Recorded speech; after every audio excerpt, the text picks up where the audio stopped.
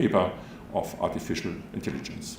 And he suggested also the well-known Turing test as a criterion for determining whether a machine is capable of thinking like a human being, so to be artificial intelligent or not. Well, this Turing test is quite simple.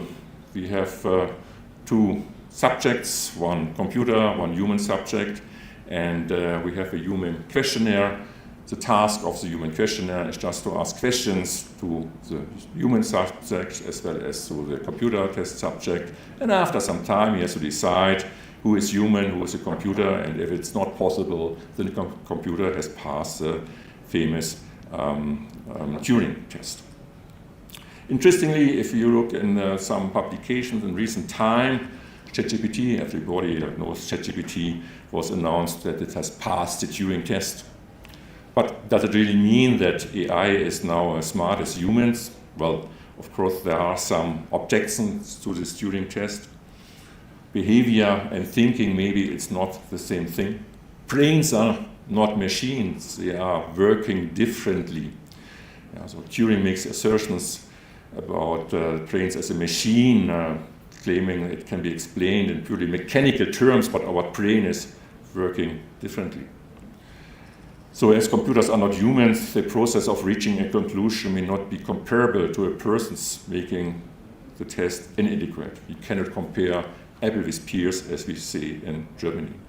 And of course, also the scope of this test. Some researchers believe only testing one behavior is not enough to determine really intelligence. Well, in the same decade is also to mention another famous researcher, Frank Rosenblatt, which already introduced in 1957 the concept of perceptron. Well, maybe the term perceptron is not so much known nowadays, but you can also call it a neuron. So it was really the founder of what is now used in deep learning neural networks. So he introduced this simplified artificial neural net, consists of a single neuron with adaptable weights and a threshold value. In principle, the concept is very easy. It's just calculating a weighting sum.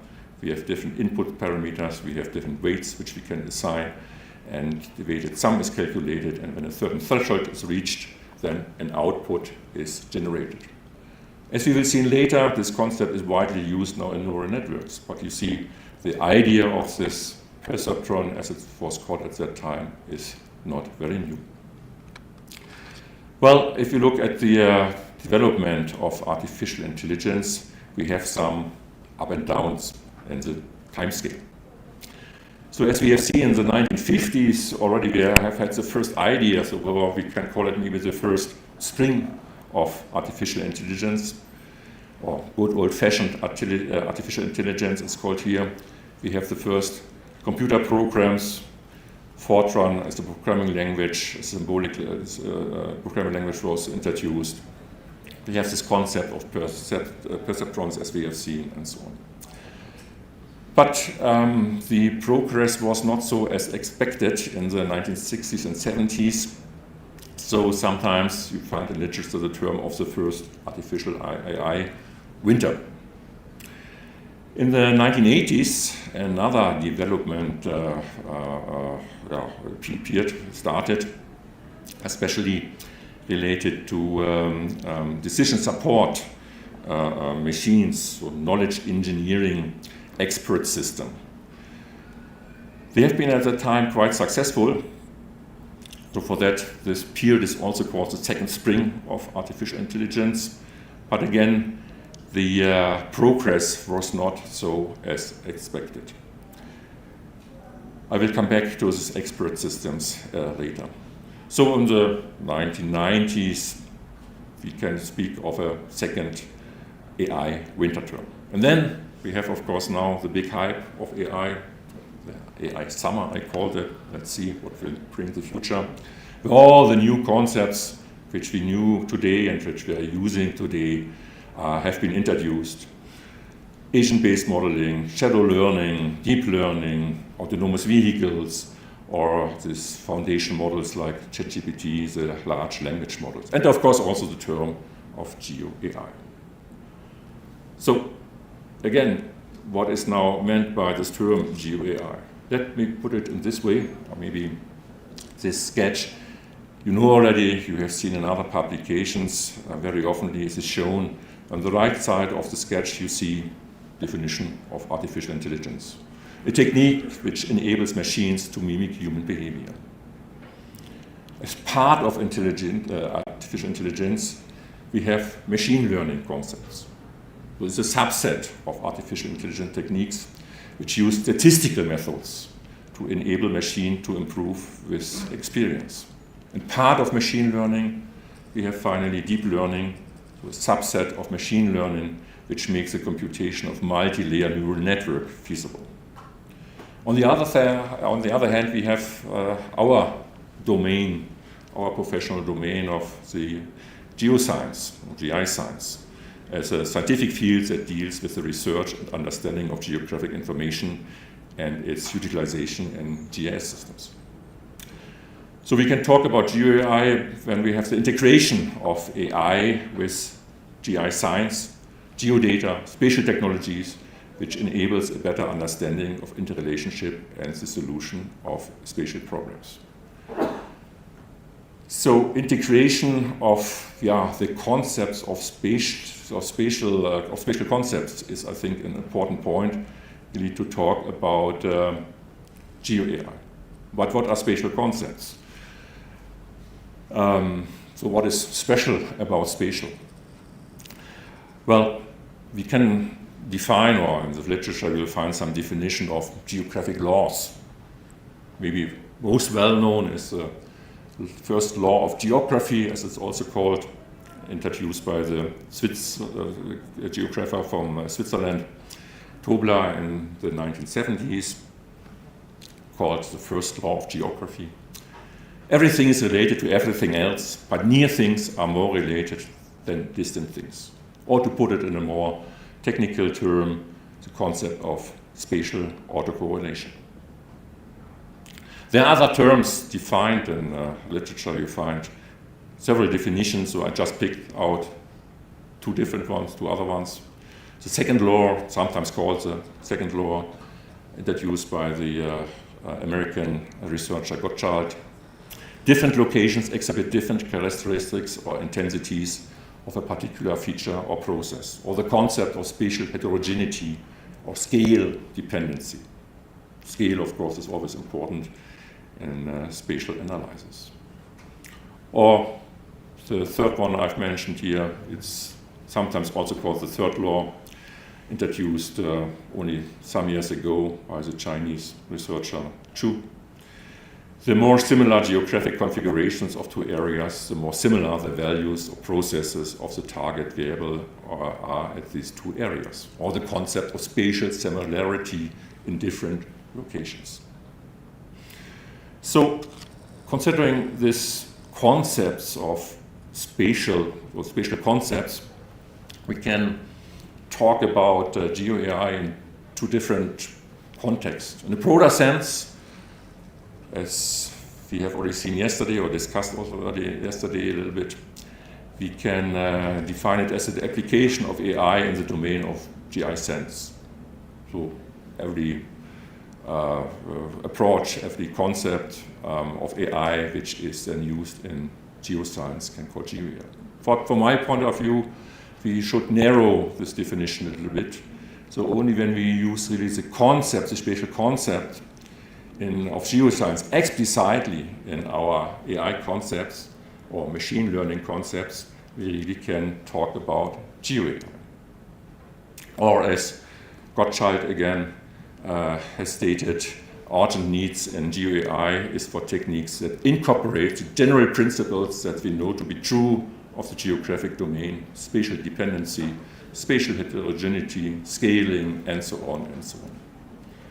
So this integration is the main concept really to talk about GeoAI. So let's see about how these concepts are already used in AI, or if we can talk about GeoAI.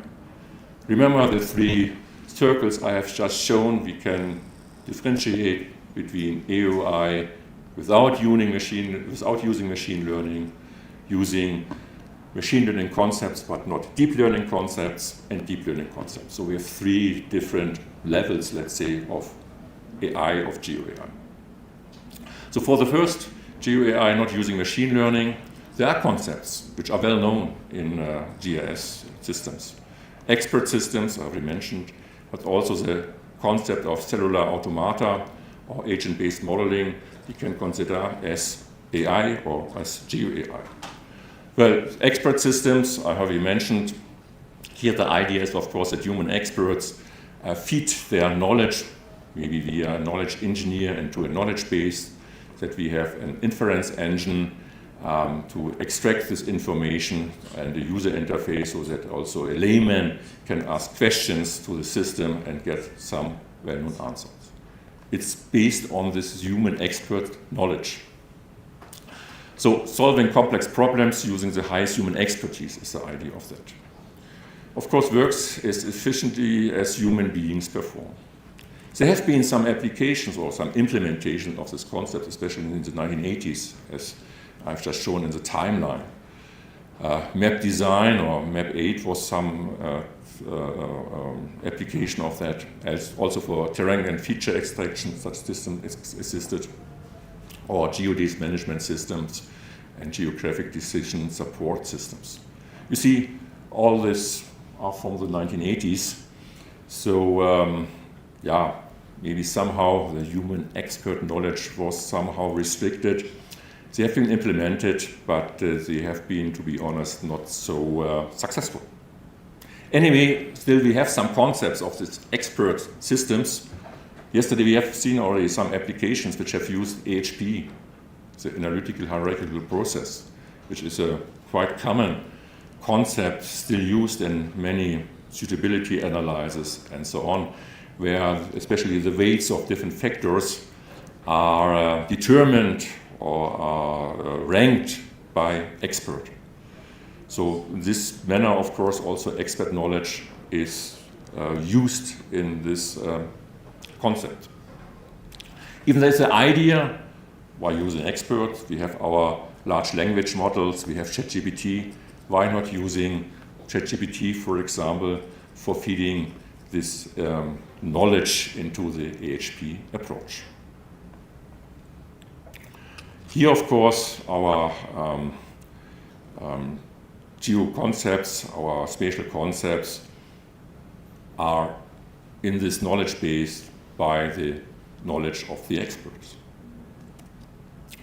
Secondly, we have the concept of cellular automata. Maybe some of you have used it already, because you find tools for that in most GIS systems. It was already introduced also a long time ago in the 1940s by John von Neumann and Ulam. The idea here is to have an artificial self-reproduction to model spatial discrete dynamic systems. It can be deterministic, it can be stochastic, we can implement additional constraints, or we can even use a Markov chain approach or probabilistic approaches for this.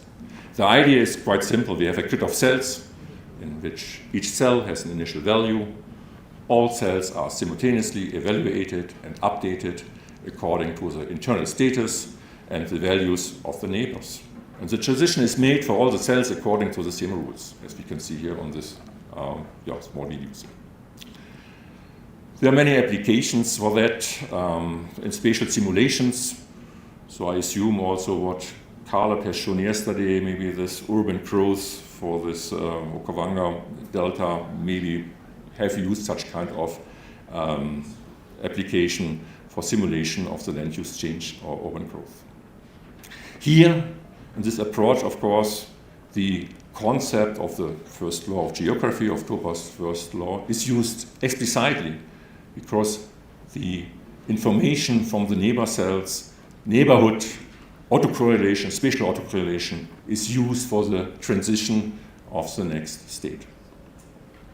Similar, we have the concept of agent-based modeling. Maybe some of you know this software Gamma, which is quite often used for spatial simulations, which has also a special programming language called GAML.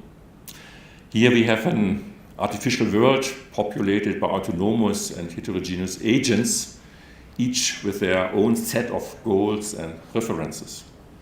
And we can define rules for the interaction of individual entities and their behavior.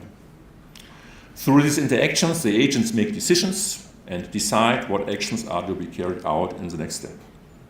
Agents in this context are defined in a very general, ranging from bicyclists in urban environments, to farmers growing crops, to beaver resettling in the landscape, or to wildfire spreading in a forest area, which you also see as a very simple example here on the right side. For that simulation, you only need 8 to 10 lines of program of statements to introduce such kind of simple wildfire simulation. Here again, of course, we will find the spatial concepts directly implemented in the rules, which can be defined, and these rules of the agents to transform to the next state, of course, can incorporate also the neighborhood autocorrelation, spatial autocorrelation.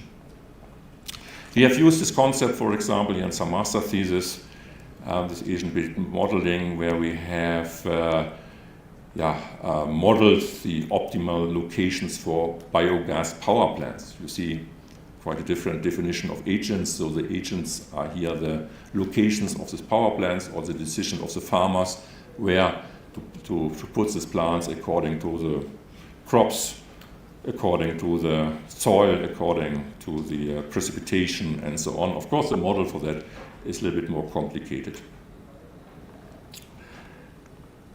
Yeah, so that have been all concepts of AI in geoscience without using machine learning. So that is also GeoAI.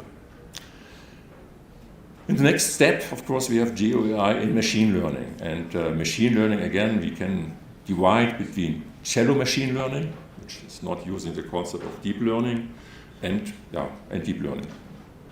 So in this context, we can define shallow learning, all machine learning algorithms, techniques which are not defined as deep learning. There are many approaches for that. So I'm sure that some of you have used some of these concepts, like the weight of evidence, like the k-nearest neighbors, statistic regressions, or what we have seen also yesterday in some application, decision trees, random forest is one of that, or some other improvements of this concept, like the AGSE boosting methods, or also the support vector machine. Mainly they are used for classification and regression, as we have also seen yesterday. The success of this algorithm, of course, are mostly entirely dependent on the patterns that are present in the data themselves. All these algorithms have different strengths, and they are widely used in GIS applications. So as we have also seen yesterday, it's always a good idea not just to use one of these concepts, but to use several ones, maybe to make some fusion of the concepts to get the best results. They are widely used in GIS applications like landslide traceability mapping, like detection, extraction of specific landforms, like gully erosion, and so on. We have already seen an example yesterday. Here is another example where we have used it in another master thesis to detect the gully heads in a study area in Nepal. We have used nearly the same methods as we have seen yesterday. Random forest, AGSE boost, support vector machines. In different contexts, of course, these concepts can also be altered a little bit, especially what is the parameterization of these concepts. And we have used different explanatory variables, land use geology, and so on, to detect these gully heads. Let me very shortly explain in a nutshell these three concepts of random forest, AGSE boost, and support vector machines, just to give you a rough idea how they will work. Well, the idea of random forest is that we have decision trees. Each tree looks at different random parts of the data which is used for training this model. So each decision tree split the data set based on feature values and each item in a split subset ideally belongs to the same class. The results are then somehow combined, so we have not just one decision tree, but we have quite a number of decision trees. There are different concepts of averaging or have a majority voting then to come up with a final decision. That is just, in a nutshell, the concept of a random forest. This concept can be, of course, improved if we are not using parallel decision trees, let's say, but that the decision trees are improved in one step to the next step. This is called a boosting approach. So again, we have a simple classifier like a random forest decision trees, but then the results of the first tree will be fed into the next tree.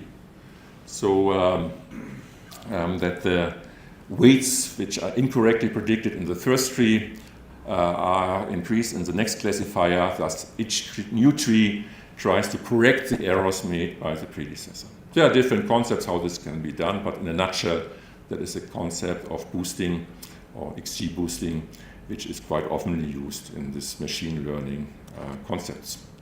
And finally, we have also heard about that yesterday, is a support vector machine. Here the idea is to find clusters when we have our data. Clusters, so the best way to separate our different data items by defining different so-called hyperplanes to separate these classes. The mergence or the distance from the hyperplane to the nearest data points or on each side is also called the support vectors, so from that the name is coming. And the concept is to look for the best hyperplane or the hard margin as it's called. So we have used it in this study area of Nepal. So here are just some results. I don't want to go into detail here. But we have compared different algorithms, which you can see on the right-hand side. Here, the best approach, let's see, is that one which has the biggest area under the curve. This means, where we have a curve like that, what gives the best results. And from this, you can detect maybe which one is the best one. Here, as I remember, it was the random forest with some special hyperparameters used. Spatial aspects, where are our spatial concepts in this approach?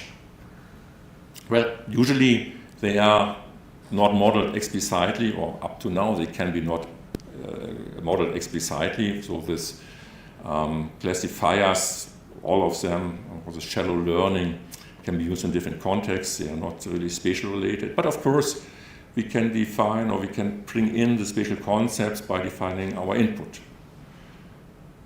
As we have seen in the slide before, we can, for example, use the proximity, the distance to roads, to features. So again, then we have the concept of a neighborhood in our data, or also by using indexes, topographic indexes, other indexes, by calculating these indexes. Usually, when it's a raster-based approach, also the neighborhood is used, the neighborhood is considered. So this means here, up to now, in the shallow machine learning approaches, we will find the spatial concepts more or less in our data implicitly integrated. Well, and finally, of course, we have our deep learning concepts. Deep learning has also a long history, as we have seen, started with the perceptron of Rosenblatt in the 1950s. Today, we find many different concepts, implementations of this original concept using neurons.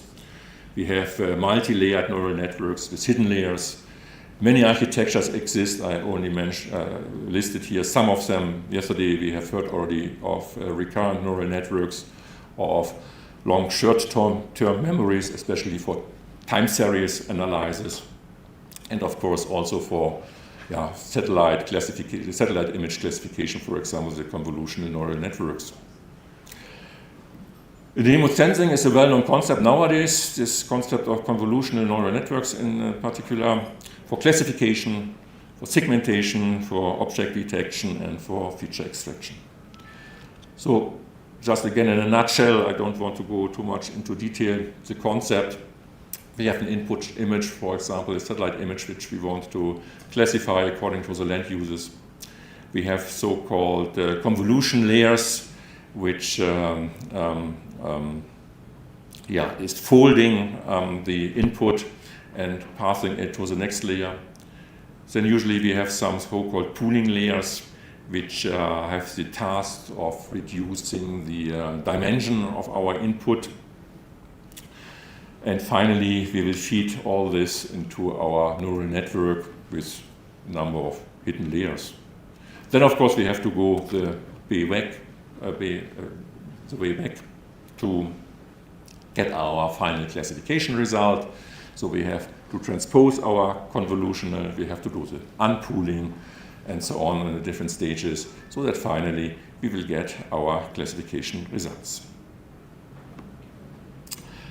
The problem with this neural network is that they are rather time-consuming, that they are needing a lot of resources, maybe also, question of the amount of training data which being used, and related to that, of course, also the accuracy. So mainly in the other concepts, we will find improvements of that, to make it faster, to make it more accurate, using less resources. One approach, for example, is this region-based convolutional neural networks.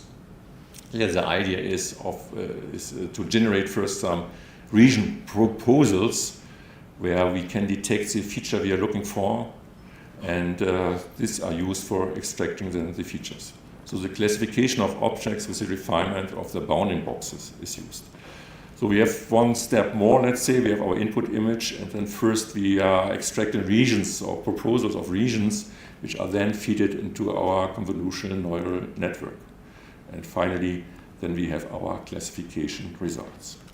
This makes it more precise, we have a better performance, but still this rather high complexity and slow inference times, so maybe, for example, not suited for real-time applications or not suited for small devices. So again, there's other developments in this context of deep learning to make it faster, more accurate, and less resources. One approach is this YOLO, called YOLO approach, you only look once. In principle, the idea is to use here pre-trained model, so that we have already training data which is used, and then we can add our own data to improve this first training results. So the first convolution layers are pre-trained models, and these pre-trained models are then converted to perform detection by adding convolution and connected layers, which we train then with our own data. Of course, this is, again, just in a nutshell, the algorithms is a little bit more complicated. The idea here is, again, to use regions, but to first remove redundant or incorrect bounding boxes to make this whole process faster. This means with this approach we can have better results, improve performance, using less resources, and this is even suitable for real-time or near real-time applications, and can be implemented also on edge devices like sensor routers or smartphones. We have used it recently in one master thesis again, where the task was to detect road damages in the city of Kigali, the capital city of Rwanda. Here we have used a pre-trained model in this YOLO approach. You see this model has used nearly 50,000 road images from different countries, and we have fine-tuned then this model with some data from Kigali itself. Again, you see here these sketches. So again, when the area under the curve is larger, then in principle the result is better. On the left-hand side, you see the results without using our additional training data. On the right-hand side, with the training data, you see there are some better results for some types of damages, but not all improvements. So maybe again the number of training data which we have used here to retrain our model have been not been enough. Okay, again, in deep learning, where do we find our geospatial concepts? This is still a question of research, I think. Yeah. Of course, again, using forms of geographic data as input, but in principle that are just images. So it's similar to computer vision, image classification, object detection, image semantic segmentation you can do for medical applications, you can do for many other applications. So we don't find here our spatial concepts. Maybe in the input data again, which is used. Recently there have been some researches where the idea was to integrate our spatial concepts.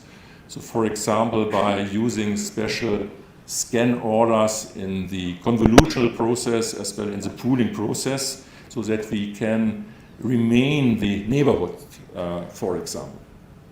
But still, that is, I think, a research approach up to now.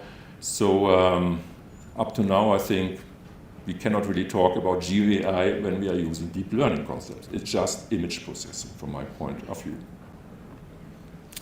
Okay, that have been the concepts, but now how to use them. So, of course, when you look at GIS systems, be it commercial, be it open source, we find already implementation of these concepts. The idea is, of course, to make it, to reduce the complexity so that it can be used by non-specialists, by non-AI specialists, of course by GIS specialists. So from this concept, AI is not magic, it's just a method. You see here some citations of that. And on the right-hand side, for example, I've put the toolboxes which are available in Esri software, in ArcGIS Pro. And you see again here that term GeoAI. But again, it's just a collection of tools. So from my point of view, it's not really GeoAI what is really here implemented. Anyway, let's have a look how these tools can be used, especially here in the Esri software. So deep learning integrated into ArcGIS. So when we have this model, of course, we can follow the classical approach. This means we have our data. We have to digitize our data to trade our training data, to label this training data. And then this data has to be, in principle, by these tools offered by ArcGIS to be exported, because the tools which are used in ArcGIS, they are not developed by Esri. They are just making use of the usual libraries, of the Python libraries, which we find in general use of AI. Then we have to select a model, we have to apply the model, and of course then we have to validate the results and maybe to add some more training data to improve the results. One maybe of the main problems when we look at ArcGIS is to select the right model. You see on the right-hand side here all the models which are supported by Esri software. You see it's quite a lot. So you have to select your model for different purposes, and then in principle you can just use them. You get tools for validate the results, and then you have to maybe improve your model. You will find more information about that, of course, in the Esri documentation. How can the results be improved? Using pre-trained model, as we have seen in the YOLO approach. This, of course, exists as well. We can select pre-trained model, then, of course, the workflow is much easier. We don't have to digitize our own training data. We can just use the model as it is for our data, apply the model, validates the model, and yeah, in principle that is. Again, there's quite a number of pre-trained model available in ArcGIS. So again, here just from the documentation of ArcGIS.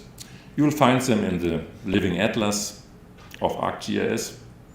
And again, the main problem is here to select the right training data set or the right pre-trained model.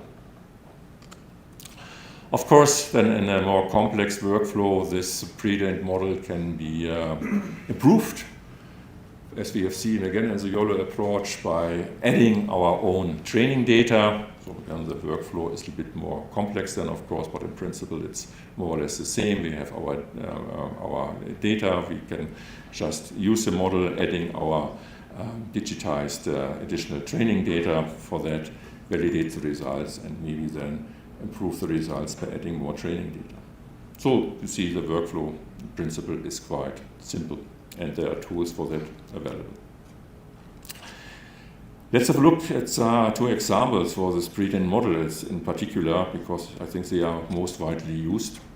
Maybe those of you who have studied in Stuttgart at our university, you still remember Stuttgart West, the Karlshöhe Park.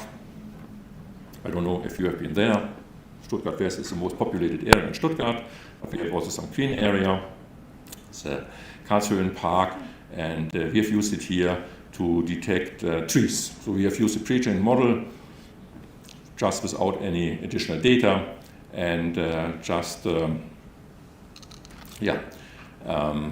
extracted the trees. The results look quite good.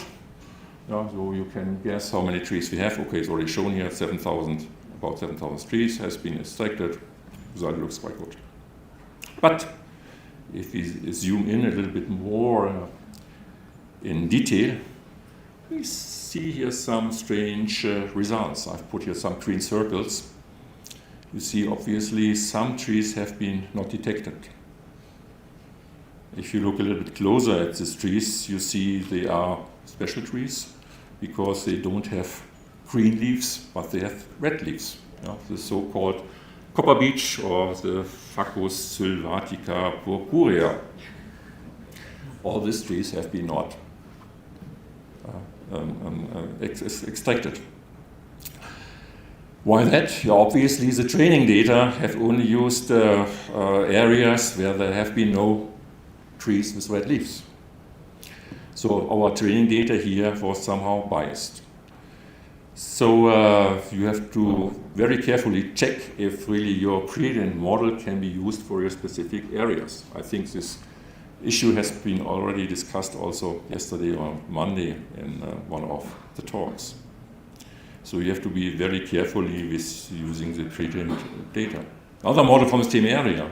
Here another pre-trained model has been used to detect the number of cars, or parking cars, or cars in motion. So fortunately we still have less cars than trees, as you see in this area. But anyway, if we look in details, zoom in a little bit, here the white boxes shows the detected cars. Again, I put some green circles where some cars have been not detected. Now you can guess why. So if you look very closely at that, you will see they are all black. Obviously, in US, the training data was from the US, there are no black cars. I don't know. They have been not detected. So of course, again, we can improve the results by adding our own training data for it. Well, that's have been just examples of ArcGIS. Of course, you will find similar implementation tools also in open source software. I just took here QGIS, where we have a lot of plugins. You remember QGIS is plug-in based, so there are a lot of third-party plugins. We have plugins for data preparation, for machine learning, for different purposes. We have plugins for the complete workflows for machine learning, shallow learning methods, deep learning methods. So a lot of tools, sometimes they offer the same functionality. Of course, they are also here available, and we have also specialized plugins for special tasks for machine learning, like tree detection. Of course, they are here available as well. The same also for pre-trained models or training data which can be used. They exist also in the open source world, not just in the ArcGIS Living Atlas. So for example, we can even ask ChatGPT what kind of training data exists. Even in QGIS, we have a plugin which integrates ChatGPT with QGIS, so you can just you don't have to leave the platform. You can just use QGIS to enter your ChatGPT question. So I asked here ChatGPT, I'm looking for a list of pre-trained machine learning models for land cover classification, and ChatGPT will give you a structured answer with many suggestions, foundations and self-supervised models, CNN-based transfer models, semantic segmentation architectures, specialized academic models, and so on and so on. Open source multispectral models. Of course, with the answer of ChatGPT, we always have to be careful. Remember, ChatGPT is in principle just a probabilistic text engine, but not a research engine. So sometimes it's hallucination, you cannot trust the results, so you should always check, of course, the results with ChatGPT. Okay, then I'm coming already to the conclusions, or the end of my presentation. Still, especially deep learning, but also shallow learning, are rather complex concepts, so hardware requirements, of course, is a topic. Some of our students always try to start with their own laptop. Maybe that's not a good idea, unless they have a lot of time and spend days or weeks of that. So usually you need GPU or better hardware. Of course, you can use cloud approaches, or you should use it. If you try to use this concept on your own laptop, you have to install a lot of libraries. This holds also for Esri. When you install ArcGIS Pro, these libraries are not coming with the installation. You have to add them in additionally. And in particular, if you have different types of software, as I have on my laptop, QGIS, ArcGIS, then maybe you need different versions of the library, so you still have this package dependency, which different versions, and that makes it not very easy. So again, maybe it's a good idea to use cloud-supported approaches. Large data sets for training are still needed. This is a particular problem maybe for geographers, natural features like landforms, gullies, landslides, fissures, or whatever, often lack proper training data for detection due to the various forms we have in our natural features and their not well-defined boundaries. Data sets maybe are biased, as we have seen in our these two examples I've shown. So the transferability is not always ensured. You have to check, you have to validate it. Many machine learning algorithms are still like black boxes. So it's the lacking of the explainability of the results, which is of course important to understand really the causes why we get the results. And I just mentioned it, we have carefully and thoroughly evaluate our results. We have a lot of concepts, a lot of different models, so it's also a good idea not just to use one model, but use different one. Each model has its advantages and disadvantages, so maybe there's also a future that we have more model fusion to get better results.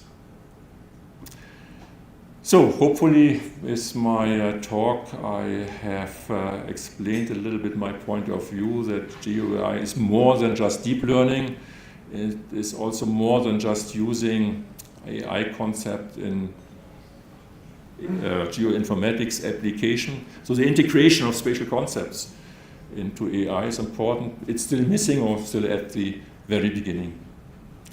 Still, there is a lack of foundation models for geographic applications.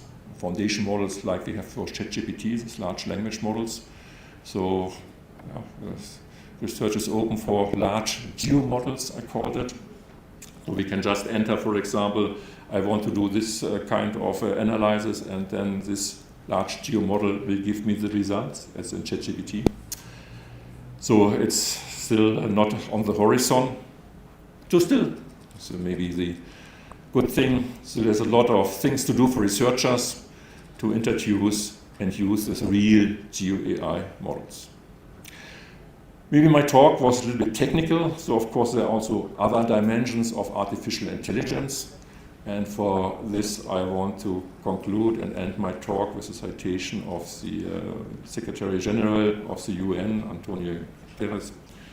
We must ensure AI is developed and governed in ways that are inclusive, ethical, and just. Thank you for your attention.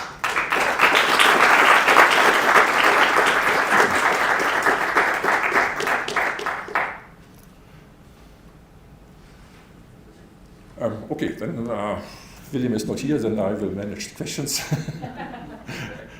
I can do it if you want. Okay. Yeah, okay, thank you. Here's the mic.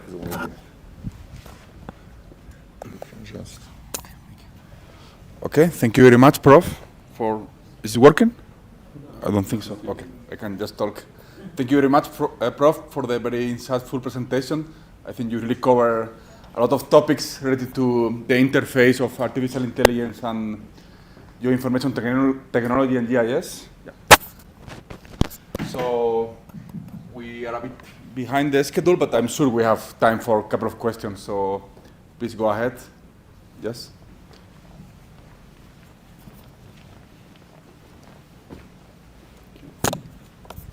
Thank you, Professor, for interesting topic. I have two short questions about the significance of artificial intelligence in the aspect of automatic feature extraction. That is the first question. The second question is early warning system for landslide mapping or tsunami-related studies. It will work for these two areas? Yeah, to start with your second question, yes, I think so. I mean, for susceptibility mapping, I've just shown the example. Of gully erosion, but of course for landslides, you can do it in the same concept. For susceptibility mapping, I think it's a good concept. I'm not convinced if the results are really better than the traditional approach. This has to be proved. Artificial intelligence is, of course, is also a hype in this very moment. Everybody wants to use AI concepts. Yeah. And there are a lot of comparison of different models and different AI approaches, but I didn't find so many comparison with traditional approaches. Yeah. So it can be used, sure, if you have the input data. It's always a question of input data. This means the training data should be available, and then it can be used. But of course, again, you have to validate and maybe to check if with classical results, maybe the results are quite as good or even better. Your first question? Automatic feature extraction. Yes. Automatic feature extraction, I mean deep learning. It's quite a common method, of course, which can be used in this different, as I showed some of this concept. Yeah. So for remote sensing, I think it's more or less already a state-of-the-art concept. Yeah. I think it's not working. It's not working? It's not working. No. Okay, then just go ahead. Yeah, that's okay, I think. Thanks a lot, Professor, for the great presentation. My question is maybe a little critical in this way, not to the technical things. My question is about what should we do as a GIS developer, as a surveyor, as a geoinformatica, or something like this, to be matched with the speed of this innovation in the GeoAI. As a graduated or as a student, it's a really critical question. What should we do? What kind of fundamental we should add to learn into the university, for example, to be fit? You are showing us in the ArcGIS, in the QGIS, with some click we have some result. and it's not maybe all, and even we have the GeoGPT right now, is like a Geo AI web-based, and we can also create a map. It's similar to ChatGPT, but we can also create a map. I already tried this application, and it is to come to us some kind of fears. What is your suggestion in this way, or some kind of? Yeah, I mean it's similar as for GIS. GIS is also still a toolbox with many tools, and you should at least know how the tools are working and not just using as black boxes. And I think here similar. Yeah. You should know the basics, but maybe more important, we should train our students to validate the results and to how to check the accuracy and how to check to validate the results. I mean that's an important thing. Yeah. So also for in the classical geodetic education, we have a similar problem. So it is really necessary to know the Gaussian elimination, which I've just mentioned here. Maybe not anymore, but the results. You should be able to interpret the results, to validate the results, to check the accuracy of the results. And of course, for that, some basic understanding is needed, what the concepts are doing. So not just using as a black box. That can do anyone. Just click on the tool, as we have mentioned, and you get some results. But are these results correct? How accurate are they? Yeah. So these topics, I think we should train our students. So it means we must spend more time somehow for the concept development in this way, or maybe just adding some new tech, like adding more programming, or to be involved in this way into our. Well, I think there are always these two groups of developers and of users. So it depends what you want to do. I have now talked more for the users of these tools. Of course, on the other hand, we have the developers for integrating, for example, our spatial concepts in the AI. There I need, I think, interdisciplinary approaches. We need, of course, computer scientists, which are really experts in the algorithms of AI, but we need also our geoscience experts so that we can integrate both of them. But I think that will be the smaller number. More will just be users of these concepts and not the developers. No. So maybe we have, I don't know, to split up our education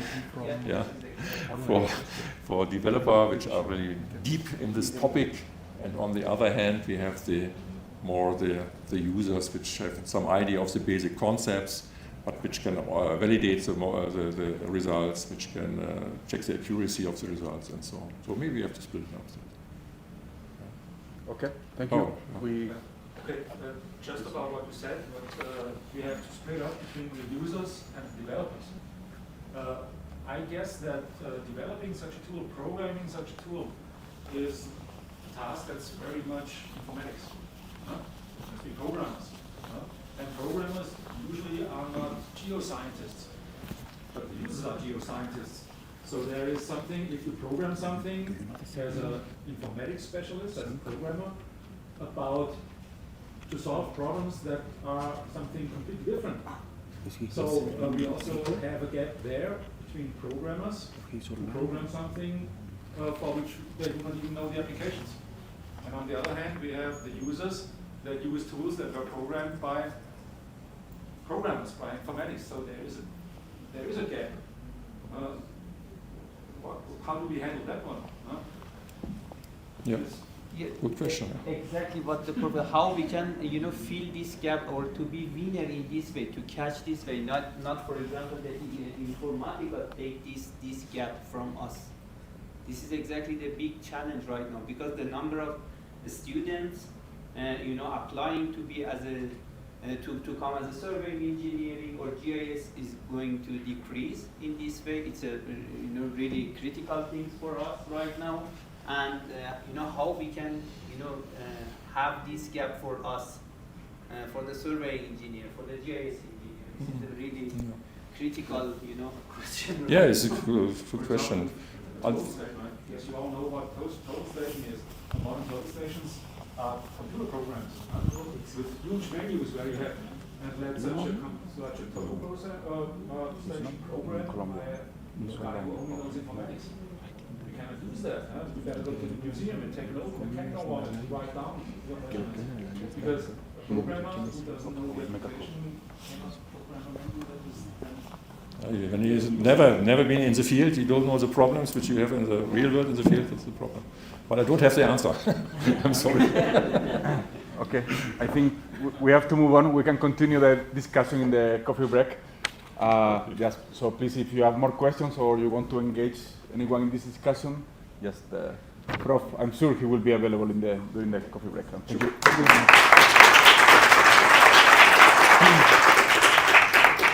So, it's not working. It's working now? I don't think so. It's okay. So we can move on to the technical season. So now after this insightful presentation, we have 3 applications again in the interface of geographical information systems and artificial intelligence. The first one is about volcanic eruptions and how deep learning can help to map susceptibility. Sorry. The second one is about how random forest and machine learning can enhance the vertical accuracy of a sloppy topography. And the third one is about mapping change in biomass and land use with machine learning. So we can move on to the first one, which is given by Mrs. Martha Patricia Balbuena. She will, as I said, she will be talking about volcanic eruptions and deep learning. She's a cadastral and geodetic engineer with a master in information and communication sciences. She has experience, she's an experienced researcher and an innovation leader specialized in Earth observation, artificial intelligence, spatial analysis, and remote sensing. Currently, she works and does research, development, and innovation at Procalculo, which I believe, or as far as I know, is a local company here from Colombia, yes, but with an international scope. She's a lecturer at the Pedagogical and Technical University of Colombia. She's teaching in the graduate program in Geographic Information System and a board member of the SALPER Colombia. So please, Marta, the floor is yours, and enjoy the presentation. I must say that she gave yesterday a very wonderful workshop, and she's a great communicator, so please enjoy.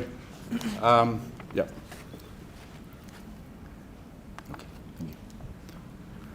It's working now? Yes.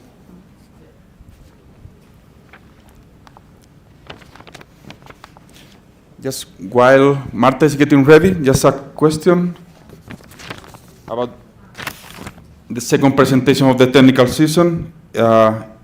Is it Gamas Shankar here? Okay, perfect. Thank you.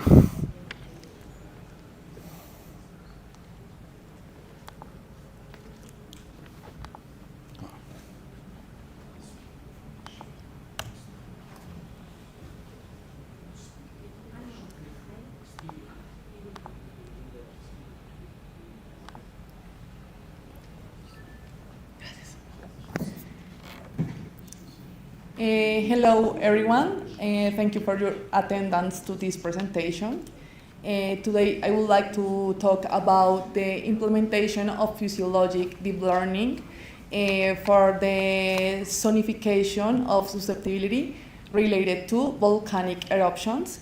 This was a research that we did with the District University here in Colombia, in Bogotá, and with the assistance of the Research Development and Innovation team in Procalculo.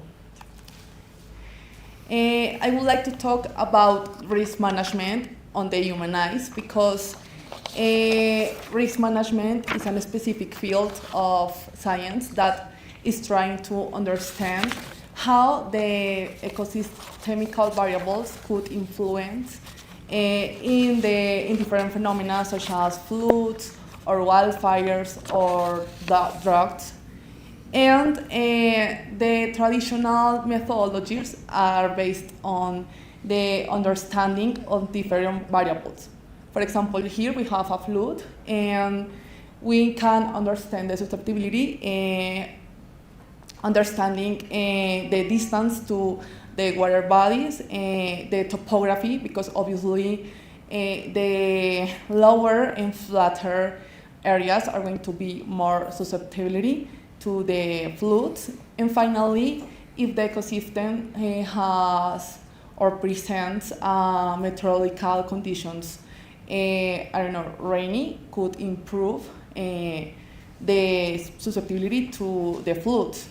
But that kind of variables could be sometimes subjective in the understanding of the risk management. For this reason, we are applying physiologic that is different to the traditional logic that is based on understand the variables not only such as white or black, but the objective of physiologic is understanding the variables as a spectrum that is trying to have different grades to model the variables that are involved in the risk management. In this case, we obtained this susceptibility map using physiologic in this area that is a mud volcano in Colombia. And for the modeling, we use the physiologic membership based on sine and cosine functions. Sine function is useful for modeling direct variables that are related with the phenomena. For example, if I have a fluid, a direct variable could be, for example, the precipitation, yes? If precipitation increases, obviously the probability of the fluid is going to increase too. On the other hand, we have the cosine function for the modelation of indirect variables.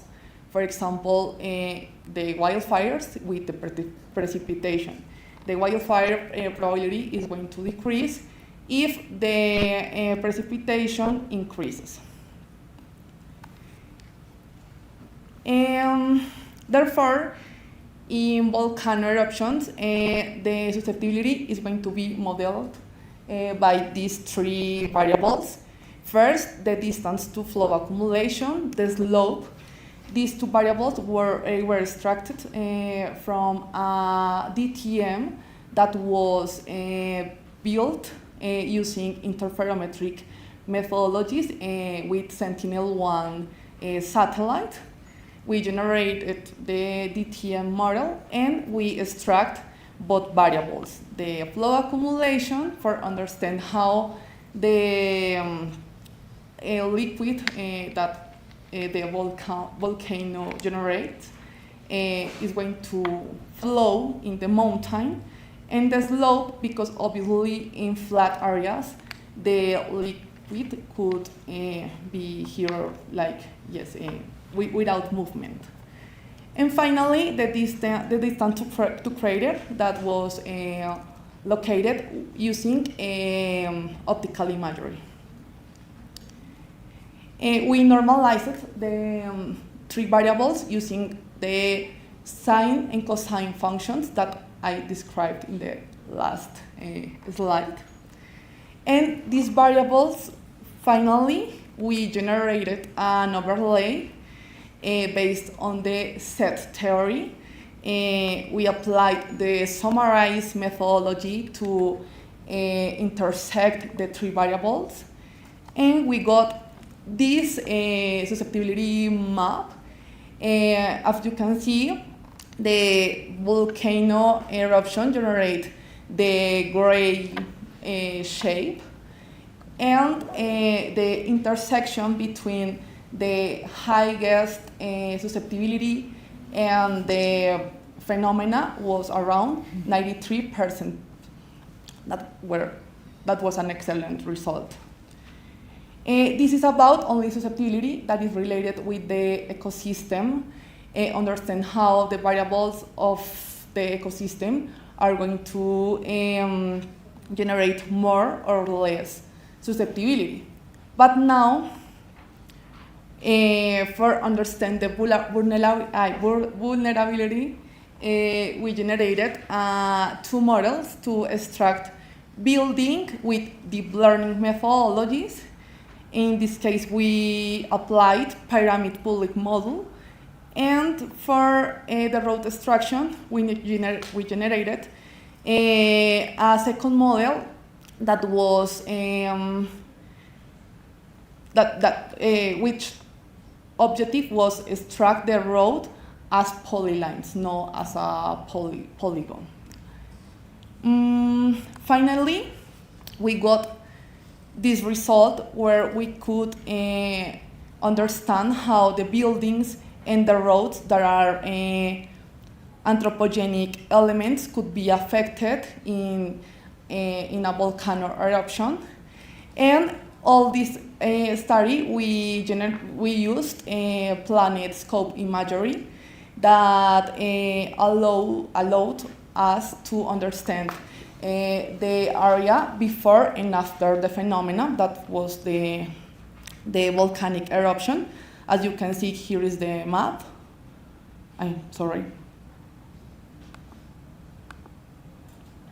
I don't know the video. Okay. Yes, here is the final map, the building and road destruction. The imagery before the event, the crater located in the imagery, and then the map after the phenomena. So PlanetScope allowed the understanding of the territory, and it's necessary that that kind of methodologies could be used by decision makers to understand our Earth, to planning our territorial plans, and try to help the people that could be affected by this kind of phenomena in the world. Thank you for your assistance, and yes, I don't know if someone have any question. Okay. Thank you very much, Marta.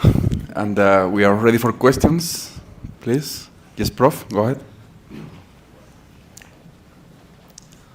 Yeah, I have a technical question. Thank you very much for your presentation, very interesting. But what is the advantage of using sinus functions for the fuzzy membership and not linear functions? Why sine and cosine? Yes, yes. Sine because I'm going to use the graphic. We only take the first part of the graphic. To P media? Yeah. I don't know. Yes, P, yeah, 90 degrees. Yes. Okay.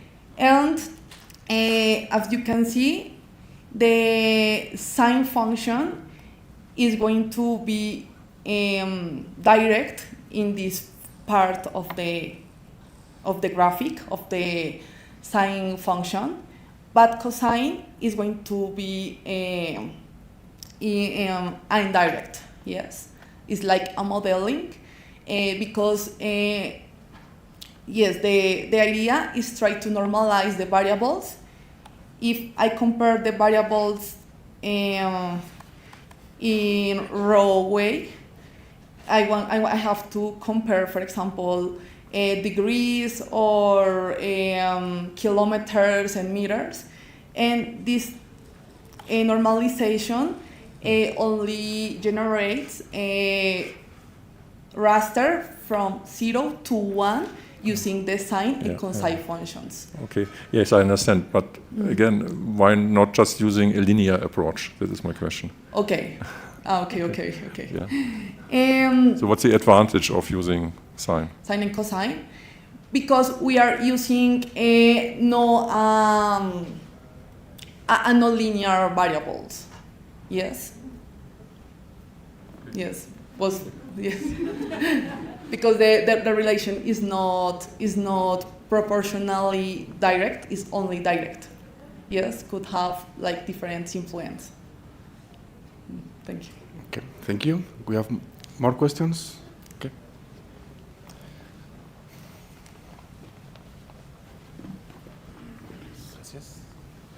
So thank you so much for your presentation. It was very interesting and I think very useful. So in this case, you use UNET, right? Yeah. So your ground truth was the limited area affected by the volcano. To extract the mud. But this is the area you were sure was affected, right? Yeah. Yeah. So then you determine Mm-hmm. the same area, let's say, using UNET, right? No. UNET was only applied in the road and building instruction. Okay. The footprint of the volcanic eruption was extracted with indexes, with the spectral indexes. Okay. Yeah. Okay. So because we don't have enough training set for training. I wanted to ask something like this. If in your result you got using UNET, you can get a confusion matrix, for example, where you know your true positive, your false positive, yes. and so on. So Okay. I'm going to finish the question quickly. Did you get all the statistic values that you can get from the confusion matrix, like accuracy and precision and F1 score? Then you can somehow improve your methodology and even your analysis. Did you analyze all? Yes. Okay. We have the metrics, but we are currently working on the improvement of that models with the Colombian Geographic Institute. For this reason, we are every day like feeding the models to increase the F1 score, the true positive, and reduce the false positives. And so yes, for this reason, we didn't present the final scores because we every day are working in the improvement of this model, because it's a project not only of Procalculo and Planet, it's a project with the Colombian Geographic Institute, and for this reason every day is feeding for have better results. Yeah. Yeah. Okay, thank you very much, Marta, and please let's give an applause to her. And thank you. And we can move to the next speaker, who is Dr. Pereira. He's an alumnus from the prestigious German Academic Exchange Service Program. He obtained his PhD in photogrammetry and remote sensing in Dresden University in Germany. His primary research interests focus on processing LiDAR, point clouds, and he is currently a senior lecturer at the Faculty of Geomatics, Sabaragamuwa, University of Sri Lanka. I hope I pronounced it well. Yes, please. The floor is yours. He will be talking about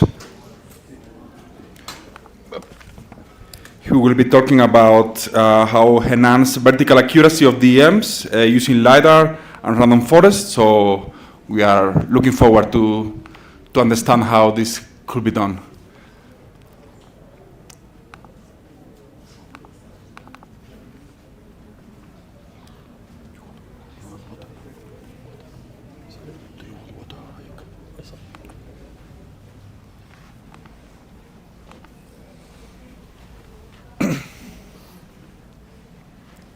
Thank you very much, Dr. Miguel, for the introduction. And very good morning to everybody. And first, let me thank the main steering committee. Actually, I think I should take this opportunity because of the Professor.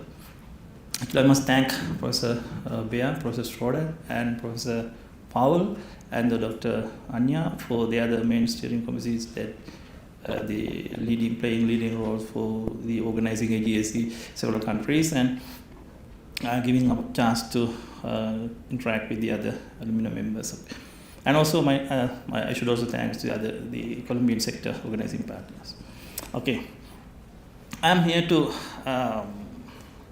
talk about one of a piece of study of the enhancing the vertical accuracy of SRTM DAMs in undulated terrain using LiDAR GCPS and multilinear regression models. And first, let me brief out a little bit of background history which we have chosen this topic. Actually, in 2016, the government of Sri Lanka carried out the first LiDAR survey in Sri Lanka with the help of World Bank support, financial support, and they have selected 10 river basins, but they are not able to scan the entire river basins because of the financial constraints, and they did the laser scanning survey within the very selected areas. And the second phase of the project with another name is going on right now. But also due to the financial constraints, and though they decided to use the LiDAR surveys, and then they turned on to the ready-made DAMs to be able to use these project purposes. So they wanted our support, so they gave us task to find the feasibilities of using the readily available DAMs for these tasks. So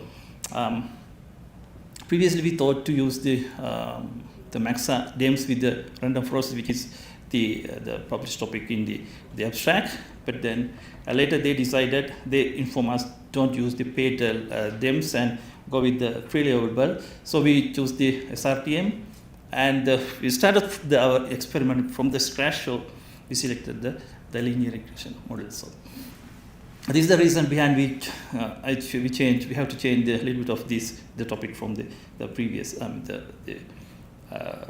the submitted abstract, but within the same concept. Okay, now let me move on. Actually, this is the contents which I am following today. First, introduction. Everybody knows that the digital elevation models are being used for several applications. If we think the hydrological modeling, definitely elevation models are very much important, and also the flood risk models and the flood inundation models and these things. The elevation models are very important and essential, and land susceptibility maps and things, the elevation models are important. Not only these sectors, geoinformation sectors, and even in the mining industry, the elevation models are very much important, because the mining people, they are also now able to do quickly the earthwork computation, volume computations prior and after the excavations, and having the accurate DAMs, they can do these things very easily. And the areas like the coastal soil erosions and things, and there are several other applications which we could use the elevation models. But based on the application and the purpose and the elevation models, the accuracy of the elevation models are different for different purposes. On the other hand, there are freely available the global coverage DAMs, and the most popular elevation models are the SRTM, ASTER. These are governed by the US agencies, and also the ALOS, this by the Japanese Aerospace Agency. And very recently, the European Space Agency also released the Copernicus Geo 30 meter, the release also. Actually, the accuracy of the vertical accuracy of these global DAMs are not with the centimeter, or is far beyond the meter accuracies, and actually these accuracies are lie between the 15 or 10 to 15 meters to 3 meters. But based on the application, there is the requirement for advanced accurate centimeter level accurate elevation models, which can be easily captured by and it can be easily derived from the airborne laser scanning surveys. But the issue is the investment. Needs high investment.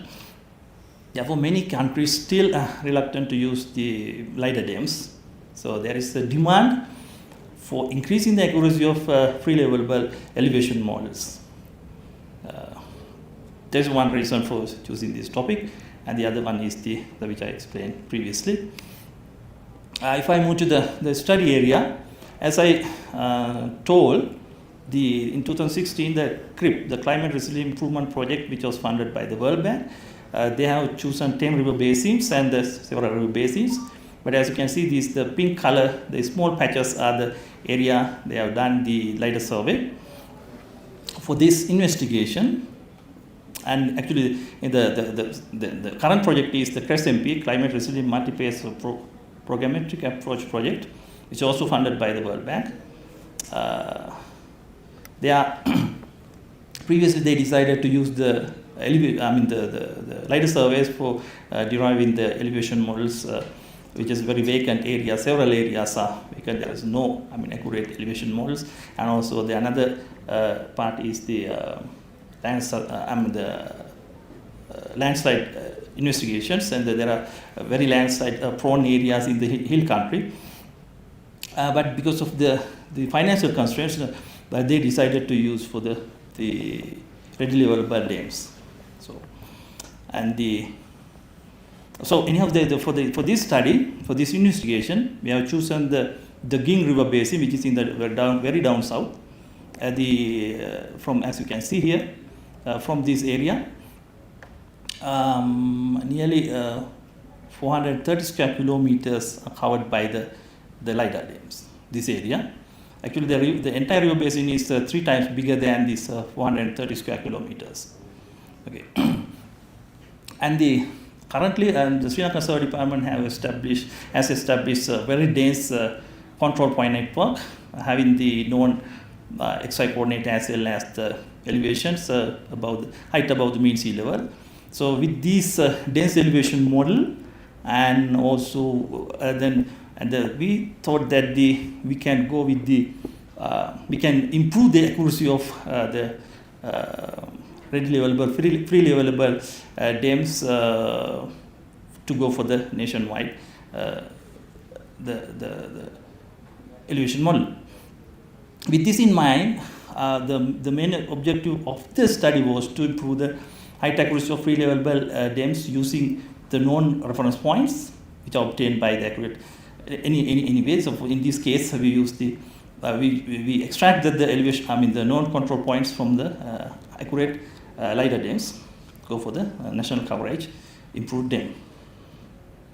Okay.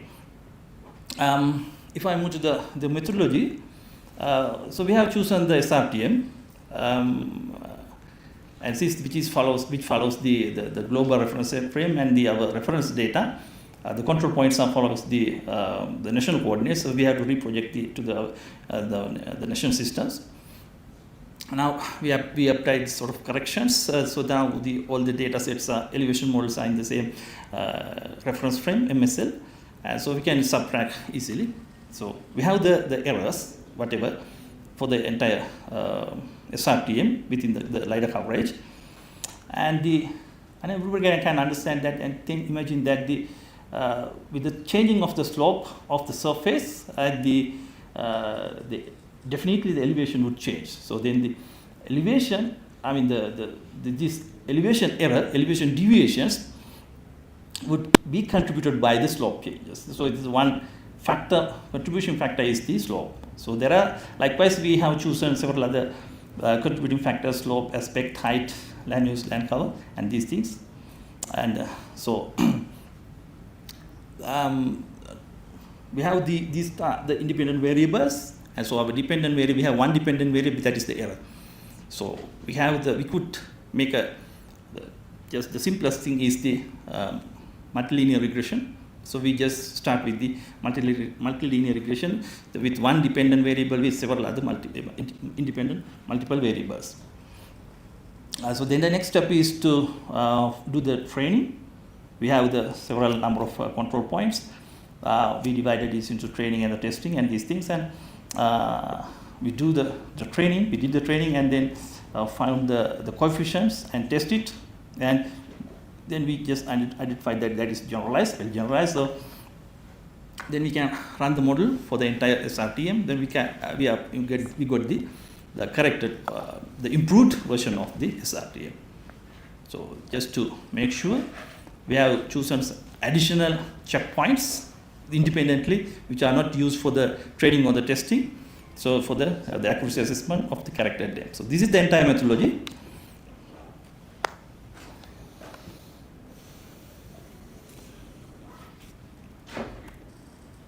Sorry.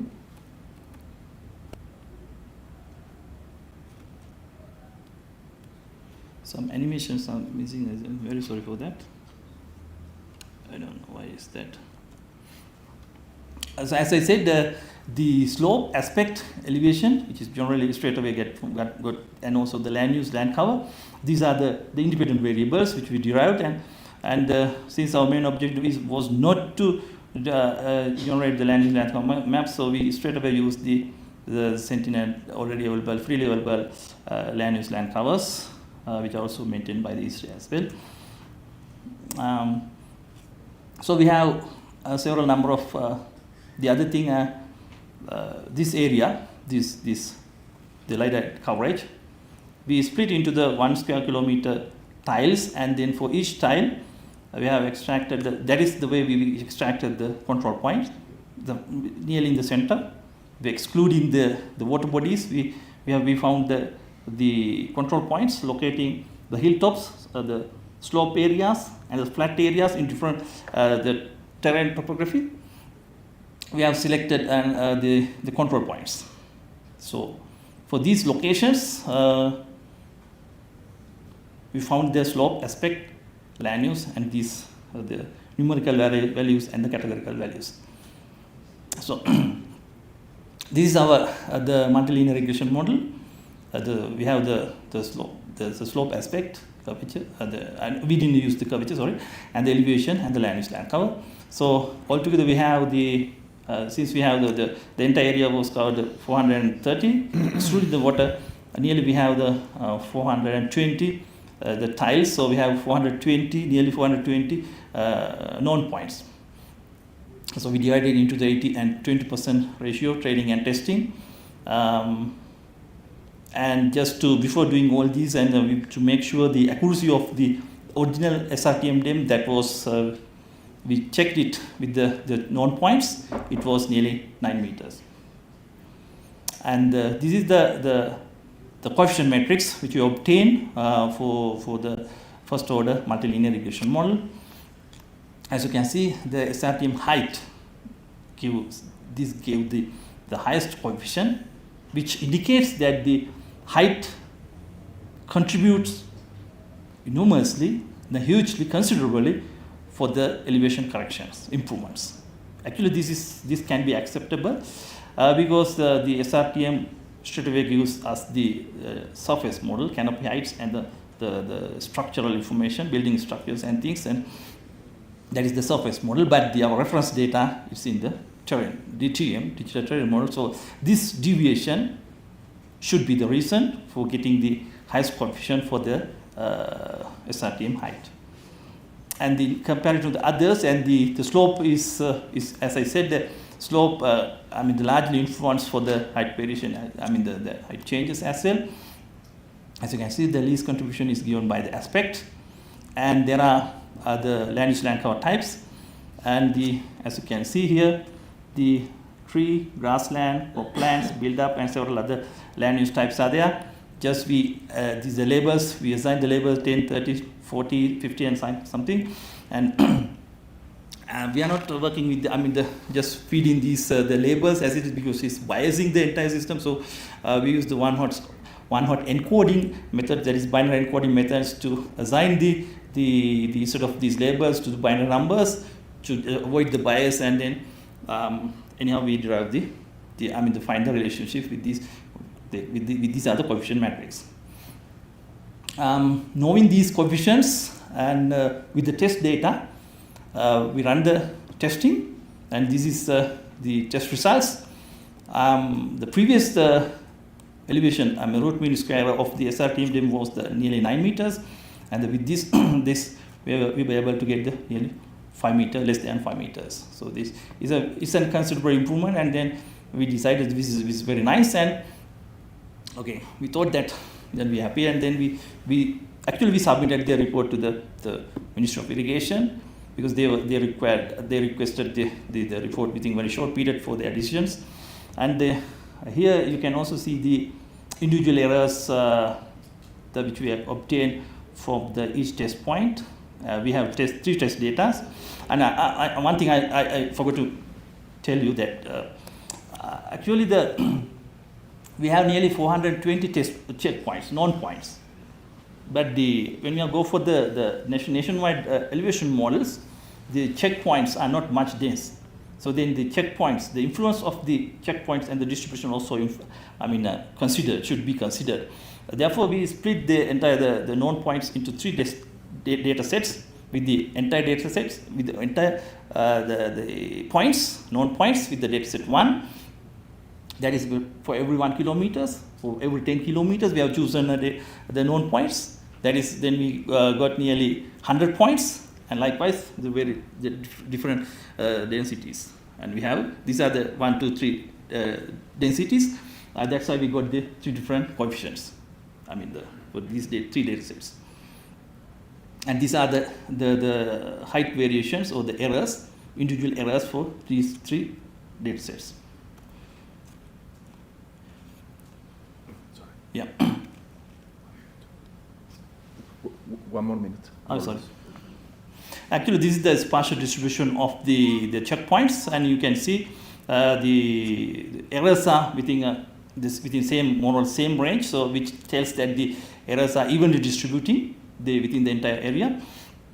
And the predicted was the true values, which we use the 1-to-1 the plot, so which tells that the predicted values are agreeing with the true values. So that's, we can say that, we can conclude that it is nicely generalized. Then we move for the second order polynomial as well with the same thing, but in this case we got a little bit increased, the worst accuracies. This is the final results of the corrected DEMs for the entire corrected DEM, and with the 22 independent checkpoints.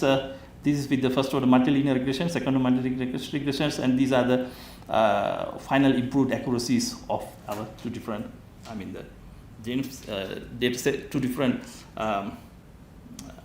the regression models that we obtained the accuracies for 3 different data sets. So that we can conclude that the first order multilinear regression is well generalized for this case. So we can go with this, go ahead with this, and the second order polynomial multilinear regression doesn't work that much as the first order.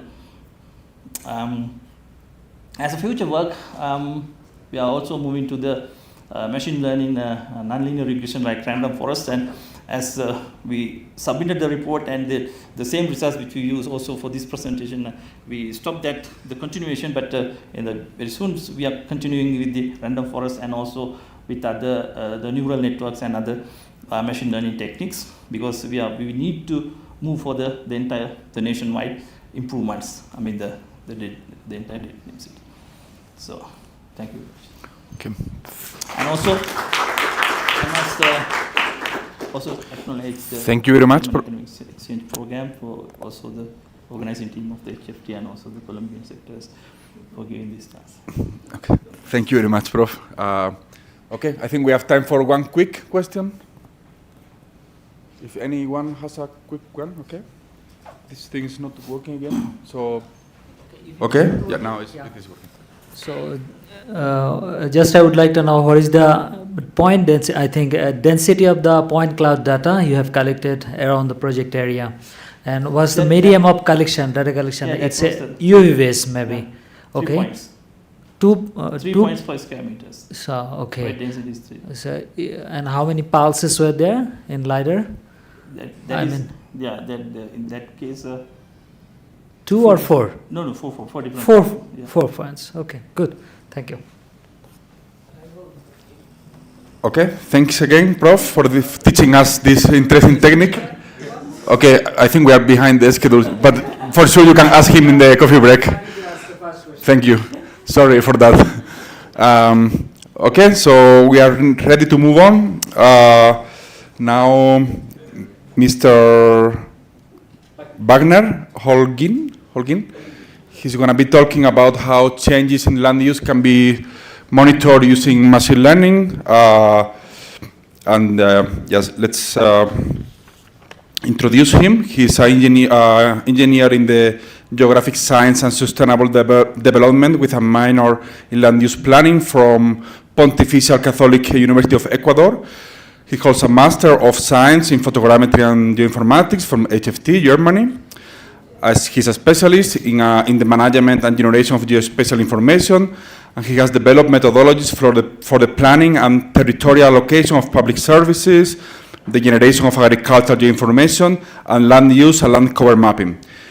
He is also highly skilled in collecting and producing geospatial data using GNSS equipment and drones for photogrammetry purposes.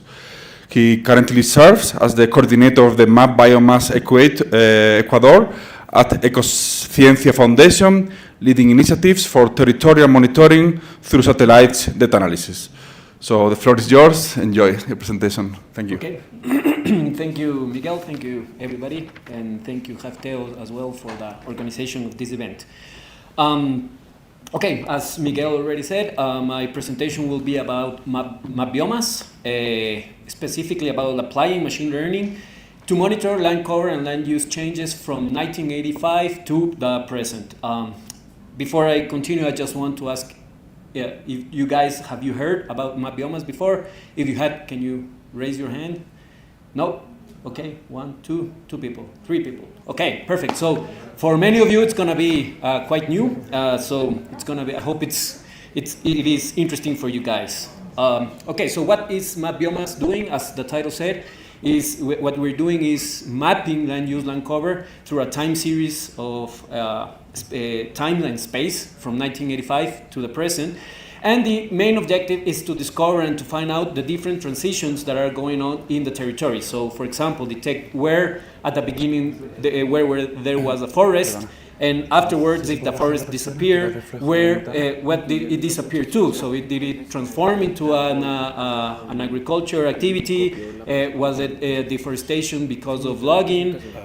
Was it now for mining purposes? But we also have discoveries in many places, specifically in the Amazon of Ecuador, that some of these areas that there were forests before have recovered, and now we have a forest again, a secondary vegetation. So that's basically like the main objective of map biomass. This I will go fast. I think we have talked about it a lot during these days, but we use as a main source satellite images, and we compare them from 2 different time periods. This one, it's one from 1988 to 2023. We can see the differences between these 2 years. In the beginning, there was more forest. Later on, there was more agriculture activities, and even the water. The areas with water have grown. Probably there are some dams or something that they have built there during this period. So afterwards, we assign one category to each a pixel of all the images, to all the pixels of the images. So now we can say, okay, one determined pixel is forest, and another one is agriculture, and another one is water. And we can compare them between the 2 years and say, okay, how the transitions occurred. The main characteristics of doing this work, we construct historical series of satellite images covering the entire territory, in this case for Ecuador. We use Landsat. Miguel talked about Landsat yesterday. And why we are using Landsat, it's because it's the one that allows us to go back in time until 1985. We have been talking about using Sentinel, because with Sentinel the accuracy will be much more better. We can get much more detail on the analysis, but we cannot go as back on time. And what we are interested in is to see what has been going on during this long time period. So after we construct all these mosaics for each year, we make a pixel by pixel processing the images for 30 by 30 meters, of course, Landsat. And then to classify the images, we apply machine learning and this artificial intelligence that already Professor Schroeder talked about a few minutes ago. And we do this all with networking and cloud processing with Google Earth Engine. We've discovered that Google Earth Engine, it's the one that allows us to process all this amount of information, and we don't need supercomputers, we don't need, we can do it with any laptop in any place with internet connection, and we can process everything. So it's a very good advantage that we are using Google Earth Engine. And since we're networking with this job, with this processing, we are also working with other countries. So if we find a problem, for instance, in some areas, in the highlands of the Andes, we can talk to Colombia, with our partners in Colombia or in Peru, and ask them, hey, how did you solve this problem? How are you using the algorithms? How are you, what parameters are you using? So it's much more easier to find solutions. Each year we have a new collection. Each year we have a new collection series of maps. But each year it not only includes the new year, right? So the first collection was from 1985 to 2022. Last year, our second collection was until 2023. We're working right now on our third collection. It's up to 2024. But it's not only the year that we include. We are also including and improving our classification. So we process everything again every year. So we correct everything that every problem that we have found, and we are also including more categories in our mapping. So if we find some categories that are new, that are important for our country, we try to include it, and so that maps are much more completed. At the end, what we are looking for is to tell the story of each pixel. So for example, this is a pixel near Quito, the capital, and in the time series we can see from 1985 until 2013 it was agriculture, and from 2014 until 2023, it is now infrastructure. It's now an urban area. So that's we are telling the story of each pixel. As I said, we are working as a network. So there's a lot of partners, a lot of co-creators that we are working all together, a lot of institutions from many countries, from Brazil, Colombia, Peru, and we are also working with Google. Google has been a very good supporter. They're giving us also some cloud processing spaces and much more processing capacity in Google Earth Engine, and also financing comes from different institutions that are financing this work. Right now, we are present in 14 countries. We are more than 100 institutions and more than 400 people with more than 30 products in 2024. As you can see in the map, the green, it's the ones that we are already mapped. We have already published all the data. So all South American countries plus Indonesia. And the blue ones are the ones that we are hoping that they can get together for the next years. And India has already started also with the project. As you can see, it's basically the tropical countries with tropical forests. So as you can see, like Mapbiomas also is looking for monitoring tropical forests. And in this case, for Ecuador, is Ecociencia, the ONG that I am working for, the representative locally. So Mapbiomas have a lot of products, annual products. It's the Mapbiomas land use land cover with several categories. We also have Mapbiomas soil, Mapbiomas 10 meters. This is a beta that we're working to use Sentinel images, and monthly products like the monitoring of fire, especially fire scars. Mapbiomas water, that we map the dynamics of superficial water, and Mapbiomas alert, that it's this one it's only working right now in Brazil, but it's monthly to find where deforestation is being taking place, and they make an alert so authorities can go and see what's going on. Right now in Ecuador, we are doing Mapbiomas land use land cover and Mapbiomas water, but we are looking for new partners so we can continue and expand our products. As I said, many countries have already started. All this information, all the data, it's been already public. It's been published in a platform. So we have Colombia, Ecuador, Peru, Bolivia, and something very important is that we are all working with the same methodologies, with the same standards, so it can be compared between all the countries. So for instance, this one is for the Amazon basin. So you can see and understand what's happening in the whole Amazon basin. And for the end of the year, we will have a complete map for land use, land cover for the whole South American continent. So our methodology, we start with the annual mosaics. We create these mosaics with 151 variables with Lancet images, as I said before. We get sampling, training samples for each class and for each year on a stable pixel map. I'm going to explain a little bit what the stable pixel map is. We use, for the classification, the random forest.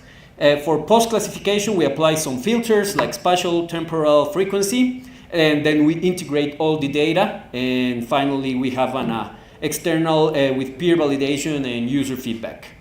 So the annual mosaics with 51 variables are not only vegetation indices like NDVI, or NDWI for water. There's a lot of indexes that we create, but we also create some other indexes, some other variables like slope, so we can combine all these variables in order to include it in the model and do that classification. For the sampling, we use the stable pixel. What is the stable pixel? So from the previous collections that we had, we put them all together and we see which pixels have been classified as forest for all years, from 1985 till 2022 or 2023. And we take that pixel and we can say, okay, that's a stable pixel, so I can make a sample from that pixel, and it can be, it extracts all the information of the 151 variables, and I can use that to train my random forest model. This sampling is proportioned for each class, and this is an example of how it works. But for the last year, for instance, if we use the collection from 85 till 2023, for the 2024, we go into each, to the whole pixel area, and we start comparing it with a visual observation, and try to correct the stable pixels, because we know that in some areas, a pixel that was forest was classified as forest last year. We know this year it could be not forest anymore. So we go in and we extract those, or we erase those pixels so they don't confuse the information, the model. And as Professor Schroeder said, something really important. With this type of models, it's very important that you have very good sampling. If you have, we know artificial intelligence is very, very powerful. It's very, very useful. But if you train it with trash, you're gonna get trash. Let's say it in those words. So we take very, very seriously this step, and we make sure that these samples are as pure as possible. Okay, so then we have the random classification. We classify, after we have the whole mosaic, we divide a country in classification regions, because each region is gonna behave differently. Some regions are composed with more natural land uses or land covers. So we divide it and we start classifying individually with different parameters, applying the up to 151 variables. We do not use always the 151. We do an analysis and we see which variables are the ones that are influencing more in the model, and we choose only those variables, and we apply up to 120 trees of decisions. And that's like, this one was, we used the same picture with Professor Schroeder. So after our, so see, here we have on the left, we have the mosaic, the satellite image, we have the training samples, and finally we have our classification. Everything is done and processed again in Google Earth Engine. So we know that we have gaps in our information, especially in Ecuador with the highlands, with the mountains. We go from 0 meters above sea level up to 5,800 meters above sea level. There's a lot of cloud covering. So we know that in some areas, it's very, very difficult to find images free of clouds, and we get gaps. So how do we fill those gaps? What the first filter we use is a gap filter, and what the gap filter does is that if I have 1 year that has no data, it takes the information from the previous year and fills in that gap. After that, we use a temporary filter, and we use it. We use windows from 3, 4, and 5 years, and basically is that if we have in time 1, for instance, forest, in time 2, I have non-vegetated area, and in time 3, I have forest again, the one in the middle is going to change to forest. It's very, very difficult that in an area that is forest, that suddenly the forest disappears, and the next year it appears again. So it's kind of like that kind of logic. And we also use for the last 3 years, for the last year, since 2020, in this case 2023, doesn't have the information of 2024, it uses the information of the 2 previous years. We also apply a spatial filter. Everybody knows how the spatial filter uses. It considers the surrounding pixels. So in this case, it's not a filter that works with the previous years. It's only with the same year. And finally, a frequency filter as well. It's a very powerful filter. We use it very carefully because it can change the data a lot.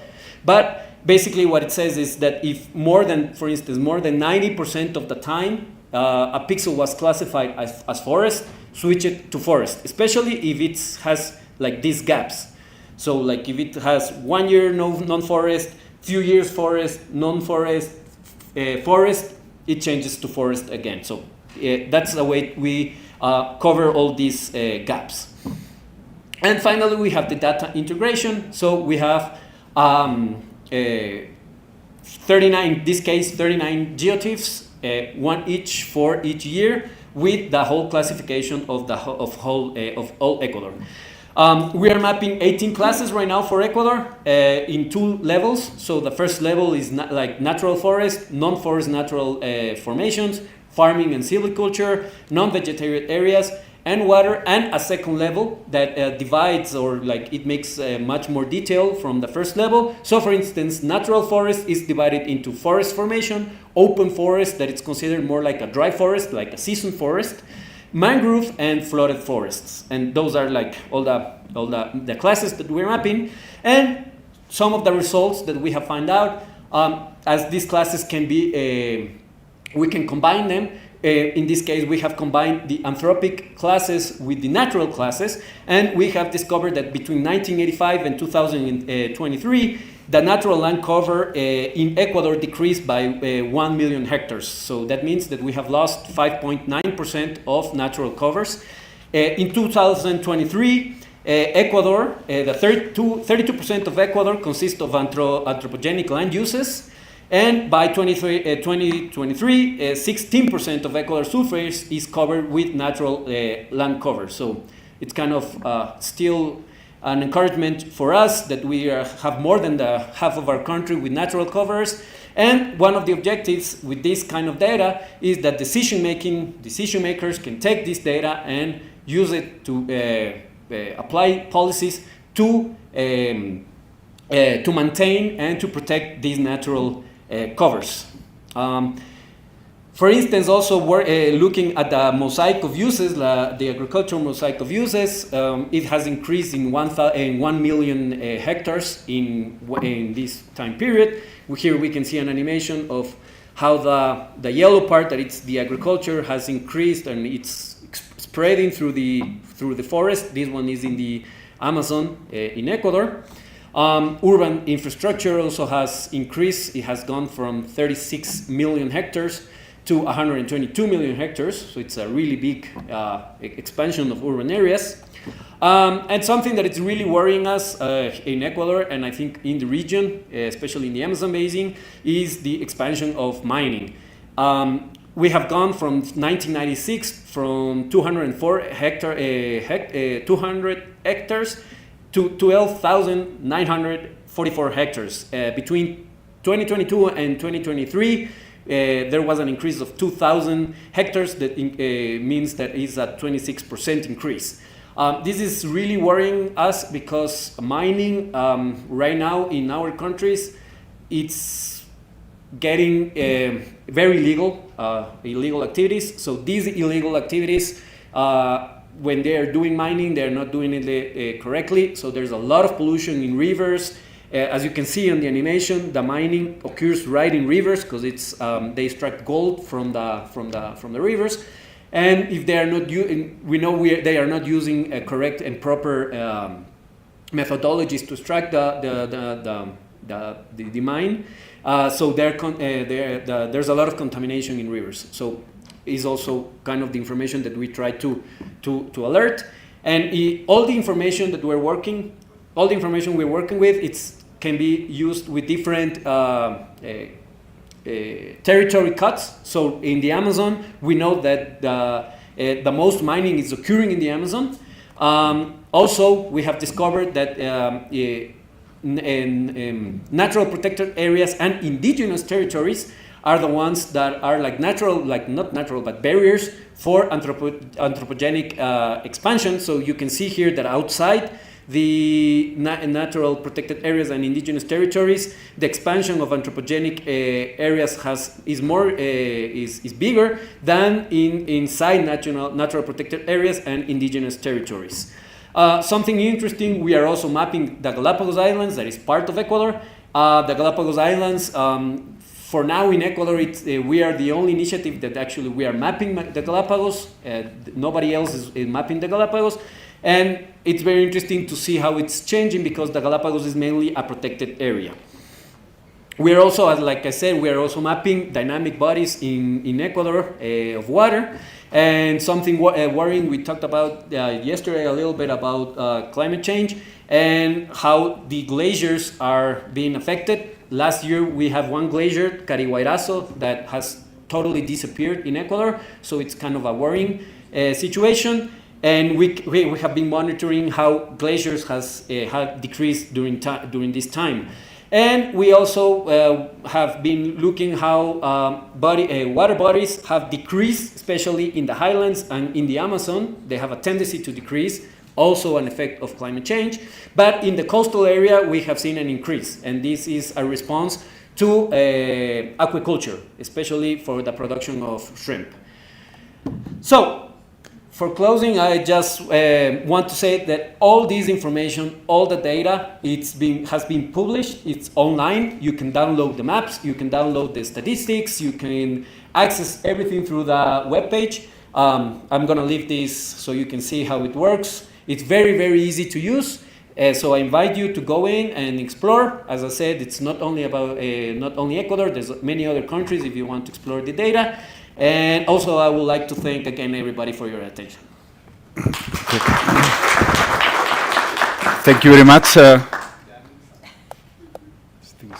Thank you very much, Wagner, for your presentation and your powerful animations. It was really great. We have time for one question. Okay, from there.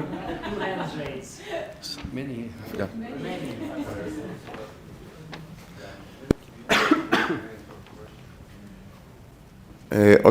How do you handle the zones with permanent cloud cover? The what, sorry? The permanent cloud cover, the zones with permanent cloud cover. Yeah, so that's, so what we do is we check all available images for the whole year. We choose the ones that are cloud-free, and the ones that are not cloud-free, it's the ones that we start filling up with gaps. We have discovered that sometimes in some periods of some years, there are areas that are cloud-free. So that's a very long inspection of all the images available during the year. Yeah. Okay, thank you. One more question, and then we will move on to the sponsors season. It will be not too long, around 15 minutes, and then we have a coffee break. But so we have time for one more question for Wagner. Thank you for that interesting topic. Is the things that you presented, this phenomena that the Amazon, Colombia, Ecuador, Peru are experiencing about mining, illegal mining. So my question is, your team have thought to use another type of images? And if, and my second question, my second is more like a comment. Currently, if you are planning to use images with more detailed resolution, Planet currently has, I know that you used the NICFI program before. However, currently we have a program that is called Sentinella Project, who provides free images for this type of projects which are looking for understanding the dynamics about these environmental things that are happening. And that project not only provides images, it provides products like biomass, soil moisture content, and land temperature. So that data could help us to get more insights and maybe improve the methodology. That was only a comment. Yeah. Thank you.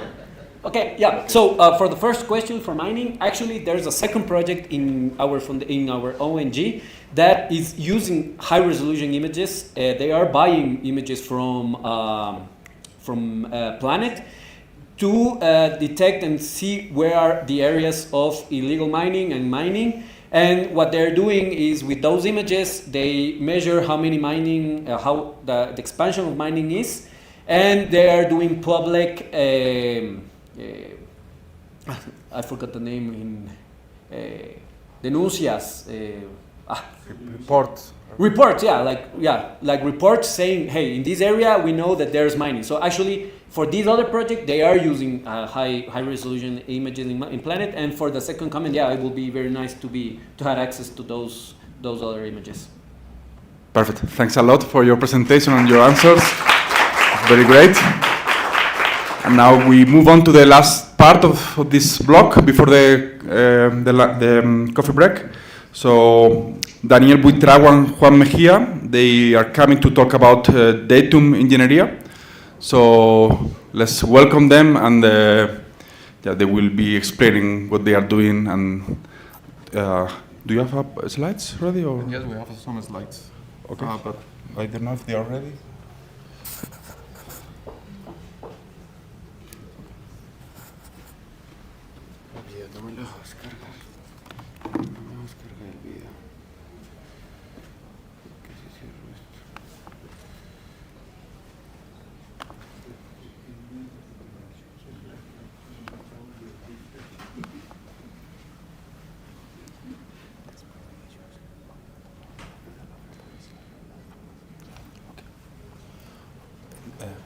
William, ¿aquí dentro o fuera? Fuera la foto oficial. O sea, vamos al café, vamos a hacer una foto después. No, primero la foto y vale. Después de esto voy a hacer una pequeña invitación. Okay. Para salir al sábado. Ya lo con William, entonces para de ellos. Okay. So 2 small announcements. After this presentation, Álvaro? Yeah. Alvaro will be inviting us for I think it's an excursion. Okay, he will deliver a message for us. So yeah, right after them, and then after we'll take the official photo outside just before we go for the coffee. Yeah, just here. I think it's at the gate, at the main gate. But yeah, we'll direct all of you, but don't get lost. Just be pressing the photo, please.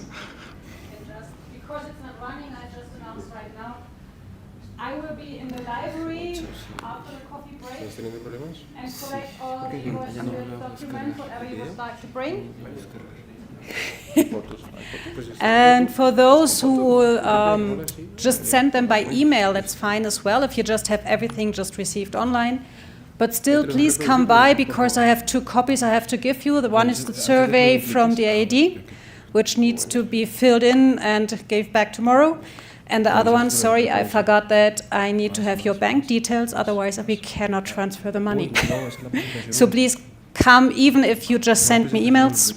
I will keep track of it, and I'm in the library thereafter. Thank you, Ania. Are you ready? Not yet. Maybe 1 minute? No, it's okay. You want to... ¿Quería hablar un poco de la empresa mientras que viene la presentación o prefiere esperar? Sí, esperamos. Okay.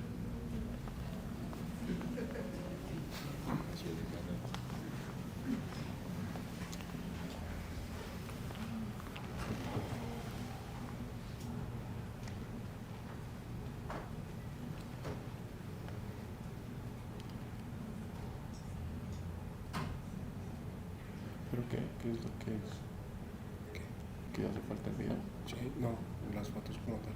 ¿Me quiere pasar la segunda presentación o traigo mi computador? Why don't Alvaro just explain what? Okay, maybe Alvaro, you can give the message now while they are fixing the technicalities. Amari is also in the lens. I need a slide.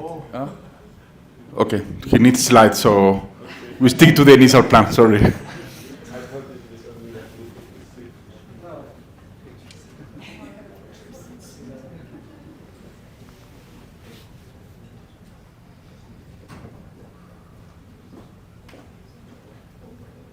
Pero creo que lo están transmitiendo en vivo. Sí, espérate que yo.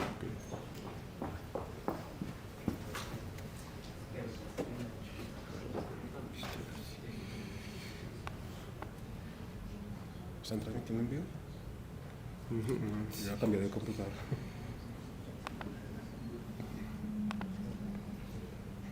Ya es esto.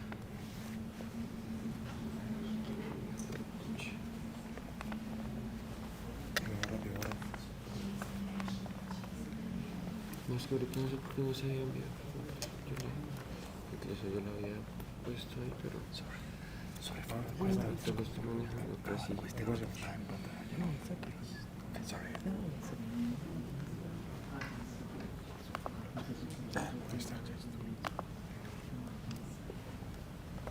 Baja un poquito. Sí, se traen las fotogramas. Sí.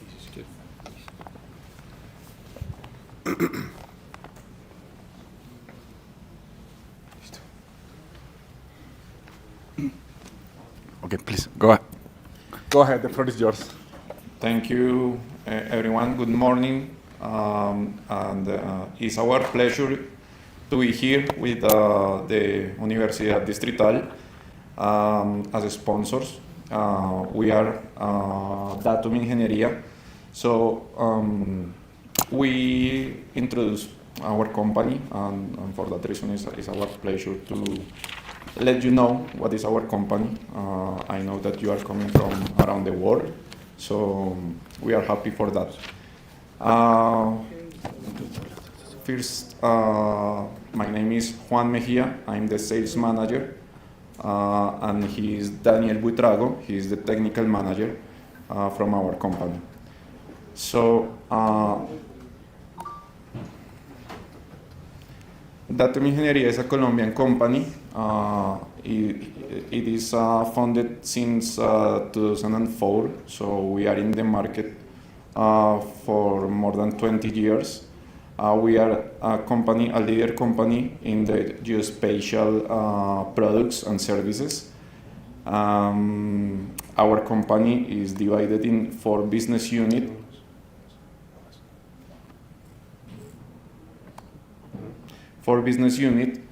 First of one is the measurement. This is a focus on the equipment, geospatial equipment like GNSS, total stations, 3D lasers, also echo sonders. So we are focus this presentation in that business unit because it's the business unit that is sponsored the university today. Also, we have another business unit that is remote sense. This is focused on the satellite images and workstation to process this information. We have also the meteorological business unit. Most of the most important clients from us are the government companies, like the aeronautical Aeronáutica Civil, and that is the one that is in charge of the airports in Colombia. Also the IDEAM, that is the national company for the weather and the meteorological data.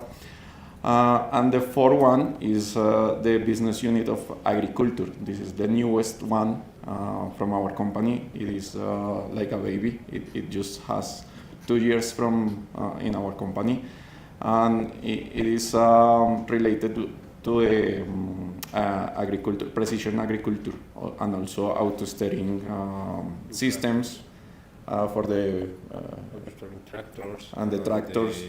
The application for the different plants, maybe the selective application, and the autopilot tractors, and the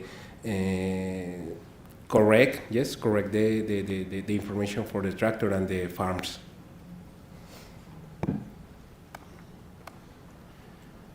So as the measurement business unit, we have a wide portfolio that we are convinced that it supports the industry of Colombia, starting from this kind of entities like the university, and also we are committed with the country, with the geodesical network, because we are provided a huge quantity of the course stations to the geographical institution from Colombia. So we are recognized in Colombia for that that kind of work. So in our portfolio, we have a lot of solutions between the hardware, software, and also services. And as we can see in our wheel, we have all the equipment for the surveying, like total station, like GNSS. Also in our third cake, we have the course stations. As I mentioned before, we are recognized for the geodesical network in Colombia with this kind of solutions. Also, now we have the 3D scanners, 3D systems, like the terrestrial station, like I mean the fixed scanner, and also the slams that are the scanners that we can use in movement. Also, we have the subsea exploration with this kind of submarines. Recently, I mean today, we are delivering one of these solutions to the United Nations here in Colombia. So this is also very important for us. We have also solutions for drones. We have all of the kind of drones, like multi-rotors and the fixed wings. And nowadays there is very important the VTOL systems. So we have all these solutions for the drones. Then we have the mobile systems for mobile scans. The solution is regarding as the Google Street View. In our country, we use for cartography solutions. As I mentioned, the total station, the GNSS systems, and then we have the marine solutions with the SUV. Those are like drones for the marine or marine activities, and we have echo sounders in those boats. Also, we are very strong in solutions for mining. Most of the solutions are related for the underground mining, also with the scanner systems and altimeter systems. Those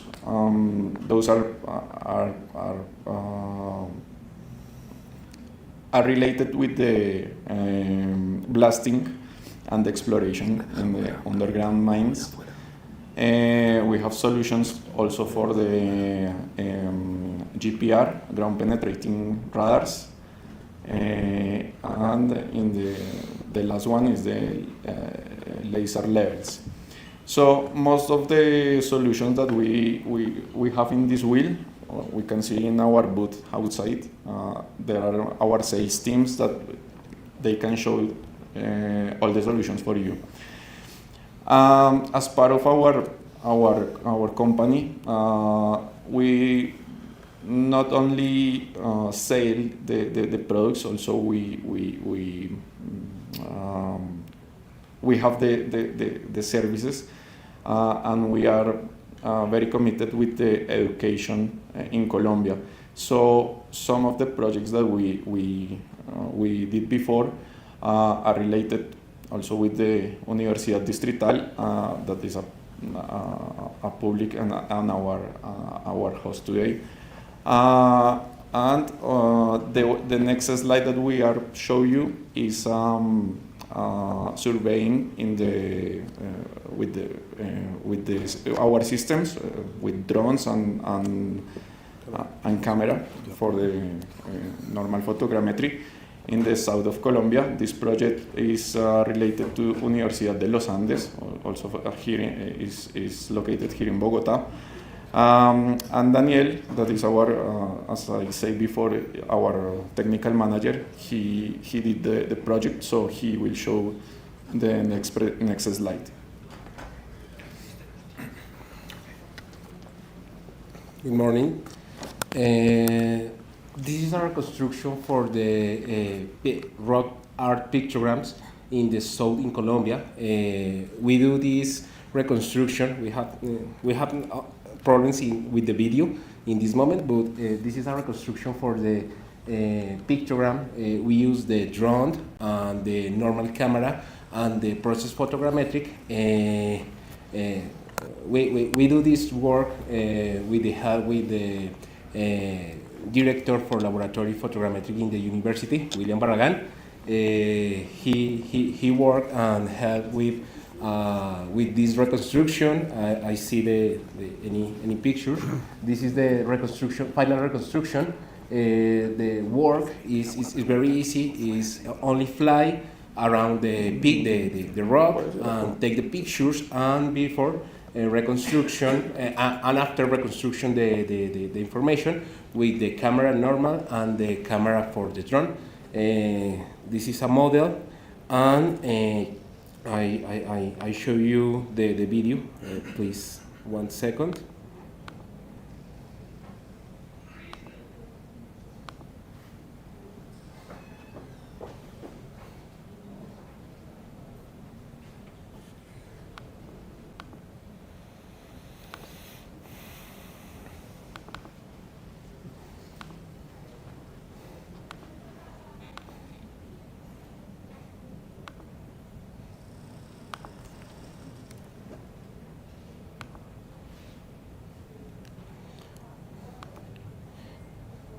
This is the reconstruction. Again, we fly around the rock and reconstruction with the software, using the software. The name is Contest Capture, is the brand Bentley.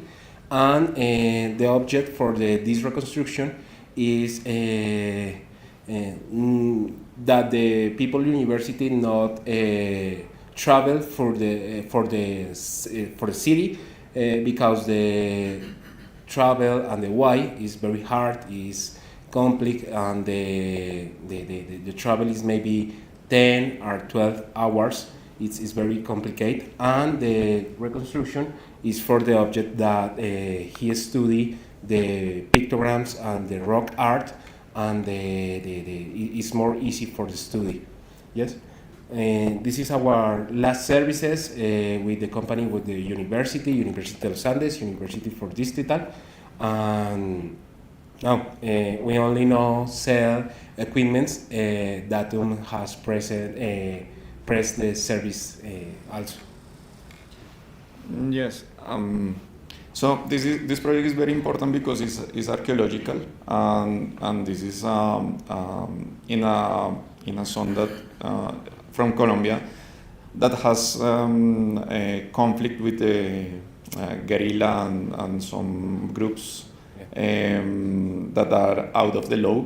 So as Daniel said, this is a region that is very far away from the city, and it is not It has not been explored yet. So with this kind of services, we try to study this kind of archaeological places in our country, and this is also a research project, a very important project for the universities.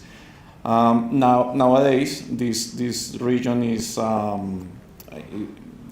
the government is trying to open to the public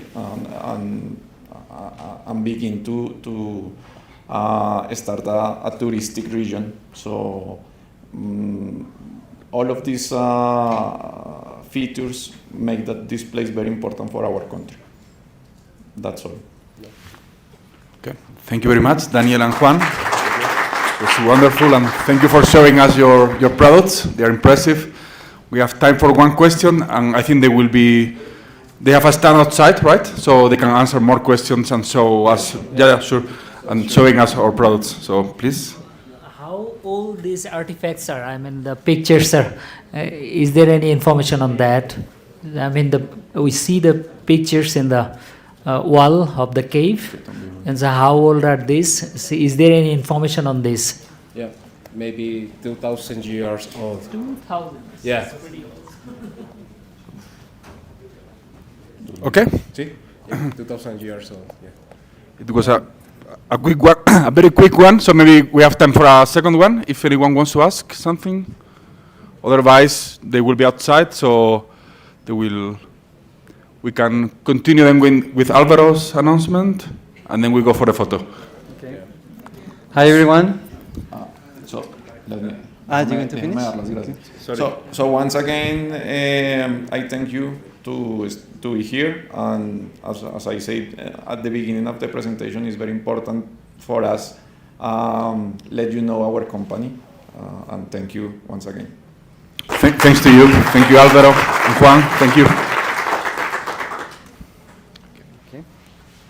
Hello everyone. I want to be short. I know a lot of friends come from different parts of the world, so I want to invite you for a fun short day trip, or a day trip. Let me see. ¿Dónde está esto?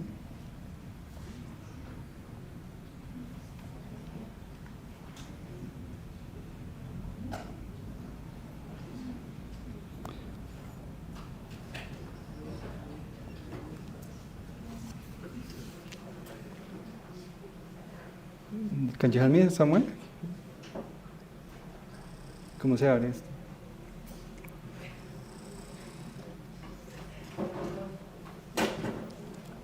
Okay. I think you don't need that one. Sorry.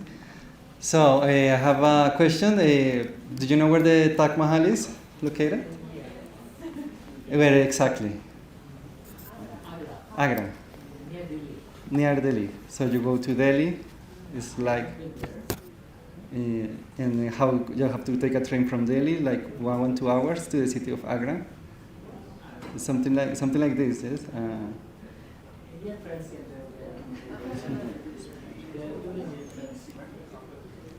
So some of the Indian friends can tell us how to reach there. So I have a good news for you. So you don't have to travel that far, being here in Colombia, because we are lucky to have the Taj Mahal here in north from Bogotá, just 35 minutes from here. So this is a very special place. Maybe I can say something about the Taj Mahal. I had the chance. I was very lucky. I was in the, let's say, the real, because of course. This is a mausoleum from the white. Maybe I need some bit of help here. So it was built in the, sorry? In remembrance of his wife. Yes. His wife's name was Mumtaz. Yes, Mumtaz Mahal. Yes, exactly. The Emperor Shah Jahan. It was built in the 17th century. White marble and a lot of beautiful precious stones. And this is like an exact replica, like a same height, same size of the original building.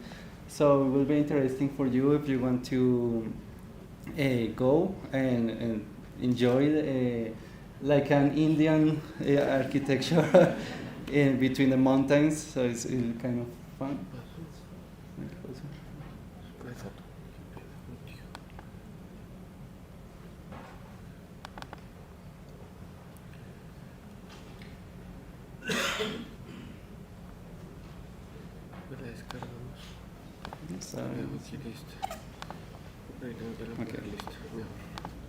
Okay.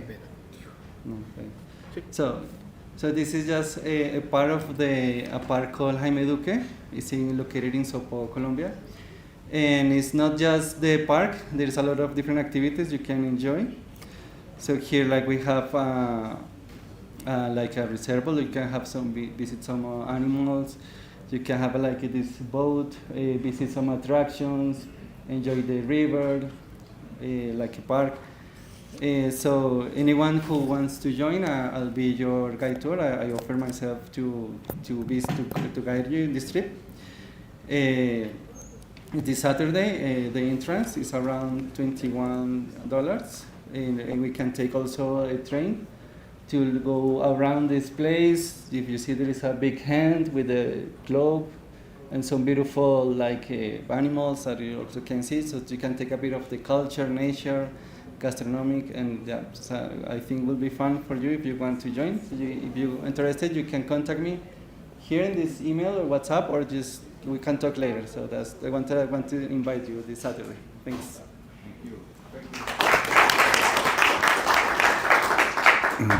Okay. That's it.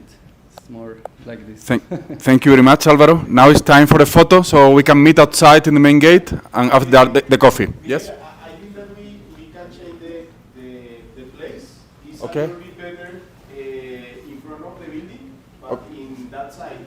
Okay. I think we can just follow William. Yeah. Okay. Let's follow him.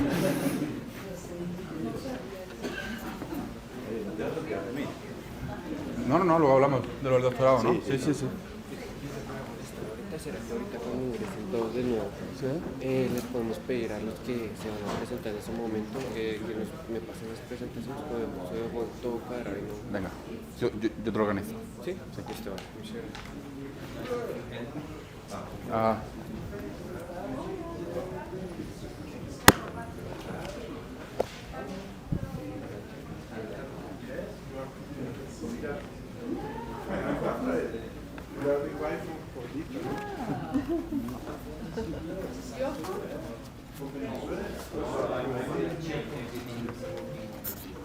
¿Qué es esto?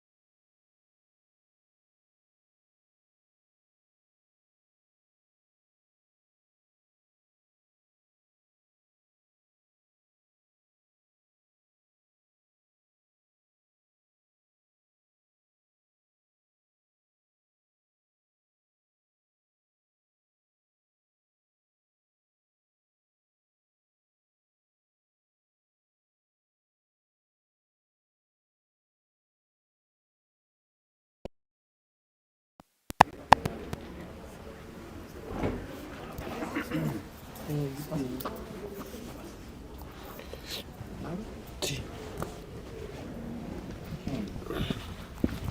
starting with the next session, the technical session on geoinformation and artificial intelligence, current trends, and applications. So for this session, we have 4 presenters who are going to be giving us a presentation. Yeah. So the first one will be, I want to just introduce her, Mrs. Dr. Nelani Hetty. She's affiliated with the Department of Remote Sensing and GIS Faculty of Geomatics, University of Sri Lanka. Her title of the presentation is AI Enhanced 3D Land Cover Classification using Fused LiDAR and UAV Images. Dr. Nelani obtained a master's in photogrammetry and geoinformatics from the Applied University of Stuttgart, Germany in 2007, and later completed a PhD in photogrammetry at TU Dresden, Germany in 2014. Her primary research interests lie in photogrammetry with a particular focus on LiDAR and UAV applications. She's currently serving as a senior lecturer at Sabaragamua, University of Sri Lanka. So I want you all to welcome her to give her a presentation. Thank you. You're welcome. Let's help us with the slides.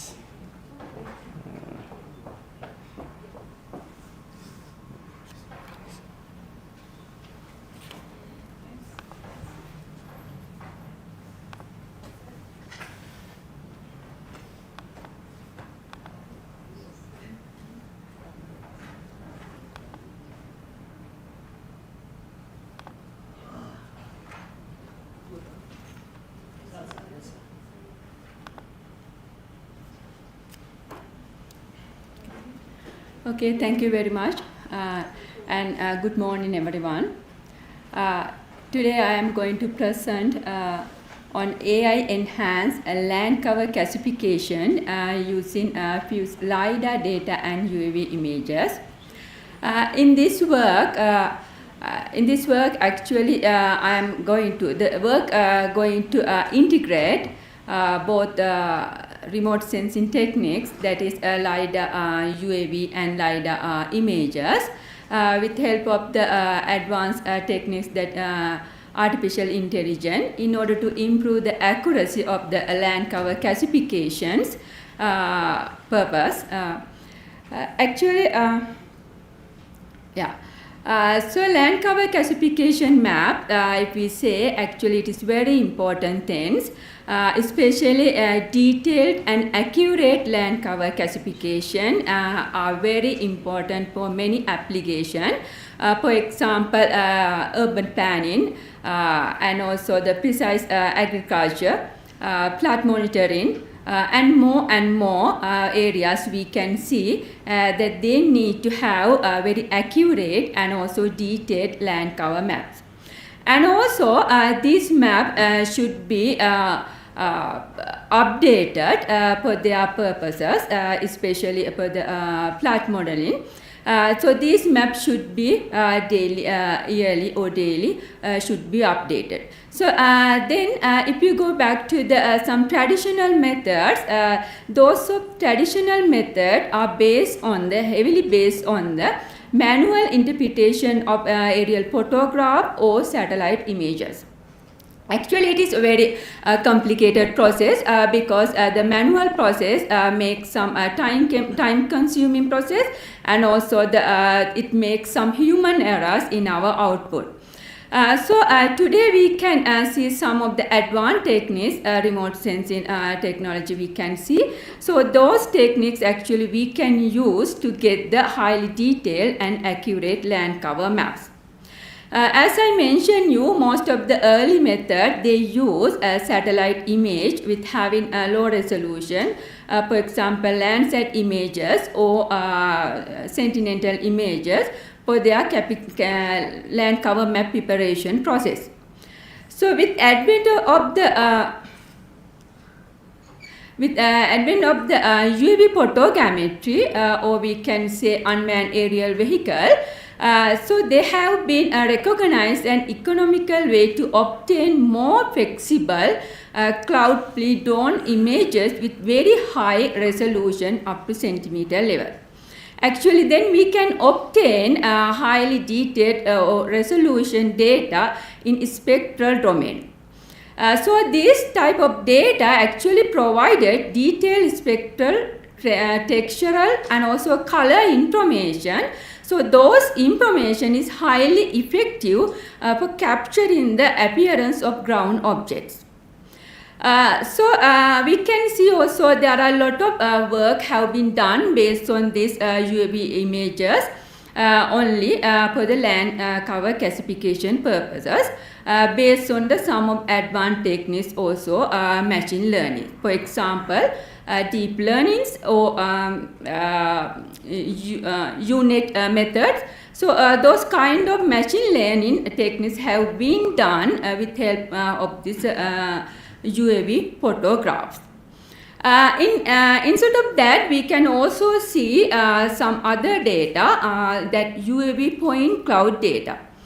So recently we can also obtain this UAV LiDAR point cloud data. So these data actually has been recognized as a valuable tool for generating detailed 3D models, because actually they provided highly accurate elevation data. So, so when we work with some elevation based application, then we can use this LiDAR point cloud data.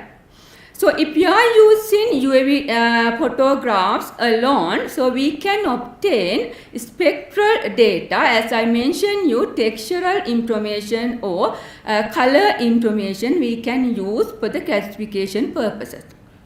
So if you are using LiDAR point cloud data, then you can obtain highly accurate elevation data. So based on that elevation data, then you can classify also object into different groups. So if you go back to the some available research, actually we can see some of people have been done this land cover classification based on this point cloud data, especially when they are classified built-in vegetation objects, because they depend on the elevation data. So if you want to have some data, for the example, other classification based on the image data, then we have to use spectral information that we can collect it from the image data. So if you see these two type of data, we can see advantages and disadvantages both of these data types. So for example, I will mention some of the example here. Images provide excellent at separating classes based on spectral or textural information, while point cloud provide excellent at separating classes based on geometry. So if you want to work with the geometry and also the spectral information, so then we must go to the combination of these data. So the purpose of this work is actually avoiding some weakness of the one kind of data with help of the strength of the other kind of the data. So then we can get the more accurate and reliable land cover map based on by fusing of these two type of data. So the objective of this work then is to develop a new dual stream deep learning methods for accurate land cover classification process. As I mentioned, then we can obtain spectral information from the image data, and geometrical information or object we can take from the point cloud data. So if you go back to here, we can say if you are using only point cloud data, especially if you want to separate buildings with closer to the vegetation, you will get some of the problem. And some of the, if you are using only alone images, what we call the building below the vegetation, we cannot see. So this type of strength and weakness we can avoid of these two data sets by taking the strength of the both data sets together. In order to obtain this goal, so we can divide our object into three steps. The first objective is to integrate UAV optical imagery with LiDAR point cloud for improved feature representation process.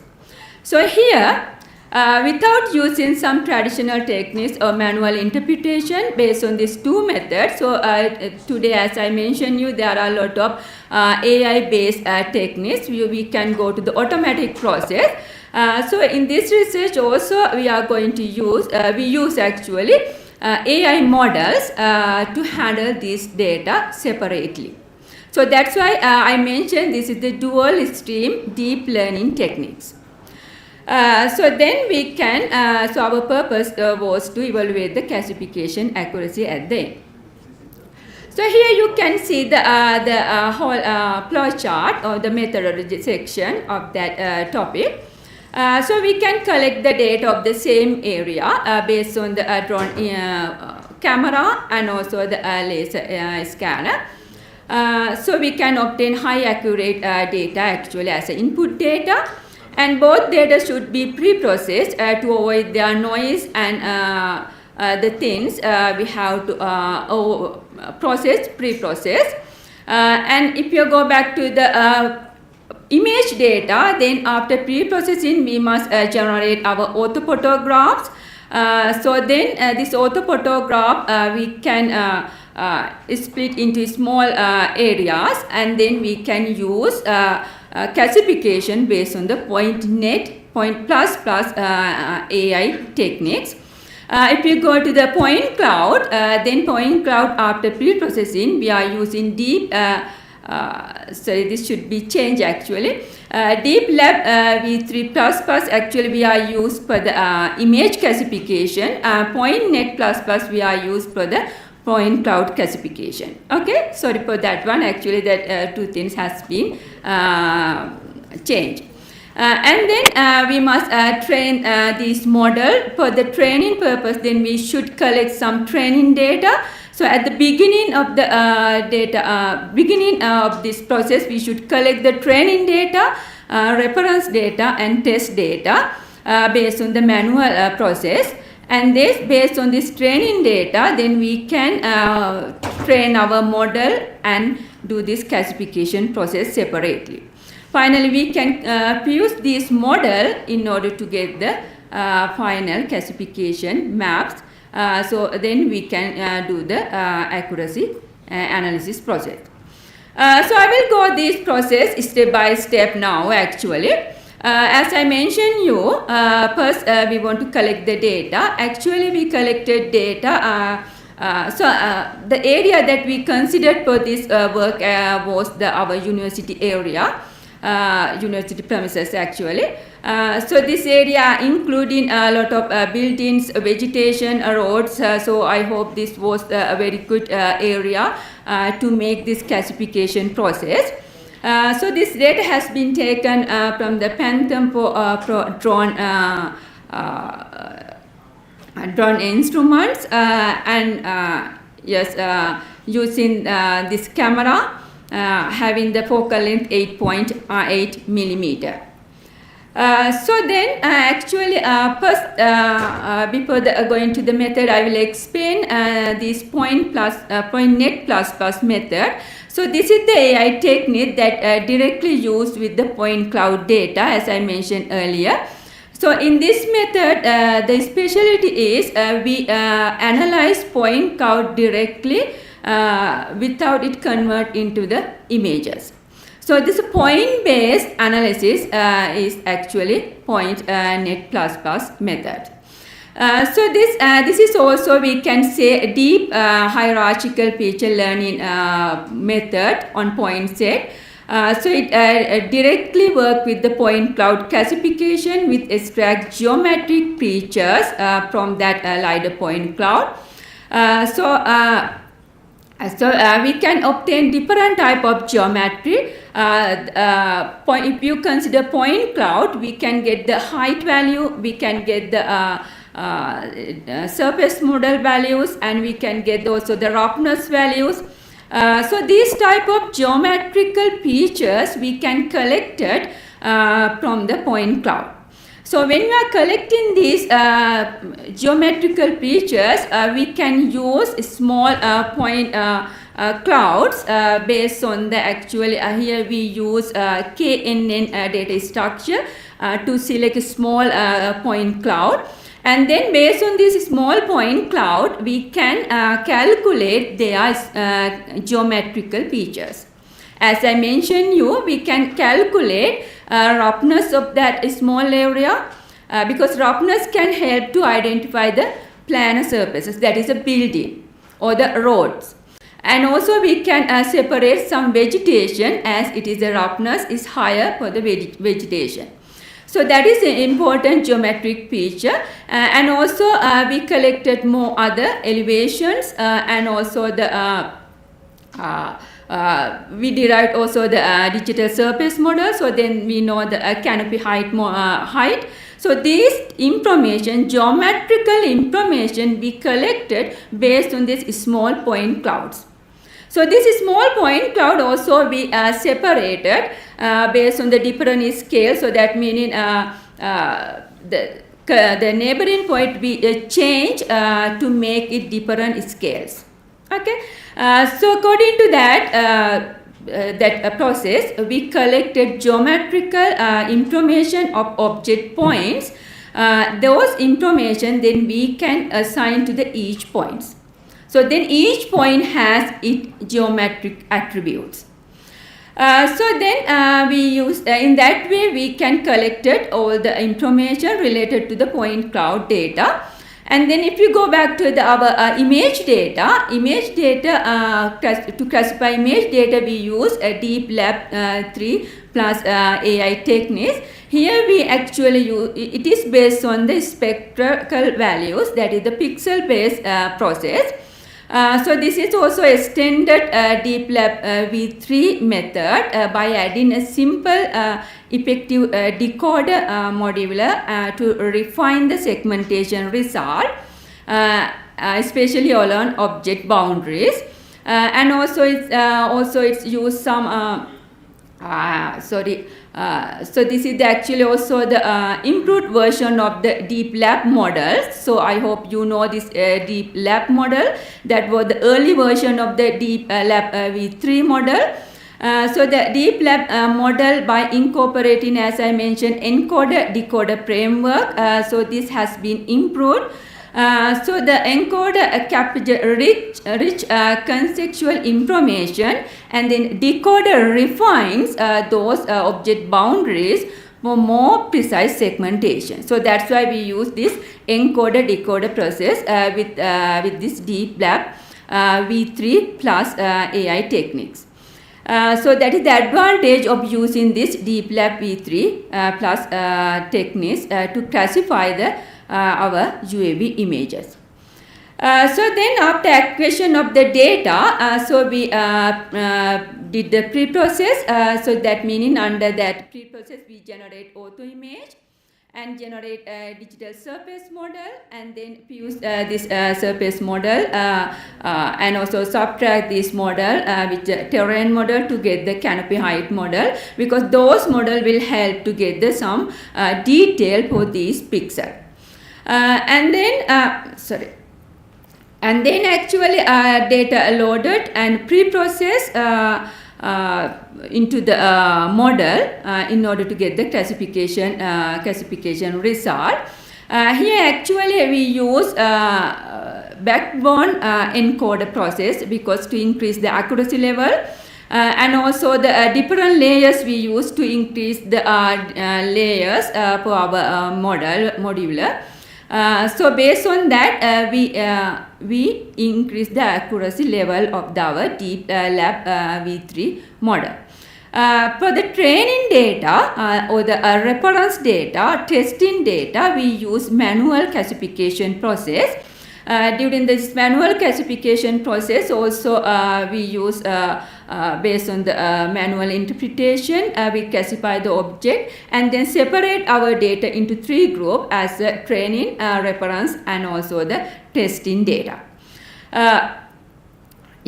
So in that way, we can classify our UAV photograph. And then after classify that one, then we classify the point cloud, as I mentioned, using net++ AI techniques. So here first remove the noise data, and then we scale this data thinning process we applied to increase the processing step. And then split the data into also a small group, as I mentioned earlier, based on the KNN data structure. And then we obtain all the geometrical features and assign those geometrical features into the point cloud. In that way, we classify the point cloud data. So then we got the 2 models that classified based on the point cloud, and other one classified based on the image data. So now we want to fuse these 2 models, because based on the point cloud data, maybe we have some errors, especially as I mentioned, some of the object, if it has the same height, they can be overlapped. If we go back to the image data, so if it has the same spectral value, they be categorized into same group. So those we can check by fusing these 2 different output. In order to join these 2 models, we use reference georeference these 2 into a same system. And put the point into the pixel and count the, how many pixels are available each, how many points are available each pixel, and then those points, what are their pixel label, and match with the pixel label of the image pixel.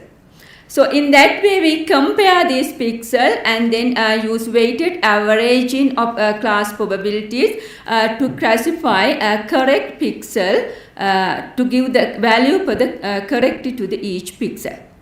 So in that way, we improved our final versions and then obtain final classification map. So in order to then check the accuracy level of this output, we use this object-based accuracy and pixel-based accuracy. How many pixels are classified correctly, how many pixels are not classified correctly, and how many objects are classified correctly and not be analyzed. And based on this equation, then we calculate our accuracy levels. So these are the output actually that what we obtain. So the first image indicate the result of based on the image, and the second one is the result that we obtain based on the point cloud data only, and third one is the result that we got after combining these 2 models. So here you can see, actually here I will show you the classification accuracy. So the classification accuracy actually has been increased in the final model. You can see it's 0.92. Precision has been obtained by fusing these 2 models. So if you go back to here, you can also see some of the object we can't see here. So there is a building under this vegetation. We can't see those objects, but it has been accurately classified in our fuse model. And also there are some power bed here. So this power bed has been accurately classified in point cloud. So because of that, in fuse model also we can see that one. So this is some example. So in that way, we has improved our accuracy of our output classification map. But however, there was some errors also, especially in the borderline, because it is mostly based on the pixel classification after fusing the point classification process, because here we use that weighted process. That should be improved in future actually. Because of that, we got some of the points, the border point especially of the object has been classified into the another class. And also if there is some shadow effects, so those areas also had some problem still. So as a conclusion, then we can say actually by combining PointNet++ for 3D geometric analysis and also Deep Lab 3 plus for 2D image segmentation and applying later fusion strategy, the approach achieved high accuracy than either single alone model. So the result also confirmed that even the only RGB imagery, LiDAR fusion provide a robot high resolution classification suitable for urban mapping and environmental monitoring, highlighting the potential of multimodal UAV data for accurate and scalable land cover analysis.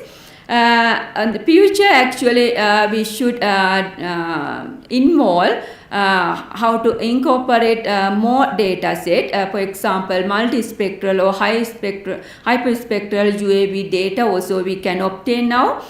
So how to use those data, how to get the strength of those data to increase the further accuracy of the land cover classification. And also, as I mentioned you, we can improve this classification accuracy further by improving this fusion process further in future research. So thank you very much. That's all.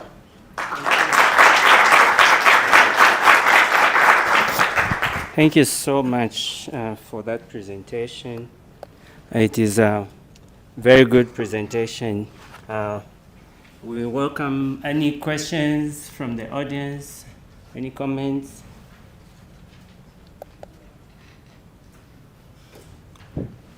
Yes.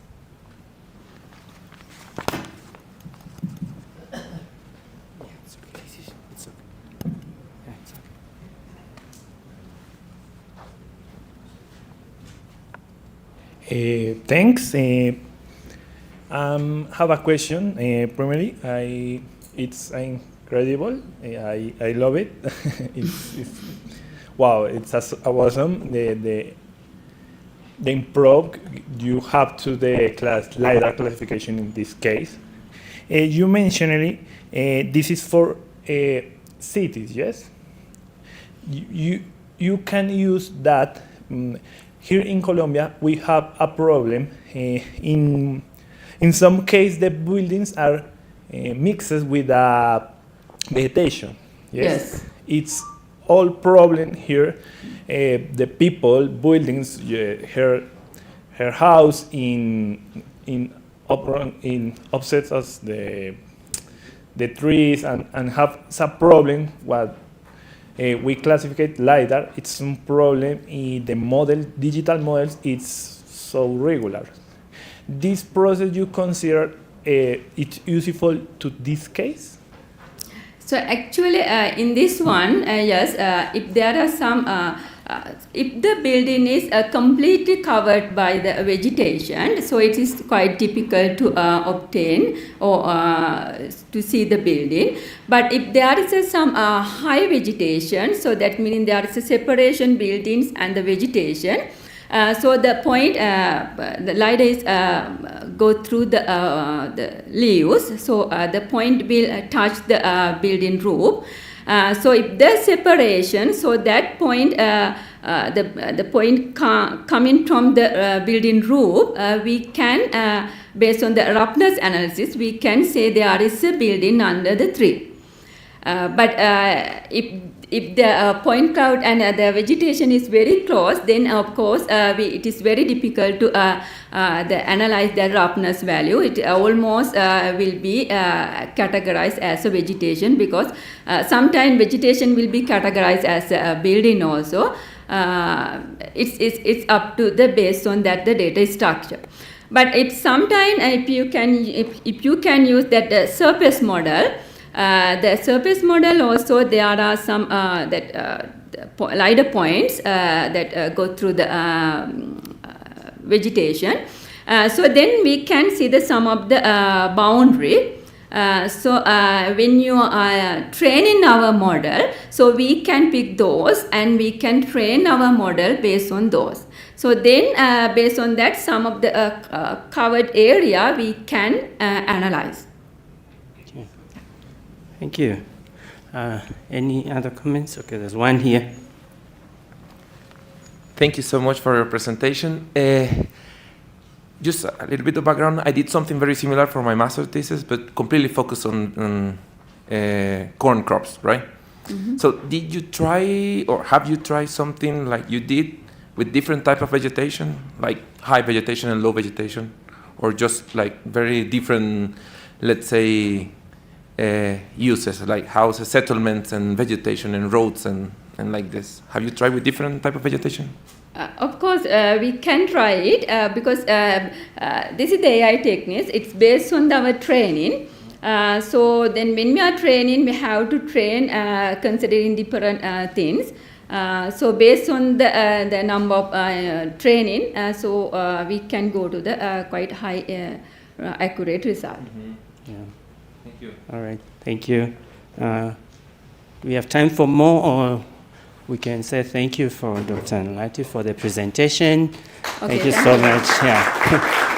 All right. So we move on to the next presentation. We are going to have Dr. Caleb Negosi from Namibia University of Science and Technology and George August University of Göttingen. His topic he's going to present on is Geoinformation and Artificial Intelligence, Current Trends and Applications. Sorry. Yes, okay. The title is Assessing Land Suitability for Leguminous Crops in the Okavango River Basin, a Multi-Criteria and Machine Learning Approach. Just a bit about Dr. Negosi. He has a Bachelor of Science in Environmental and Geographical Sciences from the University of Cape Town, South Africa in 2007, and a Bachelor of Honors in Geographical Information System, University of Cape Town, South Africa, 2009, and our Master PG from HFT 2015. And now he obtained a Doctor of Natural Sciences from in Geography, George August Universität, Göttingen, Germany in 2025. So from 2009 to 2011, he worked in an environmental and consulting firm in Cape Town, South Africa, contributing to infrastructure and conservation projects. Since that time, he held various positions as lecturer, program coordinator, and later section head at Namibia University of Science and Technology, NUST. And since 2019, he coordinates the Earth Observation and Satellite Application Research and Training Center, coordinating projects on climate change, geoinformation technology, disaster risk reduction, and water resources management. His research focuses on water resources, catchment dynamics, land use, and climate change. And he has done several publications on stream flow modeling, drought indices, and gully erosion monitoring.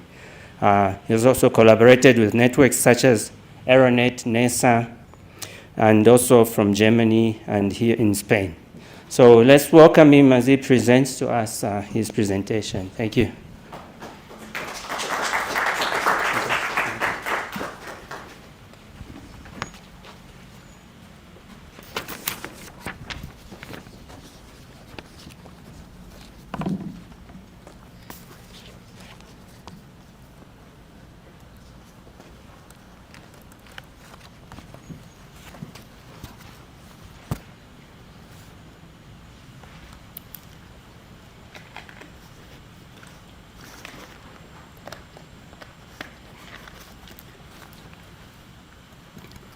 Good morning or good afternoon, everyone. As Michael introduced me, my name is Caleb Negosi. I work for Namibia University of Science and Technology. And today I'm happy to share with you one of our researches, collaborative researches on assessing land suitability for leguminous crops in the Okavango River Basin. So this research was using two different approaches. One was multi-criteria, decision-making process, and the other one machine learning approach. This collaboration was between the Namibia University of Science and Technology, University of Göttingen in Germany, and CGIAR in Ethiopia. Namibia is one of the driest countries. I think I've already mentioned in my presentation yesterday, south of the Sahara, and usually has problems with food security, and it's highly vulnerable. The Okavango Basin is under severe climate stress with frequent droughts and land use pressures which are recurring most of the time. This creates an urgent need for land-based adaptation. I've explained yesterday to you about how the climate change and the climate projections are looking not so promising for this area, so we needed to come up with an urgent land-based adaptation strategies. Yeah, so our study area, if I may discuss a little bit on this, is in the northeastern part of Namibia, surrounding one of the second most populated towns called Rundu, and which lies along the Okavango River Basin, which is a transboundary basin that starts from Angola, goes through Namibia, and dissipates in Botswana. In this area, it's highly populated, densely populated, with 53% of the households depending on or relying on farming, yeah, and as a livelihood. And it is said that 70% of the population within this area are living within a 20 to 30 kilometer corridor from the river. So they're much concentrated along the river. And the soil along the river is highly fertile near the river, and it retains water, while as you go inland, it's arenosol, sandy areноsols, which are poor in fertility. And the climate in this area is, the annual rainfall in this area is between 450 and 550 millimeters per year, and which makes it a semi-arid environment. And mostly the small-scale farmers around this area depend on rain-fed farming, and the major crops that they grow is pearl millet, sorghum, and maize. This is their staple food. To dive down into the objective, so the main aim was to assess land suitability for drought-tolerant legumes, specifically sun hemp and pigeon pea. They are leguminous crops. And we used, to do this, to assess this, we used two different approaches. One was a subjective, expert-driven analysis through an analytic hierarchy process to evaluate cropland suitability, and the second approach was an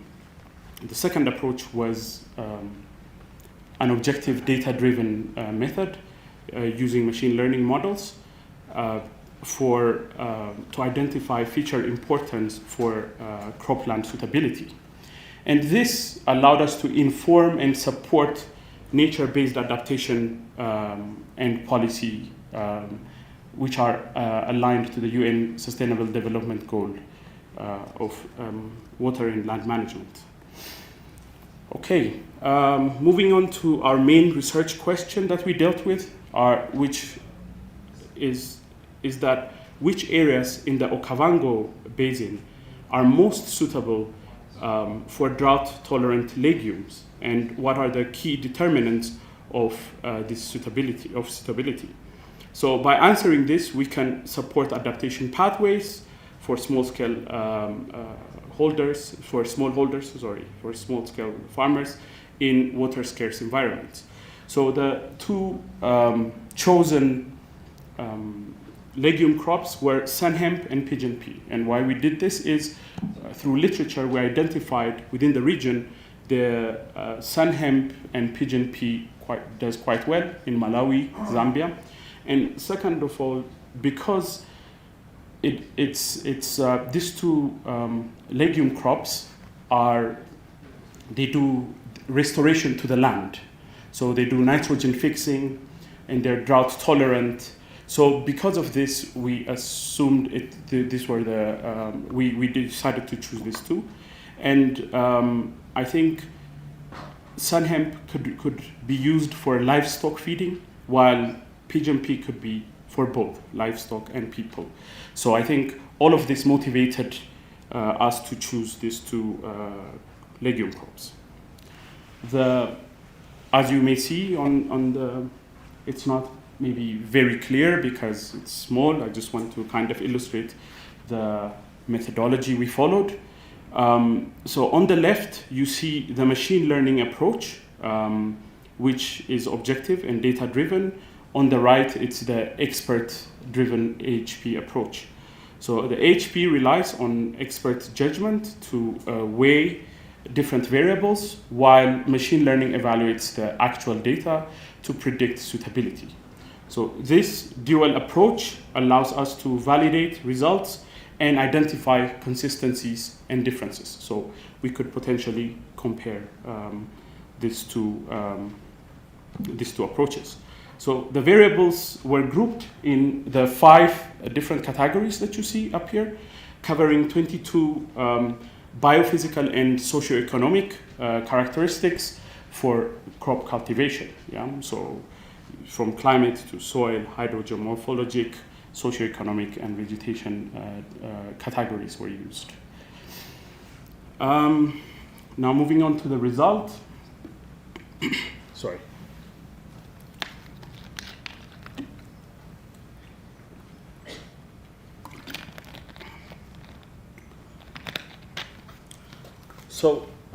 So you can see that the HP criteria ranking and weighting revealed that water-related factors were the most important factors which defined the suitability of the land. This was done through consulting experts in different areas, agriculture, agronomy, economists, and so on. Distance to river, precipitation, soil water content ranked the highest, while soil type, texture, and other soil nutrients were moderately important, while socioeconomic and some vegetation variables like distance to road and land use, land cover had lower influences. This indicates that in the eyes of the experts, access to water and soil physical and chemical properties were the main drivers for cropland suitability identification. Yeah? And the final finding of this was the map you see, the land suitability map that you see right above you, which shows that 17.6% of the study area is highly suitable, and 62.8% were moderately suitable. Most of the highly suitable land was located near the river, as you may see. So the dark green that you see is closer to the river or the tributaries, where soils are richer and it has water availability. These are mostly fluvic soil that you find in these areas. Less suitable and unsuitable areas were more found inland, where there's arenasols, sandy arenasols, and there's definitely water limitations. Yeah. So this way we classified through AHP the different areas that could potentially be good for growing sun hemp and pigeon pea. Now, moving on to the model performance of the data-driven method. This is very crucial to actually see how the model performed. And the random forest and the extreme gradient boost models performed well in classifying suitable croplands with achieving accuracies of 0.97 and 0.96 respectively. The high ROC AUC scores of 0.99 for both models, the extreme gradient boost and the random forest, showed that confirmed their ability to distinguish between suitable and unsuitable areas. And looking at the precision and recall, both models showed also a strong balance, accurately identifying suitable land while minimizing errors. In conclusion, the high accuracy of these data-driven models validates their effectiveness for objective land suitability assessment in the study area. So we looked at the subjective, which is the AHP, and the model performance from the machine learning also showed us that it was important for validation and that we could potentially objectively identify land suitability assessment. And sorry.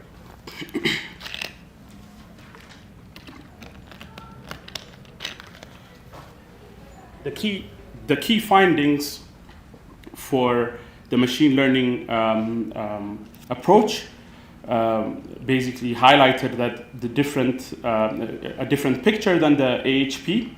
The most important variables here was fertility capacity, capability, soil nitrogen, and then followed by soil texture and types. This suggests this is also the feature importance for the regression, and this is for the classification. You can see the top two are soil capacity, fertility capacity, and soil nitrogen here, and here it's soil type and soil fertility capability. So this suggests that data-driven methods emphasize soil chemical and physical properties were more stronger than water proximity in contrast to the expert-based analysis. Yeah. So there is some overlap, but definitely in contrast, they found two different important features for identifying land suitability. The summary of our finding was land suitability is unevenly distributed across the basin. Water and soil factors are the main drivers of suitability. Near river zones are most suitable for legumes. So you would find from the map that most of the suitable areas were near the river zone, and legumes can restore soil fertility through nitrogen fixation and organic matter enhancement. Yeah? So this is a very important factor to consider when you are looking at land adaptation strategies. So what are the implications? Yeah? So the implications are clear. The region's agriculture must shift towards drought-resilient crops. We've already talked about it yesterday. To remain viable and to carry on to restore the land. Promoting legume crops such as sun hemp and pigeon pea provides an adaptation pathway which can rehabilitate our degraded soils. This aligns with, again, from what I mentioned yesterday, from the Okavango River Basin Commission, which the 3 countries are signatories of. It can provide materials that can support a sustainable transboundary water and land management. And initiatives such as GeoGlam could also gain insight from, this is the Global Agricultural Monitoring, using innovative methods and remote sensing to support crop monitoring. And our findings are aligned to the United Nations climate change, the United Nations Sustainable Development Goal as well. This material could potentially allow and support the Namibian National Climate Change Strategy of 2022. Looking forward to future direction, major things that were identified was addressing data scarcity. Most of this data that I've mentioned in these 5 categories were remotely sensed data, some of them reanalysis data, and these are there's a big data gap in most of Namibia, so therefore we have to use such type of data sets, and some of them could potentially be, of course, in situ data as well. So a new collaborative soil moisture monitoring project is starting because we deemed it important in that area to find out more on the soil moisture of the Okavango River Basin and its surrounding area. We can also leverage newer technologies such as hyperspectral imaging, NMAP for crop health monitoring, UAV for ultra health resolution data for crop monitoring as well. And of course, these projects can, as I said, can contribute a local scale perspective to the global crop monitoring program of GeoGLAM. Yeah?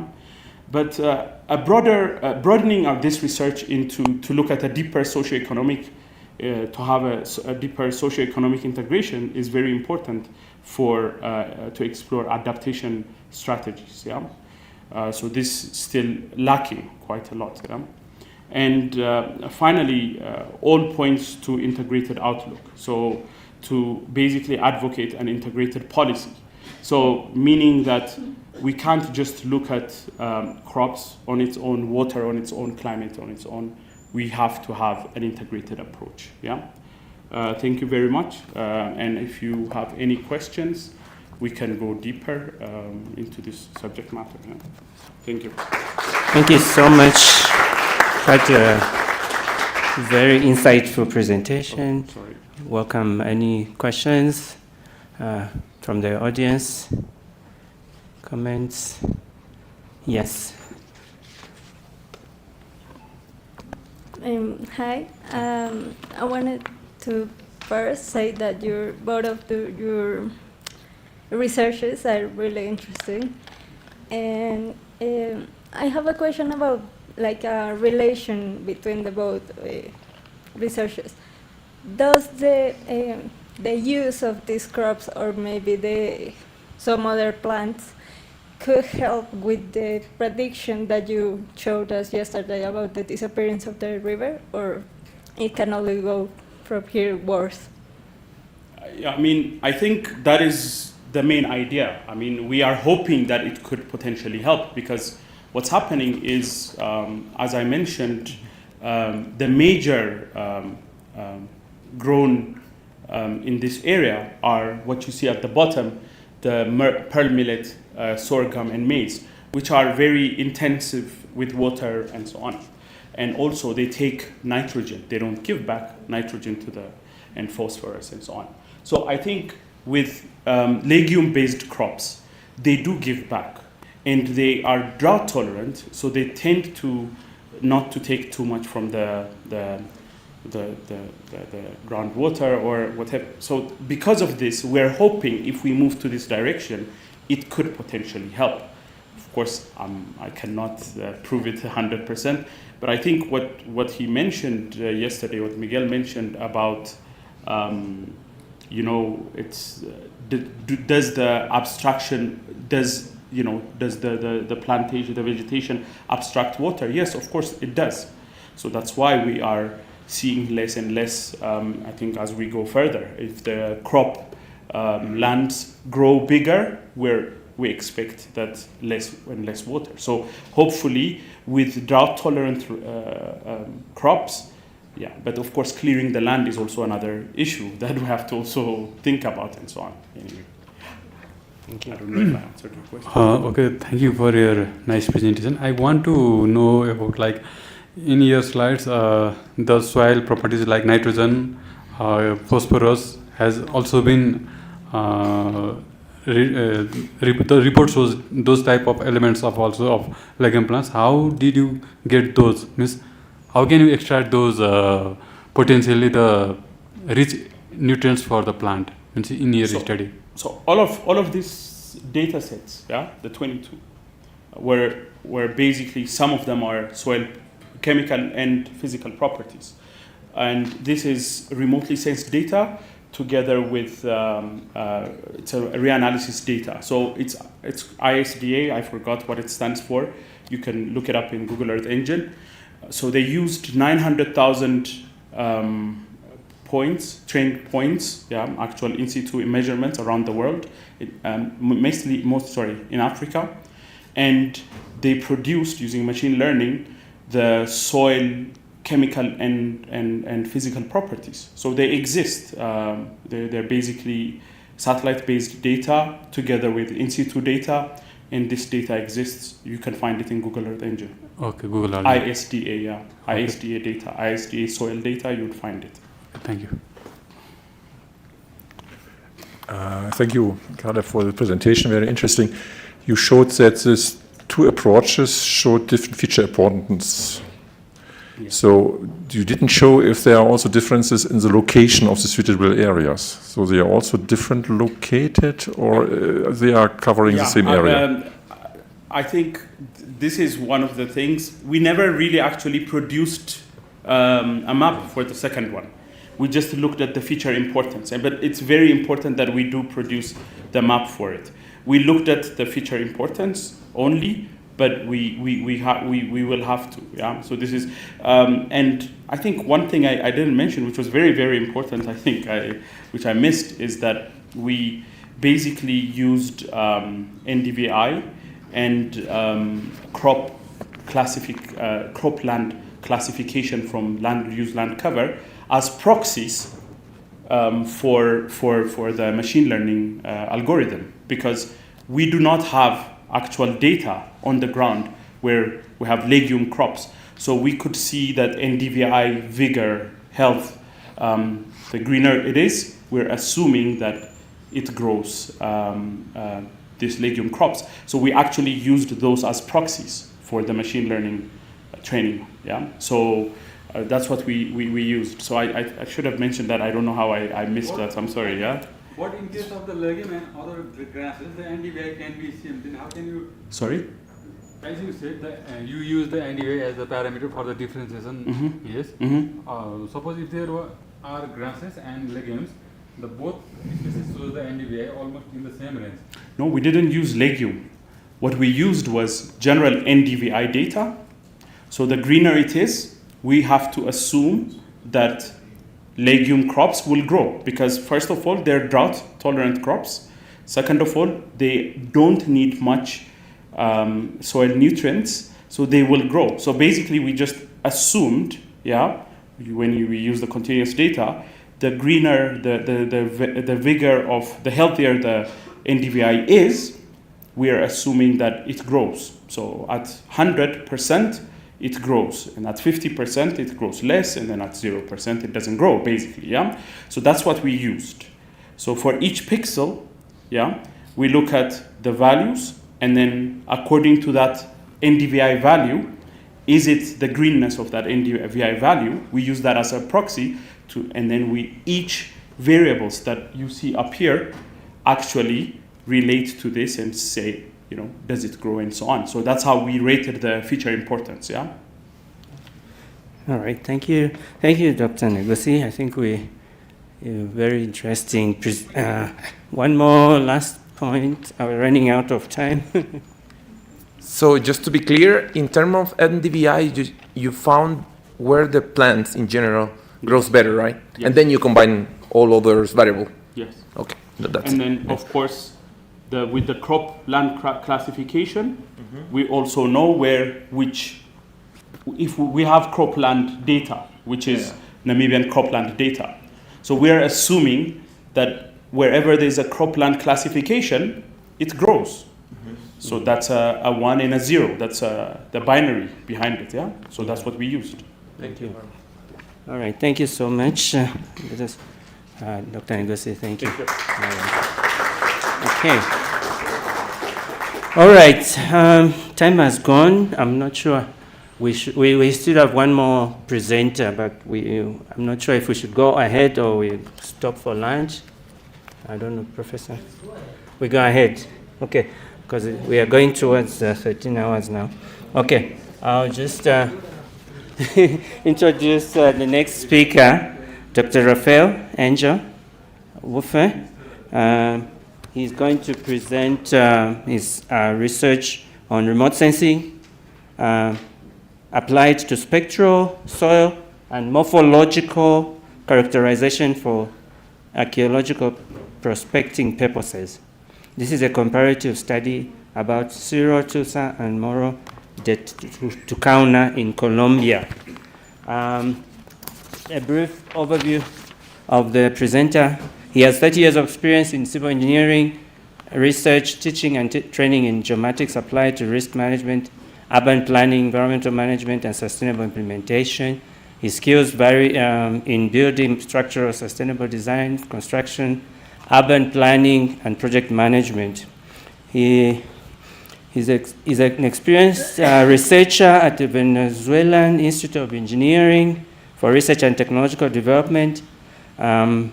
Also, he focuses on studying environmental phenomena using GIS and remote sensing. Most of his projects have been related to sustainable development, environmental management, risk assessment, energy resources, and climate change. He also is experienced in teaching and training in geomatics technologies. For 3 years, he has been he was a national delegate in meetings of the multilateral system like United Nations, Scientific Committee for Antarctica Research, Latin America Society for Geomatics, and others. So we are delighted to have you, Doctor. Please, you may go ahead and present. Okay. Good afternoon. Thank you for everybody. Thank you for the introduction. Okay. I want to prepare a very brief description of one of my most recent investigation that is in very special context. That is archaeological prospecting. No? As you can see, I am not archaeologist. I am civil engineer, and I used to use the geomatic skills for different purposes. And archaeological issues are always in my mind. Okay. When we know about GIS, we know about geomatic, we know about remote sensing, I think could be easy to find a special advantage of these technologies for archaeological purposes. In this case, I want to prepare this very brief investigation in order to help archaeological exploration programs. Okay? I take 2 special places here in Colombia. I'm Venezuelan, but living here in Colombia from 2016. This area, perhaps some people here can know it. The first one you can see in the top. This is a remnant of a very old pyramid here in Colombia. The name is Morro Tulcán. This is in the southern part of Colombia, in the region of Popayán. Okay? It's very interesting because it's a pyramid, but it's still a little bit buried.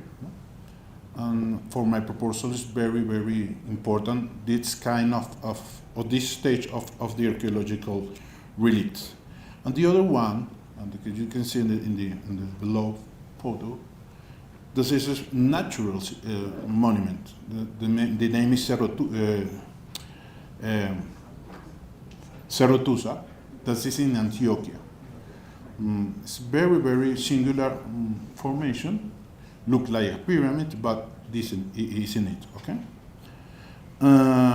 Then my question was, how I can make the differentiation between this kind of product or this kind of relicts, I mean archaeological real relicts, from very singular natural formation. And then I was thinking in this idea, and I use different data sources. In this case, I was thinking perhaps could be good have information about morphology. Then I use Nalos Pulsar data. This is a DEM. Also use, of course, multispectral imagery, especially Landsat 8 and also I took some photos from Landsat 9. And also I take data from environmental raster from Giovanni. Okay. Finally, I consult this very important portal. The name is WOSIS. He prepared a lot of information about soils characteristics. Okay. Okay. As you can see, these different sources provide different kinds of data. I use multispectral data. I use DDM, and also I use textual analysis, especially from the DDM. Okay. I work in QGIS, the version Lima. That was the last years. And now this is more or less my methodology. You can see, perhaps it's not enough bigger. You can see here principle for processes. The first one, of course, is pre-processing. I prepare some statistical downscaling because I have a different size of data. Also, especially for Landsat imagery, I prepare atmospheric correction because I will be using this data for spectral indices and so on. And also after that, I take off this data, reprocess data, and make a subscalation from this area. It means Cerro Tulcán and Morro Tulcán and Cerro Tusa. Okay. Then I take a lot of indicators from these sources, especially take some from the information about the soil, in order to reproduce the Remand soil intervention. That is RSI index. From this source, I take soil volumetric moisture, clay content, soil bulk density. In case of the data coming from the DM, I produce a thematic analysis that means oriented to know about the change of height. That means produce aspect, slope, and topo irregularity. In case of textural analysis, I produce maps of correlation, contrast, entropy, variance, homogeneity, and irregularity. Okay? And in the case of the spectral index, I was working with NDVI and SBI. Okay? Also, I produce LST, that is land surface temperature. Okay? For all these indicators, I produce a statistical characterization. That means statistical descriptor, in order to know how these special sites, I mean Cerro Tulcán, Morro Tulcán and Cerro Tusa looks.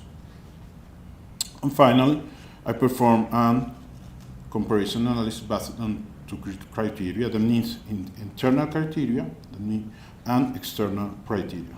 I will be talking about them. So, okay, what is my hypothesis for this study?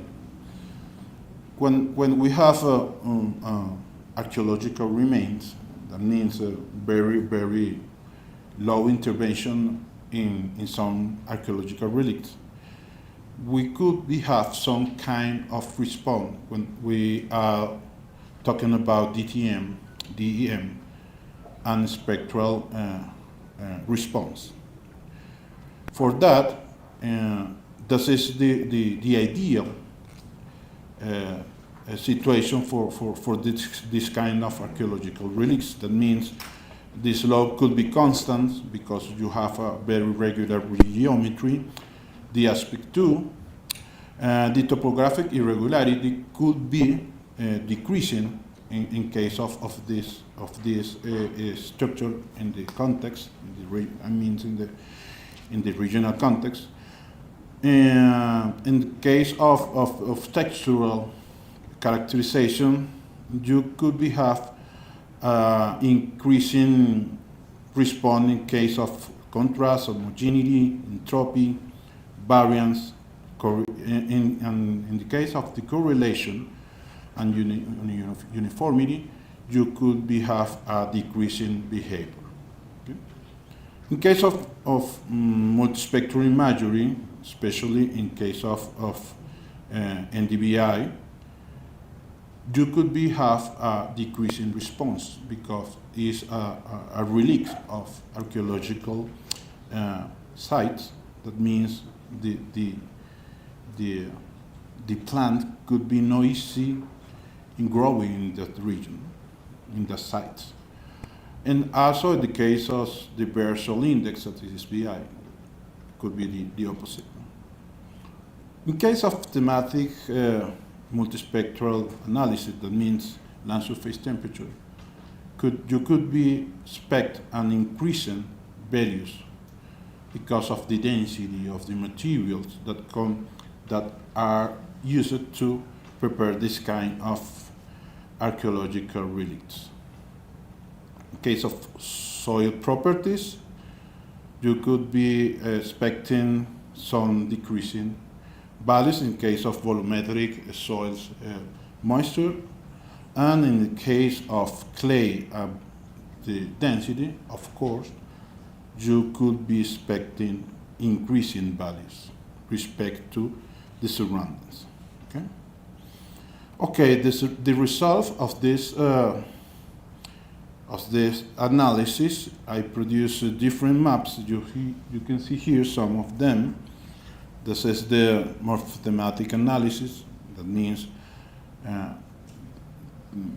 the use of the DTN to produce slope, spec, and topographic indicators and topographic, irregularity. You see here both regions. That is, this here is from Popayan, where the Morro Tulcán is the real pyramid, and this is in Venecia. This very singular name. Venecia is in Antioquia, where the Cerro Tusa, the natural pyramid, is. Here you see the result for the textural indicators. You see there are a lot of them.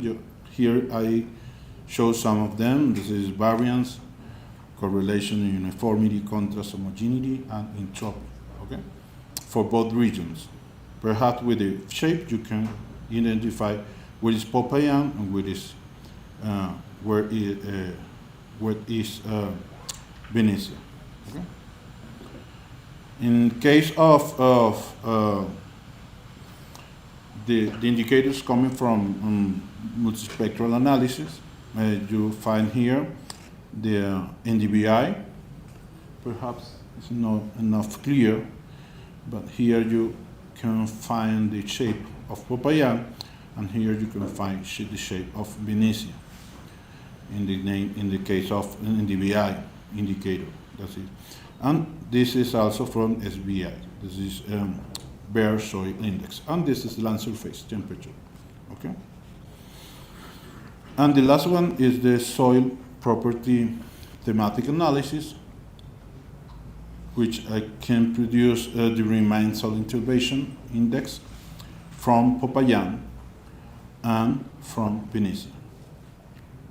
Then from these maps, we can find easily the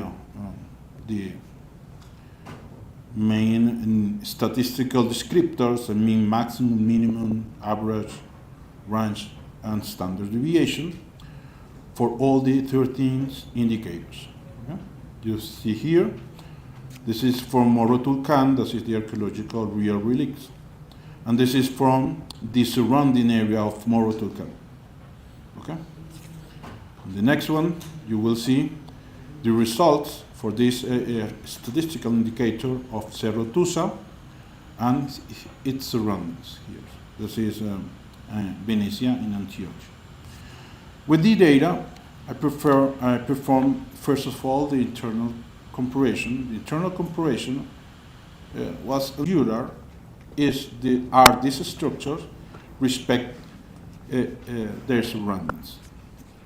Okay, here we can see some rather manifestation of this comparison, and the radar is very easy to use for this analysis, because if you find a feature of the surrounding compared with the real sites that are similar, means that the singularity of this structure is not so clear. Here, for example, you see Cerro Tulcan. This is the reminder that Cerro Tulcan is the natural monument. This is not a pyramid. Look like, but it's not a pyramid.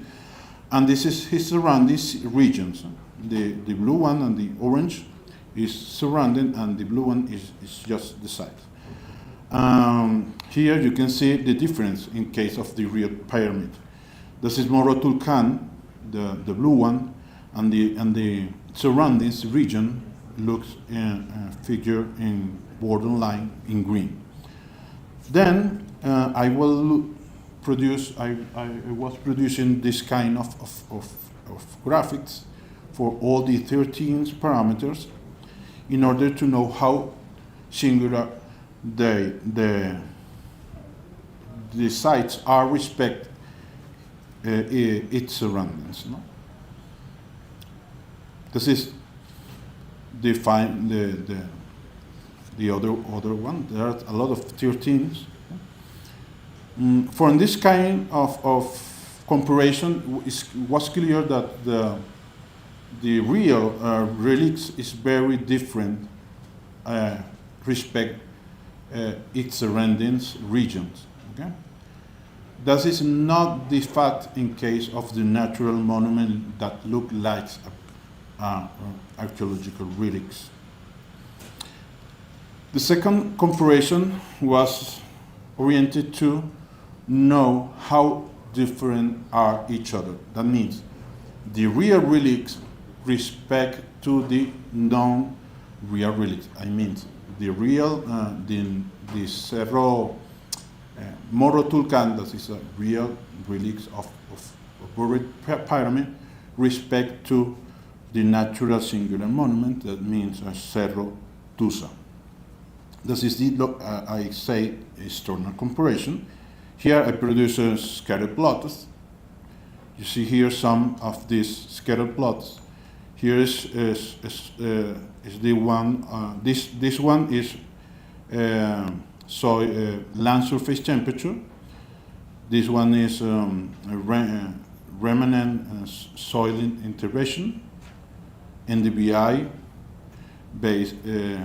BSI. Here, of course, that is a scatter plot. I will be looking for a non-equal result. That means I will be taking into account the scatter who the tendency are very far from the diagonal of the scatter plot. Here you see another case, other indicators. Here correlation, variance, uniformity, contrast, entropy, and homogeneity. And this one you can find slope, aspect, and topographic irregularity. From this perspective, and based especially in this result, we can take some conclusions that I will be showing right now. First of all, we took only 13 indicators, some coming from the DM, other coming from the multispectral imaging, another coming from soil analysis. The textural indicators, like variance, uniformity, and contrast, as well the more thematic indicator as slope and topographic irregularity, provide a better distinguish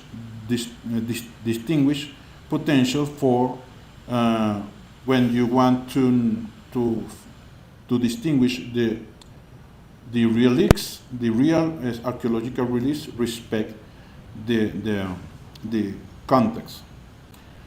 In the case of when I took the both criteria, it means internal comparison and external comparison, the varied indicators was land surface temperature and bare solid index, one coming from multispectral analysis and both of them coming from multispectral analysis.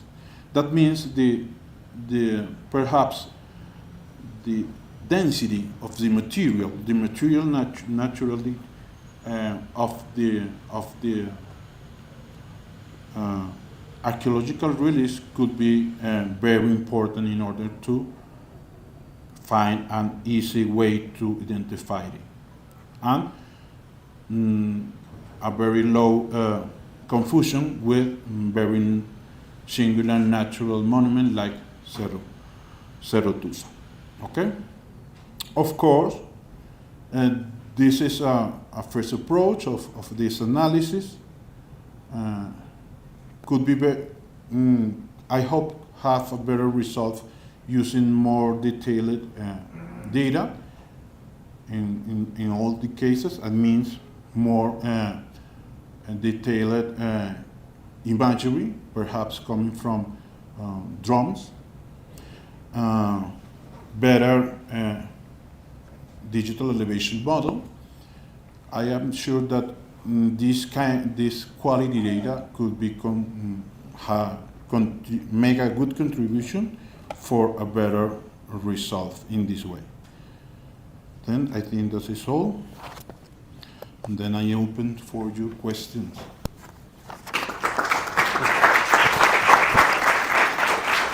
Thank you so much for that insightful presentation. It's open for questions now. Are there any comments or questions? Okay. Okay. All right. Thank you. Thank Doc. you. We appreciate your presentation. Thank you. All right. Thank you for being here. I think we are done for this technical session. According to the program, we're supposed to go for lunch. So we are supposed to be back here at 14 hours for the next session.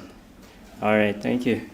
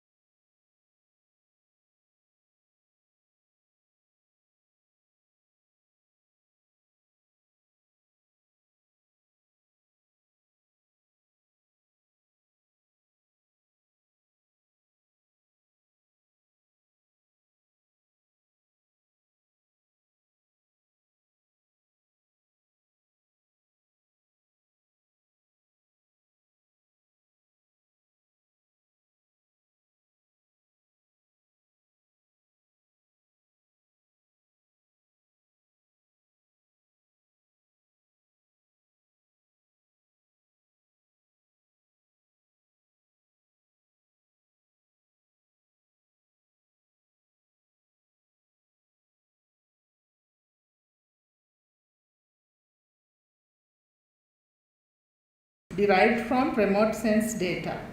Case of small-scale agricultural areas in Chingola, Zambia. And Mr. Gili Chilo is a DAD, HFT Carlos and Schmidt 2014 alumni, a lecturer in the Department of Urban and Regional Planning at the Copperbelt University in Zambia. At the Copperbelt University, he is the University Youth Mapper Chapter founding and current advisor. Worked in various sector and projects such as urban planning, climate change, environmental conservation, electricity company, mobile data collection, use of maps in health in Zambia before starting lecturing. He is currently pursuing his PhD in natural resources management, especially in landscape ecology under the Otachi Chair on Environment and Development at the Copperbelt University. Please, Mr. Gili, floor is yours.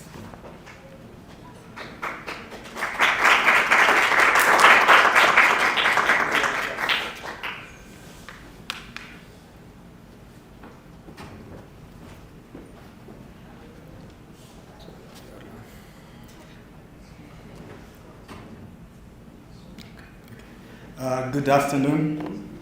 Once again, my name is Chelo Gidi from the Copperbelt University, Zambia. So today I'll be presenting on the topic about the approaches that are used to measure the accuracy of landscape matrix. We are using a case of small-scale agriculture area, and I'll be able to explain the motivation for this during the presentation. So my motivation for this topic is basically Zambia. As the majority of the surface area in Zambia is consisting of about 66% forest cover, and this is most covering what is called the Miombo dry ecosystem. So this Miombo ecosystem is an ecosystem that is consisting of savanna as well as scattered forests around. This ecosystem is very important because it provides critical ecosystem services that sustains biodiversity in this region. And actually it also supports livelihood for about 70% of the people within sub-Saharan Africa. So however, regardless of the importance of this ecosystem, it is faced with the threat of forest fragmentation, which is attributed mainly to two factors. One is settlement expansion. The other one is small-scale agriculture expansion. So these particular anthropogenic changes have caused reduction in species habitats, and on the other hand, they have also restricted the movement of animals and affected different ecosystem services such as pollination and also seed dispersal. So it has had quite a significant impact in the ecosystem, and various species have been affected by forest fragmentation. Here, there's just a bit of some statistics in terms of fragmentation within sub-Saharan Africa. So we see that between the period 2000 and 2010, about 44 million isolated forest patches were created in the region. So this just shows you the gravity of forest fragmentation and the impact on biodiversity in the region. And again, looking forward, we see that actually small-scale agriculture expansion, which is one of the main drivers, is expected to continue to expand as we move towards 2050, And it's expected to affect about 22% of total species in the region. So it shows that this forest fragmentation has quite significant effect in sub-Saharan Africa. So now coming to the topic. My topic is about landscape measuring accuracy of landscape matrix. So I'll explain a bit of what are landscape matrix. So these are basically quantitative or statistical tools or formulas that are used to quantify the spatial pattern, that's the configuration as well as the composition of the landscape. So they have been used, for instance, to be able to measure even urban sprawl, to measure how different urban areas expand, and also they have been used to be able to measure different fragmentation within watersheds and other ecosystems. With regards to forest fragmentation, the landscape matrices are used to be able to measure the degree of fragmentation. Why the degree is that if we see that fragmentation is increasing, then the government and different stakeholders of interest should come up with strategies to mitigate against such increase so that we reduce its effect on biodiversity. So fragmentation, just in a nutshell, it involves just a breaking down of contiguous forests into small and isolated patches. And that has the effect on biodiversity as well as ecosystem, which I've already explained. And these matrices have been quite useful to measure spatial and temporal changes, trends in fragmentation within the region, and have been used to develop different mitigation strategies in the region. So why are we looking specifically at small-scale agriculture expansion? Like I've mentioned, it's a key driver to forest fragmentation in the region, and specifically, small-scale related expansion creates these small isolated patches that include even single trees, and these have complex shapes and sizes, and these can present some challenges, especially depending on the satellite imagery that you are using to measure fragmentation. So during the process, we did a literature review to be able to understand different methods that are used to measure forest fragmentation within sub-Saharan Africa. And we found out that the most used imagery is Landsat, and I think I won't labor much to explain why people use Landsat. I think a number of other presenters have mentioned because you can have long time period change analysis, and it's freely available. However, when it comes to specifically when we are measuring fragmentation in small-scale landscape, because they are small and they have complex shapes, it tends to have challenges with regards to the accuracy, the precision in measuring forest fragmentation. And it causes some of the important forest patches being generalized or missed, then raising issues with regards to accuracy.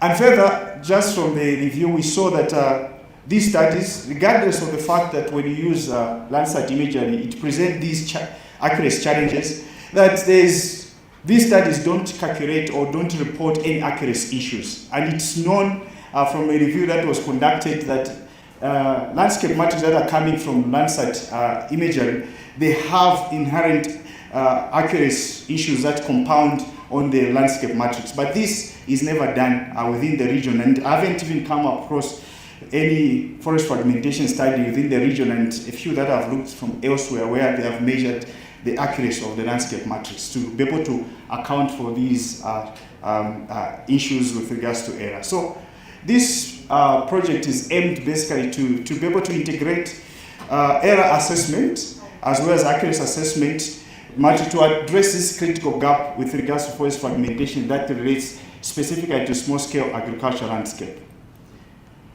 So before going further we did just some brief review to be able to look at some of the approaches that are used to measure accuracy within the field of remote sensing as well as mapping. And I think a number of presentations here have used some of these approaches. One of the approaches is the mean absolute error, and another approach which we are all familiar with is the root mean square error.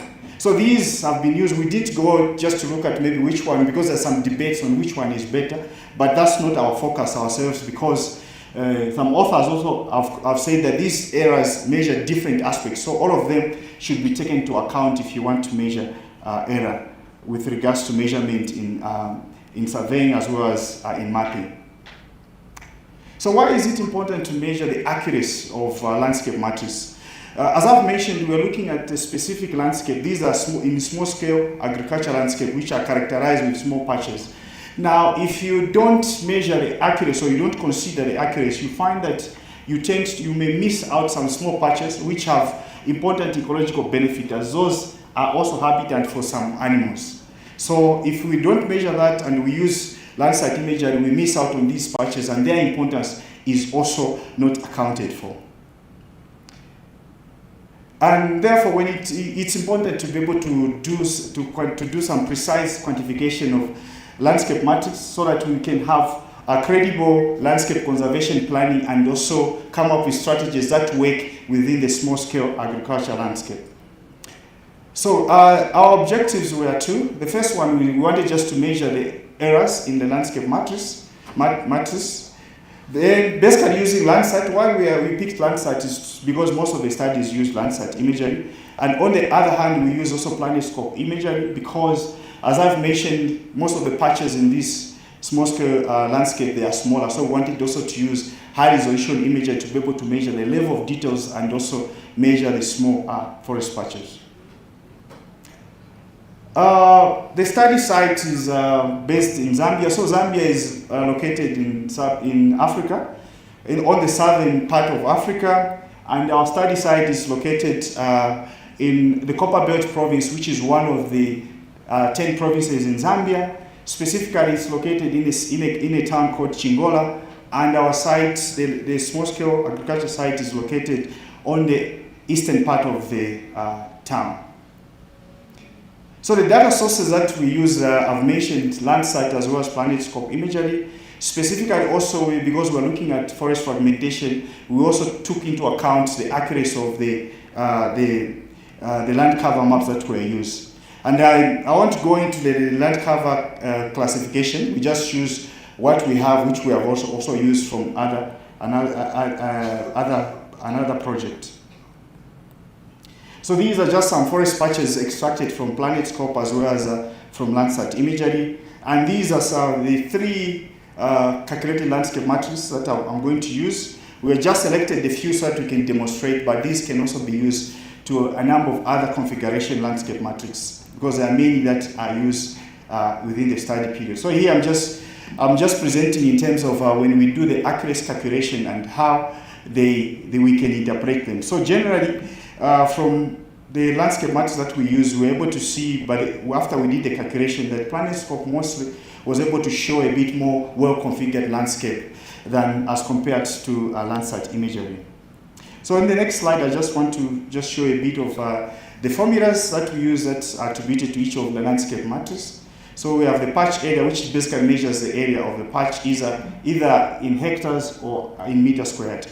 And also we have shape, which basically is a fraction of the perimeter to the area. And this measures the complexity of different patches. And also we have contiguous, which is also a ratio of the area as well as the patch area, and measures the connectiveness of the different patches, which is important in preserving landscape configuration, which is also important for in fragmented areas of maintaining some level of sustained biodiversity within those particular areas. So now the proposed process, actually, we use the two imagery. So we compared first the classified patches, landscape matrices that are calculated from the classified land covers. As on the other side, we also compared with the same patches, we also did the digitizing. So we used digitization was used as a reference or as a way to compare how the classified patches, the accuracy of the classified patches. Then from there, we also overlaid calculated landscape matrix using landscape matrix plugin in R software. So all the calculations were done in R. Then we overlaid the layers together. Then in ArcGIS, we were able to extract information of each landscape matrix value for each patch, both the classified as well as the digitized patches. Then lastly, we did some calculation in Excel. Sorry. Then, as I've mentioned, that we sort of customize the mean absolute error to be able to, for the CL basically represent the landscape matrix value that is coming from the classified forest patch, where the DL is represent to landscape matrix value that is coming from the digitized forest patch. So then later on, I'll just explain, we also added normalized mean error. The idea, absolute normalized mean error, the idea about this is that since the patches are forest patches of different sizes, so we wanted to be able to eliminate the influence of different sizes on our results. And this has been seen to be able to show so that the results can be more comparable. So now coming to calculating the accuracy. So we calculated accuracy at patch level. Then later on we summarized to be able to find the average using a confidence interval of 95% so that we can have an overall accuracy within our study area. So basically the formula, just quickly to explain, is that we calculate it as a percentage of the value of the classified landscape value over the digitized landscape matrix value.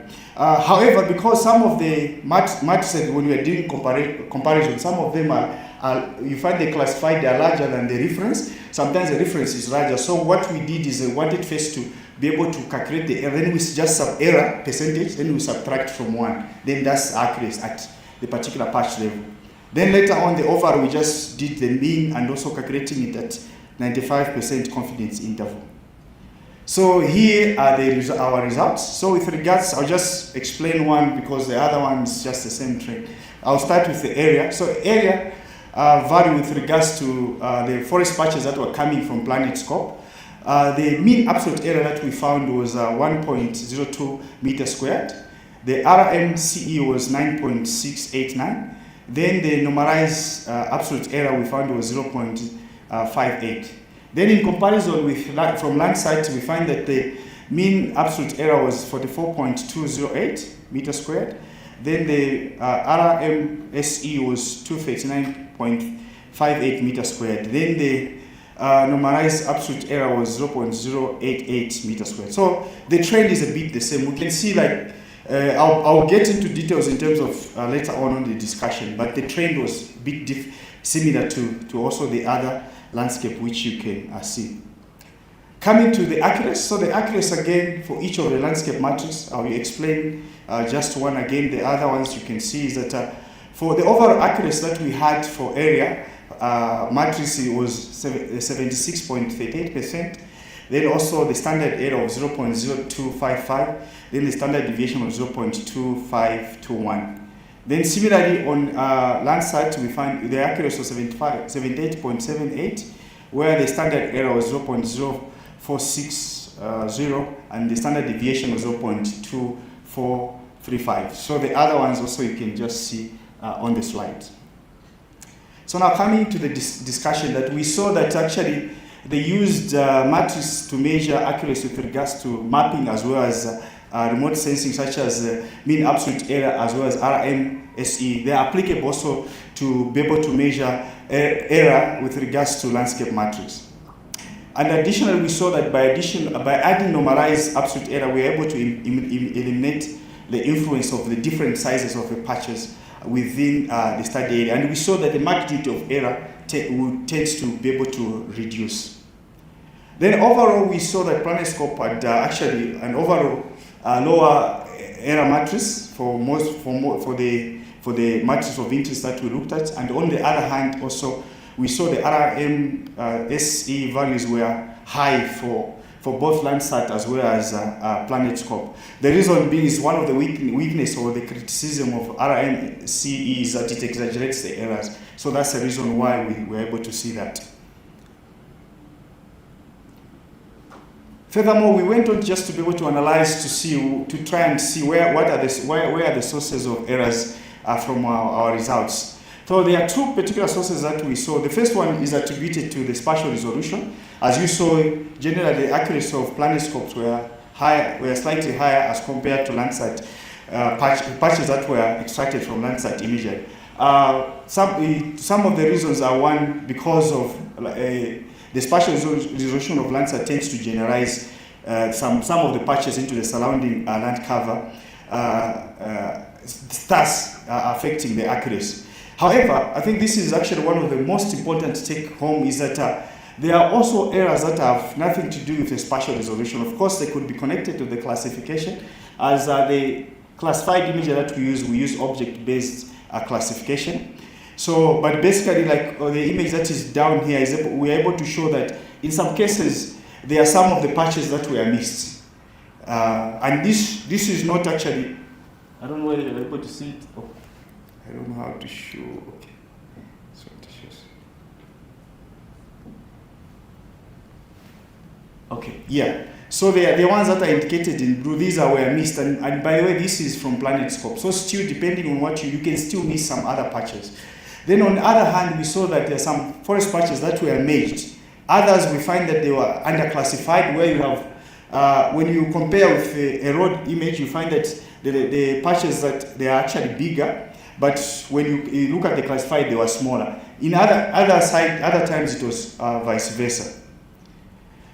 So now overall, we were able to see, especially when it comes to PlanetScope, that PlanetScope has advantages of being able to capture more detailed forest patches, and also especially the small forest patches that are missed by Landsat. With PlanetScope, those are captured, so that enhances accuracy of the landscape matrix that are calculated. Then overall, we saw that PlanetScope had lower landscape matrix errors as compared to Landsat imagery, and this due to the fact that I've already mentioned about this, and these results, did it? Oh, sorry, I think it didn't move, okay. Yes. Yeah, so furthermore, I think the other issue that we were able to consider, especially like I've mentioned, the errors that have nothing to do with the spatial resolution, is that when we calculate accuracy, we're able to detect errors, and it gives us an opportunity to fix them, so that before we use that result for analysis to determine the level of fragmentation, we would be able to remedy those particular errors. So that's one of the experience that we saw. When you calculate the accuracy, when you find that it's low, you may try and just fix it so that your results are more credible and usable. So this is very helpful. Then with regards to implication on people that conduct landscape fragmentation within sub-Saharan Africa, is that we have seen that the traditional way where they focus, they depend on the accuracy of the land cover maps that are used, is inadequate, because when you are analyzing fragmentation, there are different kinds of errors that you need to deal with. So that signifies also the importance that you need also to additionally calculate the accuracy of the landscape matrix, not just depend on the accuracy of the land cover maps. So future outlook is that we see that this method could also be tested apart from, because here we tested in small scale agriculture area, but they can be tested in other areas, because we know from our literature review that even in other landscape, they don't calculate the accuracy with regards to the errors as well as the accuracy of the landscape matrices that are used to measure the level of landscape fragmentation. And the other side, because we're dealing with a small area, we tried just to look at, we selected the patches that we wanted to use for this test. But however, I think we can make this process a bit more robust by including stratified method of selecting the patches that we are using to measure the accuracy as well as measure the errors within that. And also maybe explore other approaches, such as using coefficient of determination to be able to enhance the accuracy. So all in all, what in conclusion I can say is that we saw that it's important to measure the accuracy of landscape matrices, because they have different kinds of errors that need to be accounted for, and this approach that has been presented is one approach that can be used to be able to measure that, and in the end being able to fill that gap with regards to studies that conduct landscape fragmentation in sub-Saharan Africa. And it also gives us an opportunity to fix errors before we present the result. We use the results in decision making and also in conservation planning. So the more credible forest fragmentation, this approach facilitates for more credible forest fragmentation analysis, so that when we propose strategies, these strategies are applicable and are able to take into account this small forest fragmentation, which have importance with regards to biodiversity conservation, especially in fragmented landscape. So these thanks our the sponsors, DAD, HFT, as well as Utachi, the research chair where I'm coming from. Thank you for attention, and any questions? Thank you, Mr. Gilly. It was really great presentation, and the land fragmentation, I think, everywhere, especially in the developing world. And it is open for the questions.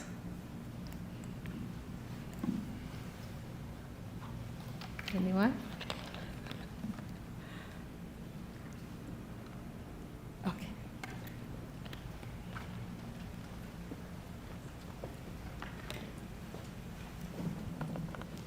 Hello, thank you for the presentation. I was wondering if you have compared a time series of planet imagery with your method and see how it has changed across time. Yes, thank you very much for that question. Actually, on another objective of this research, we did conduct the changes over time. And I think one thing that was very interested in conducting the changes is that, especially in small-scale agriculture areas, is that regardless of small-scale agriculture areas expanding and causing the level of fragmentation is still maintained in this landscape, which is quite a unique contribution because most fragmentation is seen to be negative, affecting landscape configuration. So it helped us to be able to identify specifically small forest patches which cannot be identified. But even when there's changes, you find that in these small areas, the landscape configuration is still to a very good degree maintained. Yeah, so that was very useful for us. Yeah. Any other questions? Okay, thank you very much, Mr. Giri, for your presentation. Please give him applause. Now we will move to the second presentation. It is from Angela Blanco-Vogt, and I hope I correct. And the title is Interpreting ENVI-MET Simulated Microclimate Data with Measured Observation in HFT Stuttgart. And I will give her a small introduction. Everybody knows her. Before 2010, she established her expertise in Colombia, working as a project manager and training leader for GIS consulting companies and as a project officer for the GIS project update of the maps of environmental hazards in Bogotá. And her academic foundation was formed at the Universidad Distrital in Bogotá, where she earned a degree in cadastral engineering and geodesy and a specialization in geographic information systems in 2002.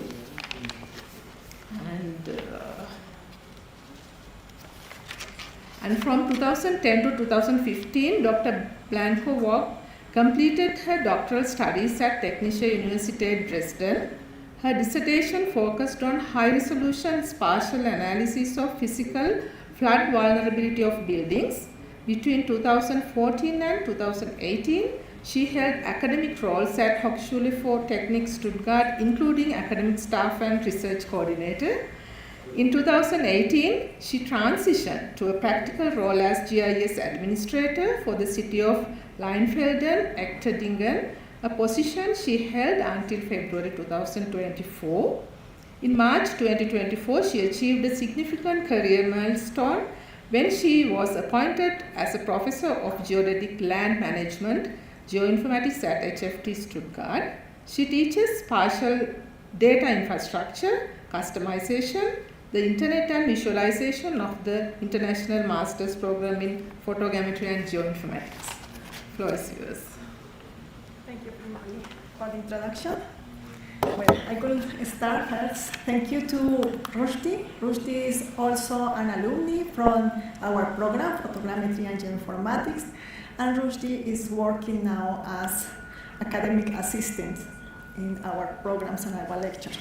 So I'm going to present his presentation for his master thesis, and he tested the model of ENVI-MET. Well, so here is the content, so introduction, objectives, study area, methodology, analysis and results, conclusions and limitations, and the references. So I think you have heard about the urban heat island profile. You know that in the urban areas, the temperature is increasing in these regions. So this is like an island of higher temperature. And there are many different reasons. We can see here the differences between the rural areas or with more vegetations. Now the vegetation here absorb and trap less heat and more cooling from evaporation. Fewer anthropogenic heat sources. Higher albedo, more heat reflected, less heat absorbed. And now we can see here in Bogotá, we can see this example of another part of another city, that the temperature is increasing because of these factors.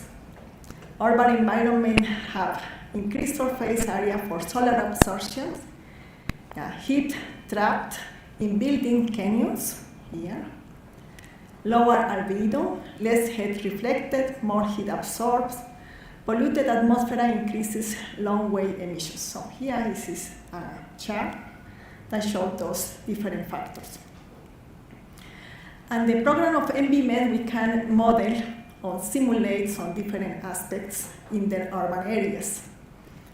MBMed is a German product and also is very applied for urban planning.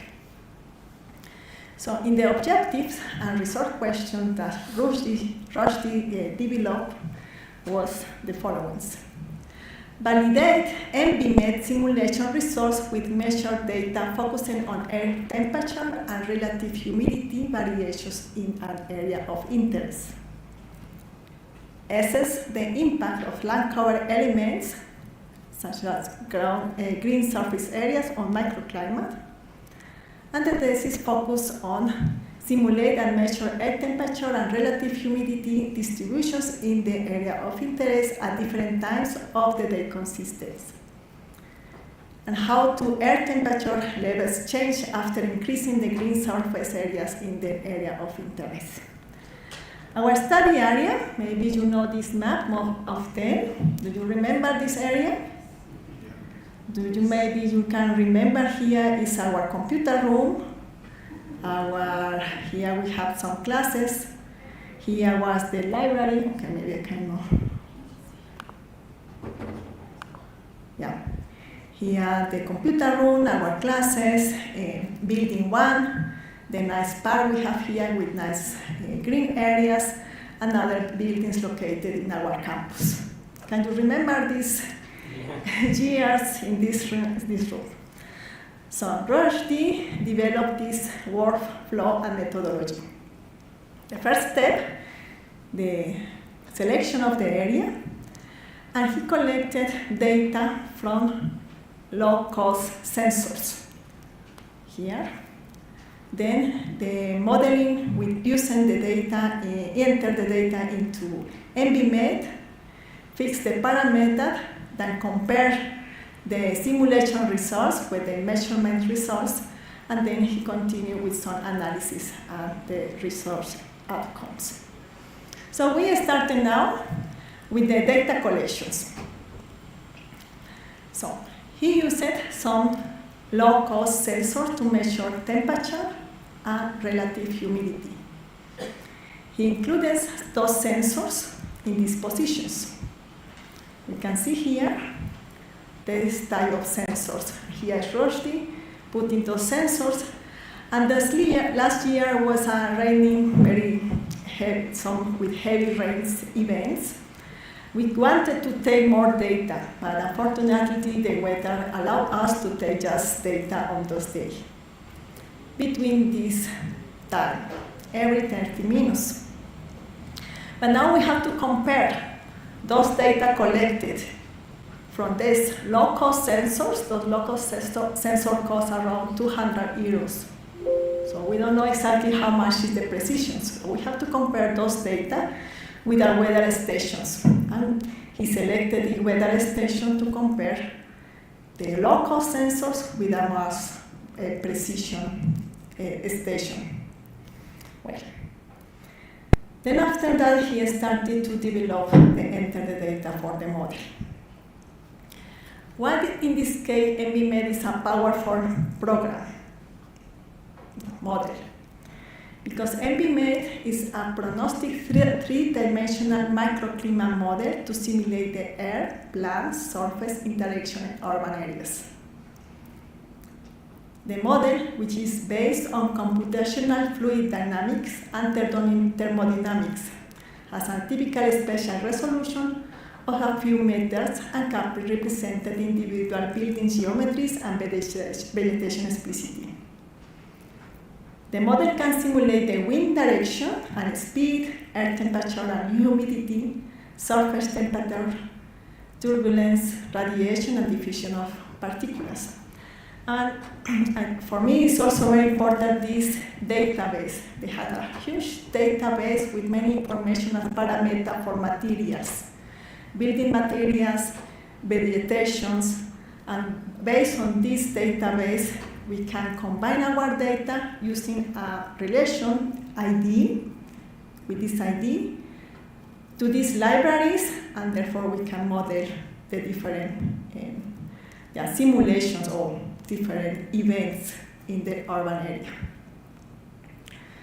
So MBMed has different models, different modules to simulate, to process, to visualize.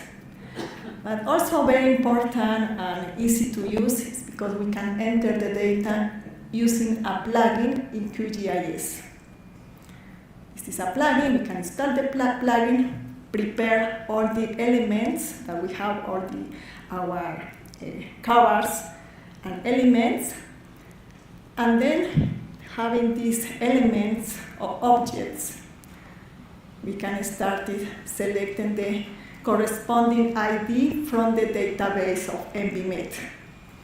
The first step is define the area of interest. Here this polygon, red polygon.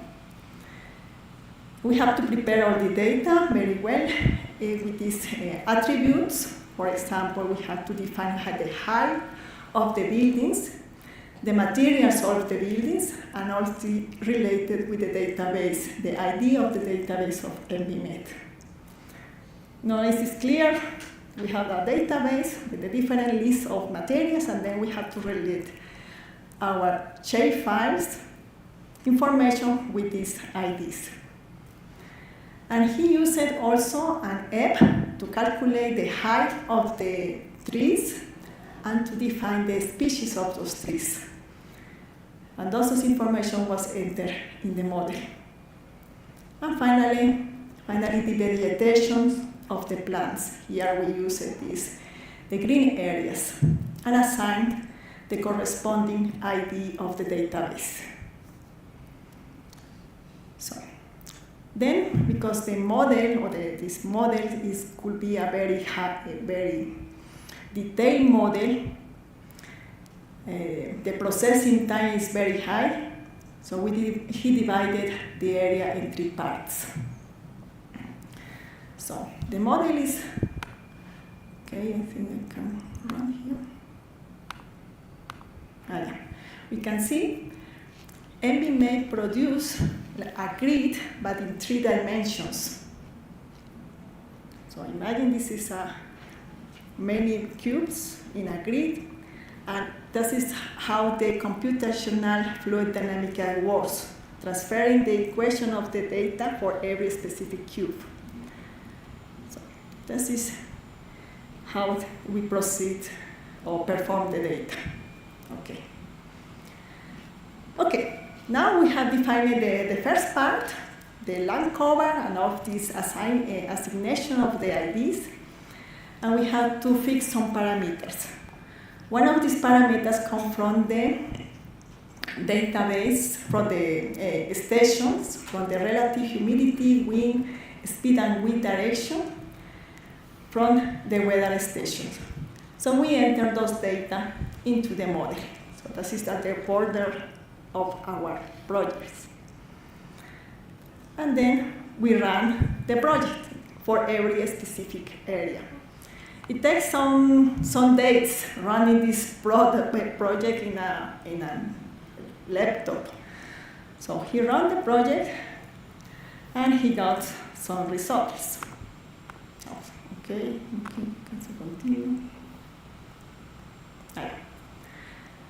Now the good thing, we can download those data for the different layers, for the different heights, into QGIS and also into ArcGIS.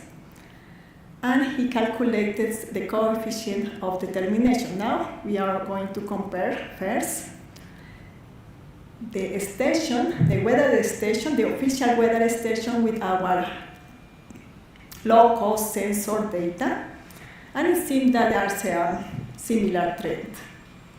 Air temperature and the relative humidity. So I think we can use our low-cost sensor for our simulations, or to compare to the simulations. Now we got some results of the simulations. This is the building 5, located in our campus, with these values of temperature and relative humidity. So I can show you some examples here. The results, the temperature, you can see the range of the values. So the blue colors are low temperature, 23 degrees, and the brown colors is 31 degrees. So you can see around the buildings we have different values of temperature. Here also. And now we compare the measured values for the low-cost sensor with the simulated. And we can see there are some similarities. So in this case, we can say that the MBMed program we can use for a specific area, in this case in Stuttgart. Maybe we can try to use in another part of the world, maybe we can get different results. So here we can compare this 0.2, and there are here the values. 0.3, 0.4, and 0.5. So there are some similarities. So, but Rushdie wanted to compare exactly what is the correlation between the simulated values of temperature and the measured values. That's he calculates these coefficients of determinations. So here we have a coefficient of determination of 0.76 in temperature, and in humidity, relative humidity, and be more higher. So I think we can compare here. There are some for every station, those coefficients. Okay, but now we decided what happens if we change some land cover. And if you remember, maybe between the building 5, Baufuf, here is this space to parking space. You remember? Who remember this area here? And this area looks not very nice. It's very gray. So in our simulation, we decided to change to green areas, to put here some green areas. And also we did some scenario. We changed this gray area to more green area, and also in front of building 8. This is a new building. Maybe some of you don't remember this building because it's constructed in the last maybe 10 years, 8 years. We changed the land cover here with green areas. And we compared some values of temperature. And he found that if we check here with some green areas, we can have a reduction, in this case for this pixel, a reduction of minus 0.84 degrees. Okay, you can think, okay, that is not too much, but if we have more measurement that's in this direction with more green areas around the building, or with green roof, we can get a reduction of the temperature. So here we can see another example of the reduction of the temperature, minus 0.7, minus 0.8. So that helps us. Here we can see another examples. So in this case, our conclusions are, we validated the MBMed model with measured data for the AGSE Stuttgart, and then with green surface reduction for this block, we have some points of this reduction, some degrees of the reduction. There is also a strong correlation between measured and simulated data. Green surface effectively mitigate the urban heat island effect, and finally support the integration of vegetation into urban planning for sustainable cities. Yeah. Of course, we have a lot of work to do because we take some data for just 4 days, but we can increase the amount of data collected from the low-cost sensors. We can conduct more simulations in different periods of time. And our aim, I hope, that we can make Stuttgart greener with less parking places. So, and this is also an option, a new field that we can work also as in the geoinformatics, in the urban planning. And here you have a list of tasks, what are the limitations. Here's some list of the references. So, thank you very much. Thank you, Professor Angela, for your important, I think that is another great application in geoinformatics, the microclimate. And do you have any questions from her?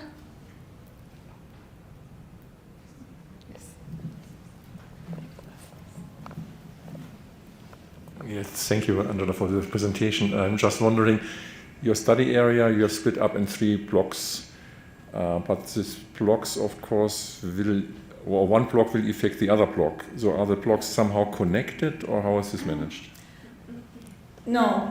This is also that we have to improve the connection. We have to work with one more, maybe with another computer, because we didn't connect the 3 blocks we have to run. This was because the performance of the computer was not so efficient. Thank you, Professor, for your presentation. I would like to know, you keep the sensor at the height of 1.75 meters. The grid? Yes.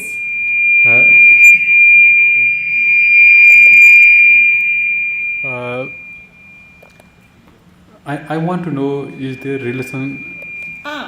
relationship between height of the sensors and Yeah, it was decided because the performance of the computations, that was the minimum that we decided to use this 1.5 meters for the size of the grid.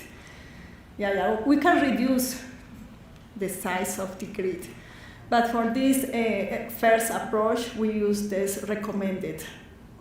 Mm-hmm.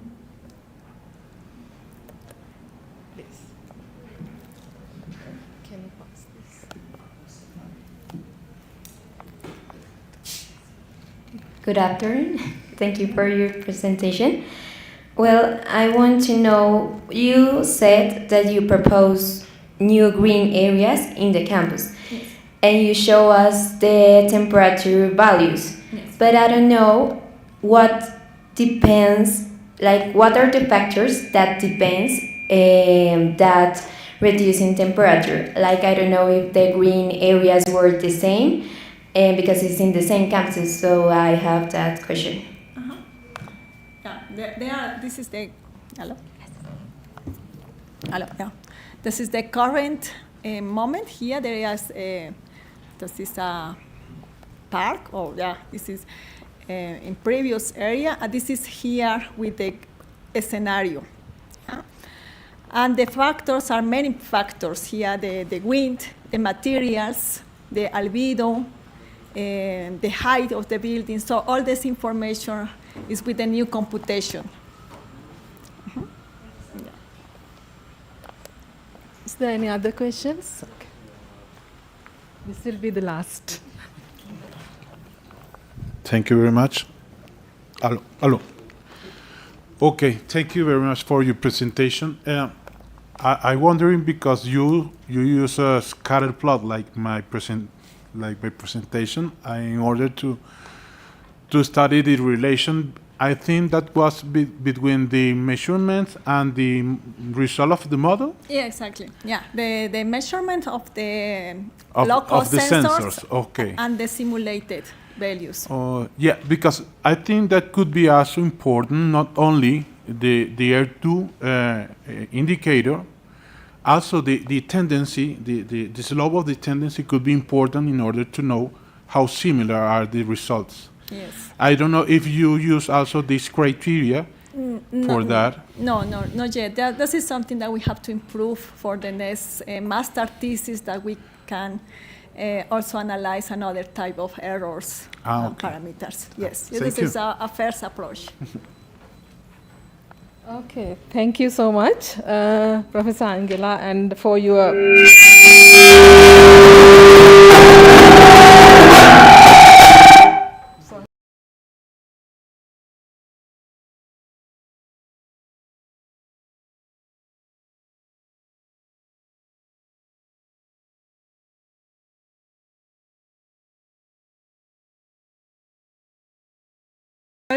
presentation.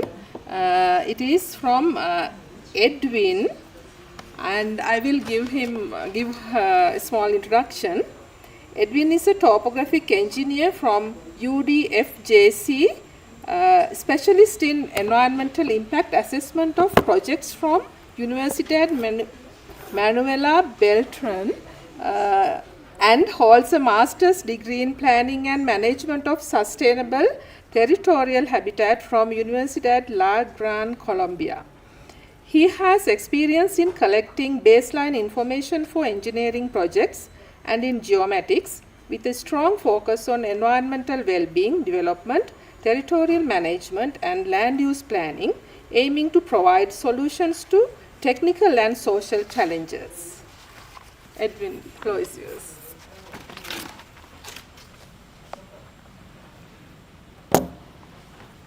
Hello.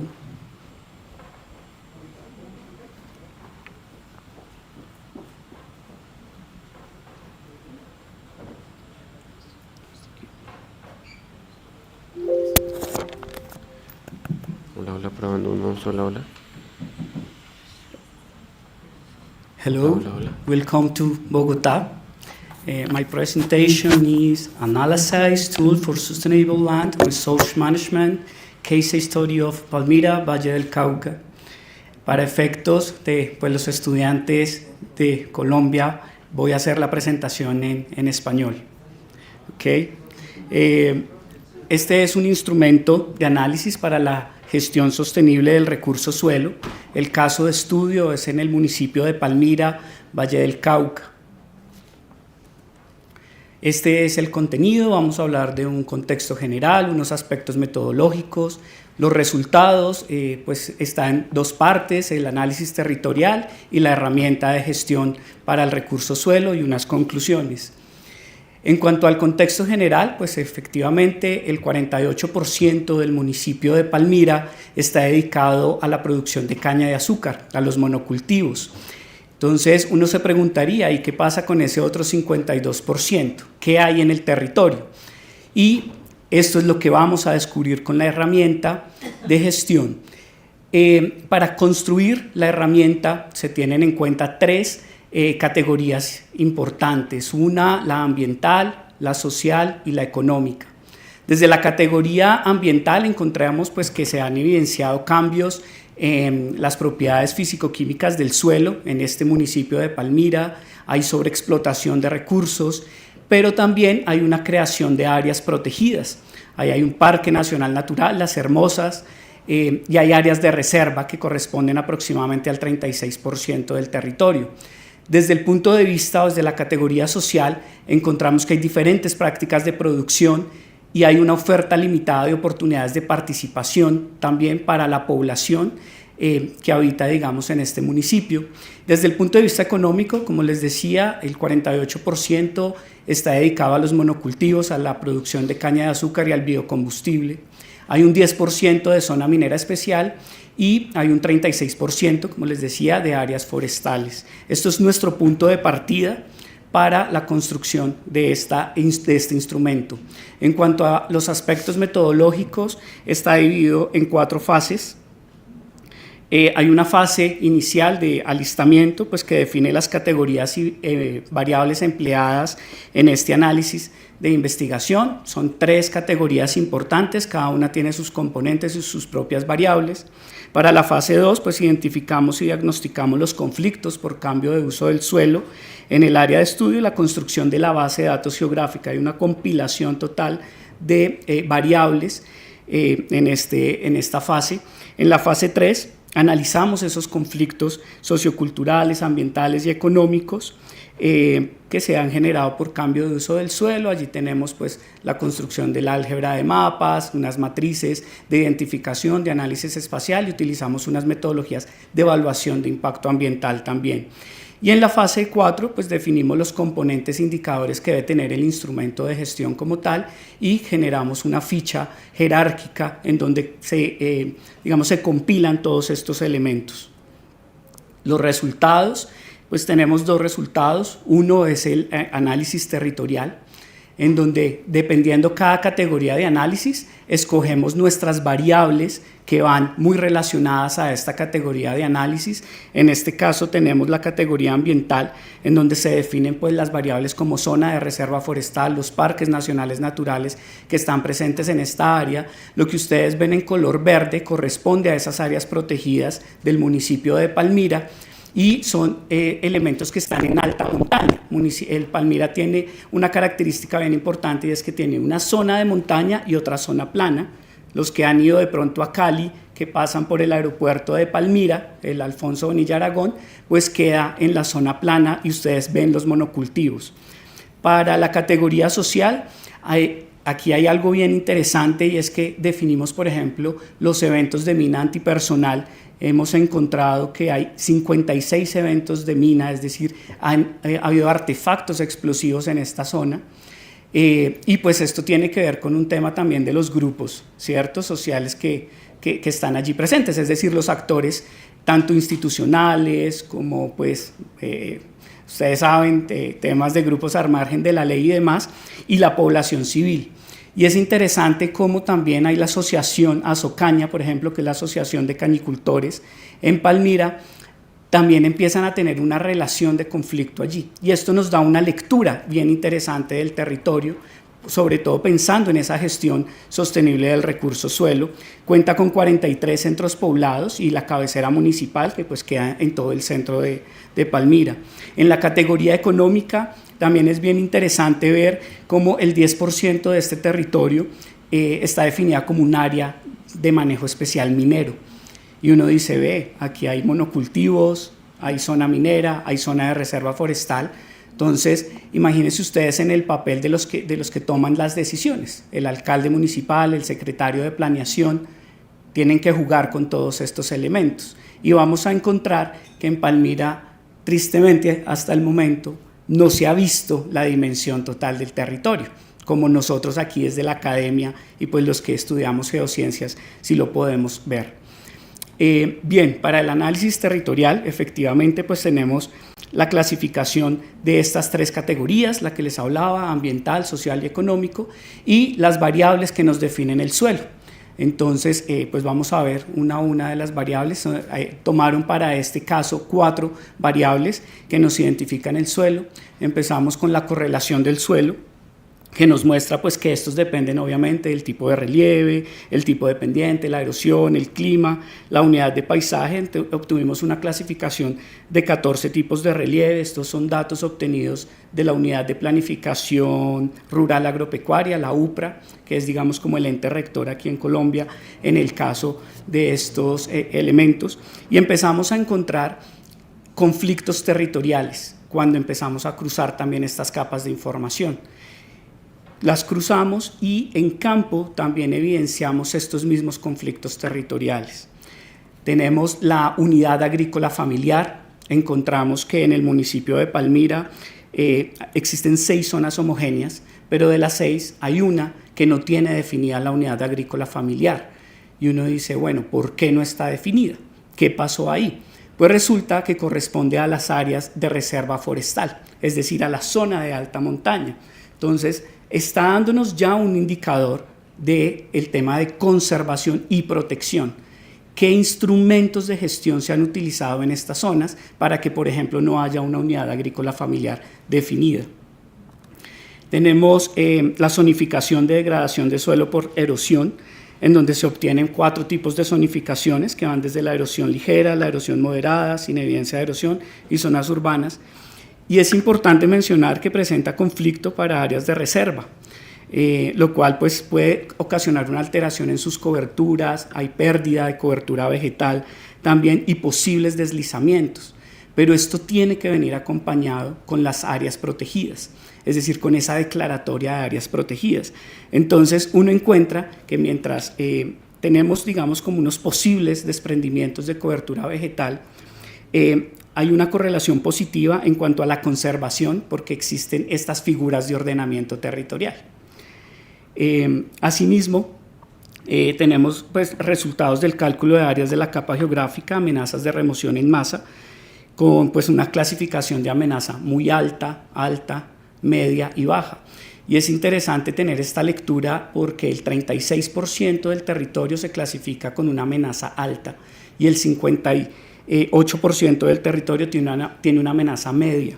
Esto nos habla de que efectivamente hay un conflicto territorial en la zona, que puede, digamos que estas amenazas de remoción en masa son amenazas para la población civil también, ¿cierto? Para los monocultivos, para el área de exploración minera. Entonces, es una lectura que estamos dando, digamos, al territorio, lo que indica pues, que se debe fortalecer la conservación en estas zonas ambientales. Para la determinación de puntos críticos se tienen dos puntos de partida. Uno es la utilización de la metodología del profesor Vicente Conesa de evaluación e identificación de impactos ambientales. Sí es, digamos, importante mencionar que en Colombia estas metodologías se utilizan para proyectos de gran impacto, pero aquí desde la academia nos permitimos utilizarla para poder identificar los impactos que generan los monocultivos y como resultado tenemos esos puntos críticos y esa evaluación de impactos ambientales que se ven reflejados donde en lo geográfico, es decir, con una ubicación geográfica específica donde ocurren estos impactos ambientales. Es decir, que ya no es solo el tipo cualitativo, sino el tipo cuantitativo también.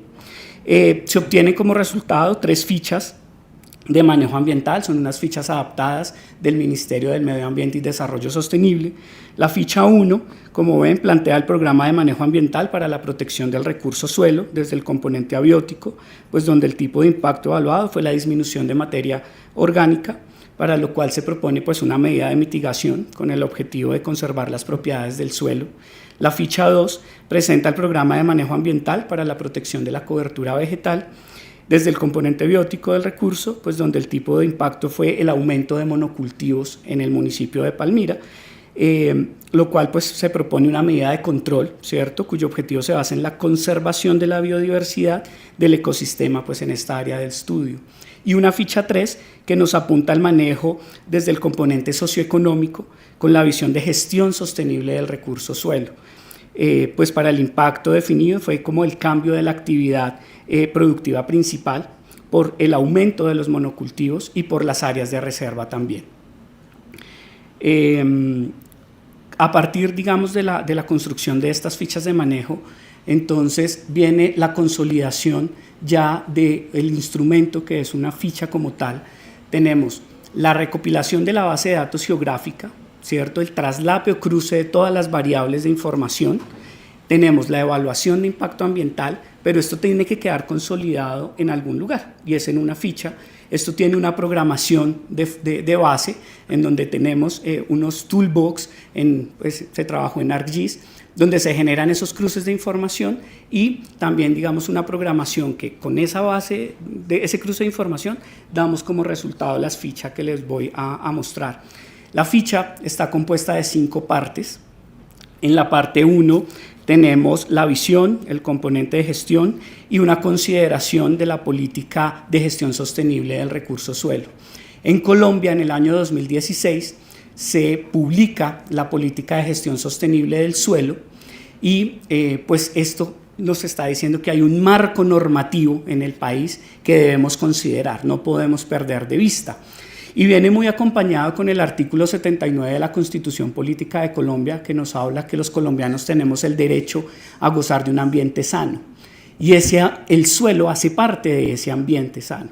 Entonces la política está muy orientada a desarrollar este artículo que por fin, pues después de casi 25 años, se reglamenta en el país y tenemos que tener en cuenta ese marco normativo.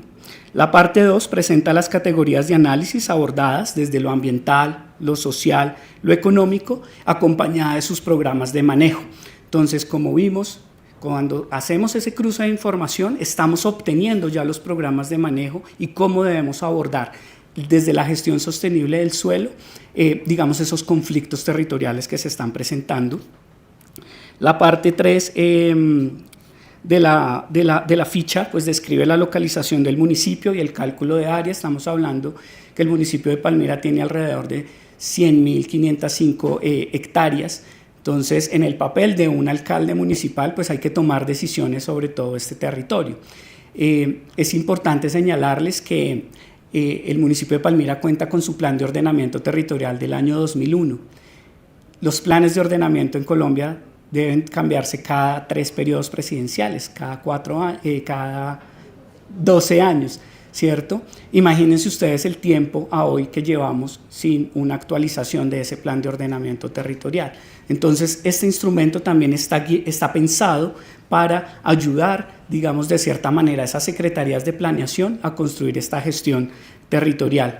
La parte 4 de la ficha habla sobre las líneas estratégicas y esto es, digamos, un instrumento novedoso que pues, se genera justamente aquí en esta investigación, donde pues, tenemos 4 líneas estratégicas específicas y ustedes ven, digamos, el dibujo donde nos habla de la relación estratégica. Esa relación estratégica que tiene en cuenta los actores institucionales, que son los que toman las decisiones en el país. Tenemos al Ministerio de Medio Ambiente, la Gobernación del Valle del Cauca, la Corporación Autónoma Regional, la Alcaldía y las Secretarías de Planeación y Ordenamiento Territorial, ¿cierto? Ellos son los encargados de tomar las decisiones, digamos, en el territorio. Tenemos las 3 categorías de análisis, lo ambiental, lo social y lo económico, y las variables internas, y hay una lectura de esa relación estratégica. Y en la parte 5 de la ficha tenemos la distribución espacial propuesta de estas, digamos, 4 líneas estratégicas encontradas en el municipio. Aquí ampliamos un poco, digamos, el resultado de esto. Digamos que a partir del mapa, la construcción de la base de datos geográfica, se da una nueva lectura espacial del municipio, obteniendo 4 puntos importantes. El punto 1 nos habla sobre la conservación y protección de los recursos en alta montaña, correspondientes al 35.5%, para generar programas de protección, pues sumados a los que ya existen en este municipio. 2, la ampliación de la oferta a nuevos sectores productivos por medio de valoración económica ambiental, con un área estimada del 15.7% del municipio. El punto 3, con la redefinición de la zona minera especial, con un área aproximadamente de 8%, pues que es compatible con la valoración económica ambiental por tratarse de un sector de explotación de recursos y requerirá pues medidas de control, mitigación y redefinición de zonas de compensación. El punto 2 y 3 es algo, digamos, novedoso que surge a través de este instrumento, que no se tiene en cuenta en este momento. Uno hace una revisión de la bibliografía y de los tomadores de decisiones y de los planes de ordenamiento territorial y no encontramos que haya una valoración económica ambiental. Y recuerden pues que el país está entrando en este tema de los bonos de carbono, del tema de la protección. Entonces está apuntado muy a las políticas públicas, no solo pues del actual gobierno, sino de los objetivos de desarrollo sostenible también, que se han venido trazando una meta. El punto 4 nos habla sobre la generación de programas de buenas prácticas de producción para la protección del recurso suelo y cobertura vegetal. Como estamos hablando de un 48% dedicado a los monocultivos, pues ¿qué tenemos que hacer? Unas buenas prácticas de producción. Aquí ya tenemos que hablar sí o sí de producción sostenible. Como conclusiones, digamos, a este proyecto de investigación, se pudo establecer la relación entre estos conflictos a través del cruce de información geográfica y su correspondiente álgebra de mapas. Se obtuvieron salidas gráficas comparativas que contienen pues, el cálculo de áreas, porcentajes de afectación de conflictos territoriales. Por medio de la determinación de puntos críticos se establecieron los impactos y conflictos más relevantes que tiene el municipio de Palmira con el componente del recurso suelo, evidenciando pues, una alta sobreexplotación de los monocultivos. por lo que se requiere pues, de nuevas áreas para su protección y conservación, otras para producción agrícola de manera sostenible, pues como lo plantea la política de gestión del suelo. Recuerden que estamos amarrados a esa política nacional del año 2016. Este instrumento, digamos que se desarrolla también y hace una comparación con instrumentos que ya están establecidos a nivel regional, a nivel, digamos, de continente, pues la CEPAL tiene el instrumento económico para la gestión ambiental, pues es una guía que busca apoyar a los países en la identificación y caracterización de instrumentos económicos, y este instrumento pues está orientado a la generación de políticas públicas. Tenemos la metodología general para presentación de estudios ambientales del Ministerio de Medio Ambiente, la cual corresponde pues a un conjunto de instrucciones para cualquier tipo de obra, actividad que requieran licenciamiento ambiental. Para la producción de monocultivos en el país y de caña de azúcar no se requiere licencia ambiental. Sin embargo, aquí, para efectos del proyecto, tomamos como base esta metodología y empezamos a evaluar esos impactos ambientales, identificando los conflictos territoriales para buscar una solución o una posible solución para reducir los conflictos. Y pues en esta misma línea se encuentra que el Departamento Nacional de Planeación cuenta con el instrumento para la gestión pública territorial por resultados, en donde pues hacen programas de intervención y seguimiento a nivel territorial, y pues está la ficha o este instrumento elaborado, pues que en sí mismo considera las tres variables de análisis, lo social, lo ambiental, lo económico, desde una mirada pues transversal del recurso suelo para su gestión sostenible, fomentando pues la visión integral también de este recurso. Efectivamente, pues establecieron las características que debe tener el instrumento de análisis para la gestión sostenible del recurso suelo a través, digamos, de la definición de esas 4 líneas estratégicas, de esa nueva lectura del territorio, pues que nos da esta distribución espacial. La ficha pues cuenta con una visión integral de gestión, tiene unas categorías de análisis, tiene una ubicación geográfica definida, identifica las líneas estratégicas y le da una distribución a las mismas, y tiene pues una escala cartográfica de aplicación. Muchas gracias.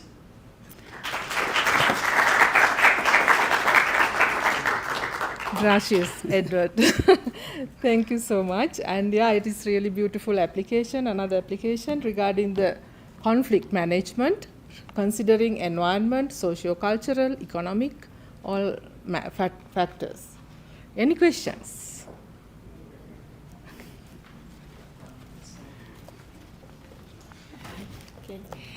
Is this methodology implemented in another municipality or just in this Palmira municipality? Ok. ¿Me ayudas de pronto a traducir? Para el caso de la aplicación, como caso de estudio, se utilizó el municipio de Palmira, pero este instrumento ya se ha replicado o se ha aplicado en otros contextos. Uno ha sido que la alcaldía de Palmira tiene ya acceso a los resultados de esta investigación. 2, esta ficha se ha aplicado en zonas, pues el decreto 632 nos habla de poner en funcionamiento áreas no municipalizadas en el país, que hay 18 en el país, y hemos trabajado desde la Agencia Nacional de Tierras con la implementación de la ficha. Okay. So the answer is yes. This strategy has been implemented in another municipalities. Palmira, there was the first place, like a pilot project. And then according to another aspects, have been considered to implement this methodology in other municipalities. Thank you.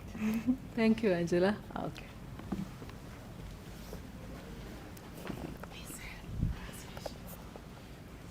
Edwin, thank you.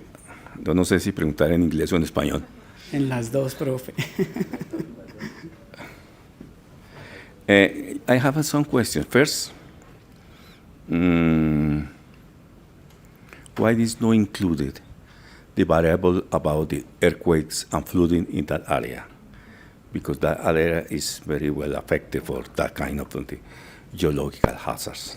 The first question. The second question is most of the plantations there, for example, sugarcane, in some cases are owned by private people. They lease the piece of land to the big companies for only 10 years in some cases.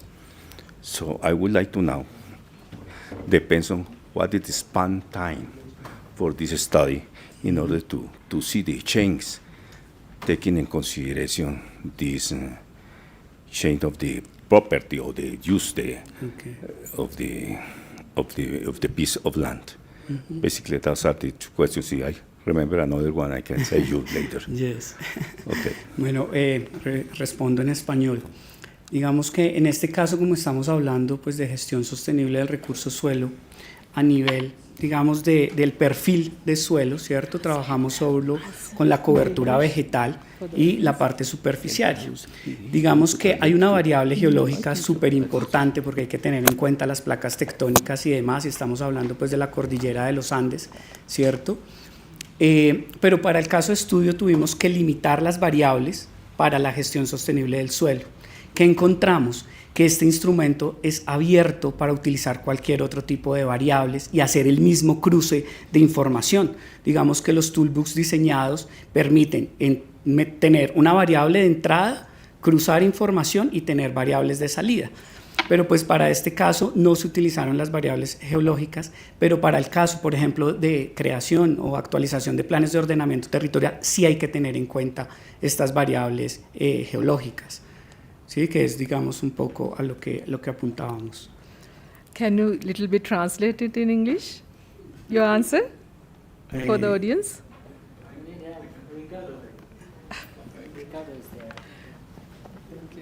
Summarizing a little bit the answer, the variables has been hasn't been used all, some of them only. However, the geological variables are very important and they should be included in a bigger assessment of any municipality or basically is that the answer. Thank you. Sí, para la segunda pregunta, digamos, estos datos, ¿cierto? Para la construcción de esta ficha se tomaron datos del año 2023 y todos los históricos que hay. Entonces, hay variables que se pueden tomar, digamos, al año, anuales, porque está en el portal de datos abiertos del país, pero por ejemplo hay otras variables históricas como el evento de las minas antipersonales, que la primera data del año 98-99 y el último registro del año 2011. Entonces, ahí hay que normalizar y estandarizar las variables para hacer el cruce de información geográfica, y esto, digamos, también viene debajo de toda la herramienta. Entonces, en el código fuente efectivamente se encuentra la normalización de todas las variables, pero como es información oficial que utilizamos en datos abiertos de Colombia a partir del 2020, tenemos una política de datos abiertos en el país. Entonces toda esta información geográfica se puede encontrar en mapas de Colombia, en datos abiertos del país y en la infraestructura colombiana de datos espaciales. Okay, basically que cuentan con su metadato. What he has said is there are historical variables that that can be included. However, there are specific events like disasters that needs to be normalized in order to be included in the analysis and included in the database for bigger assessments. Thanks. Thank you. Thank you so much for Edward for your nice presentation.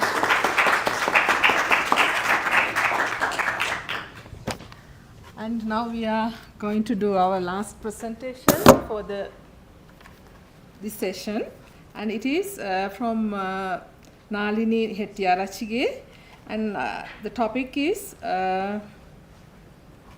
monitoring urban space dynamics and heat stress. And about a small description, Dr. H.A. Nalini obtained, the title is okay, yeah? And Nalini obtained her MSc in photogrammetry and geoinformatics from the Applied University of Stuttgart, Germany in 2007, and later completed her PhD in photogrammetry at TU Dresden, Germany in 2014. Her primary research interests lie in photogrammetry with a particular focus on LiDAR and UAV applications. She is currently serving as a senior lecturer at Sabaragama University of Sri Lanka. Please.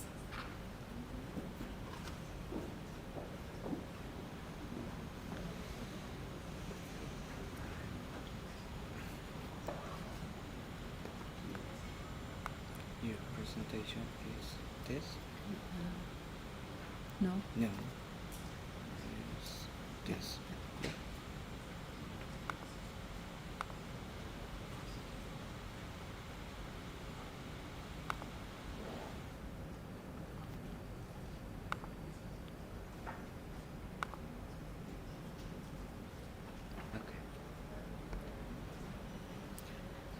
Okay, thank you, Primali, for the introduction, and good afternoon, all of you.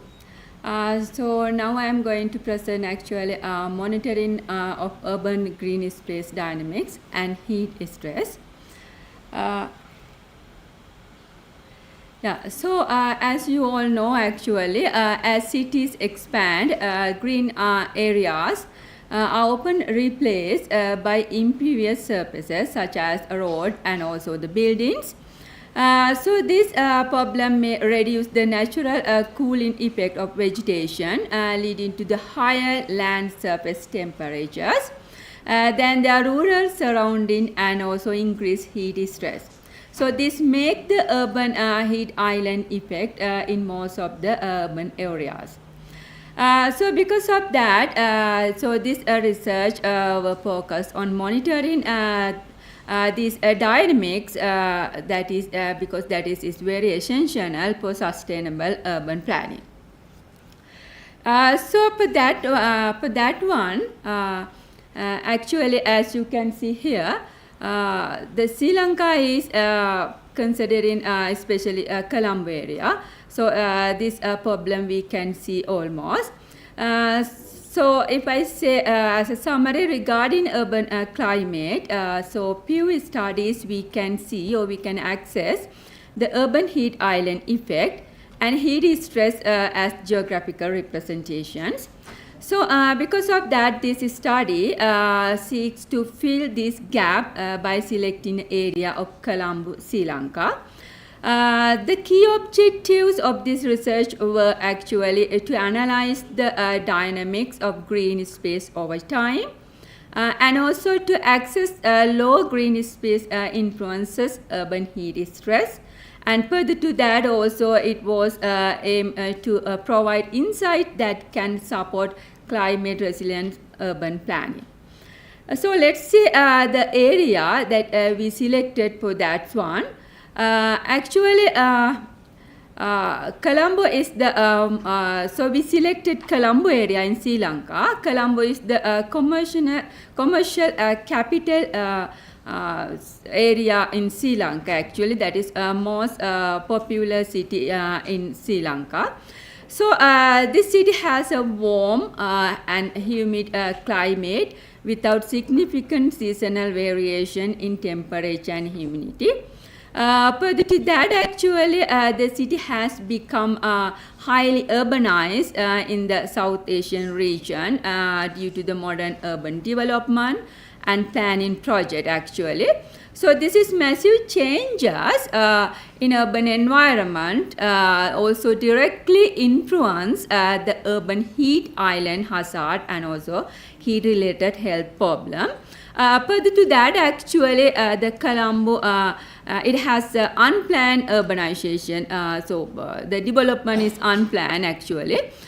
So because of that, mostly some of the development, building especially, they use some heat absorb material. For example, the large roof footprint areas is based on the concrete or asbestos.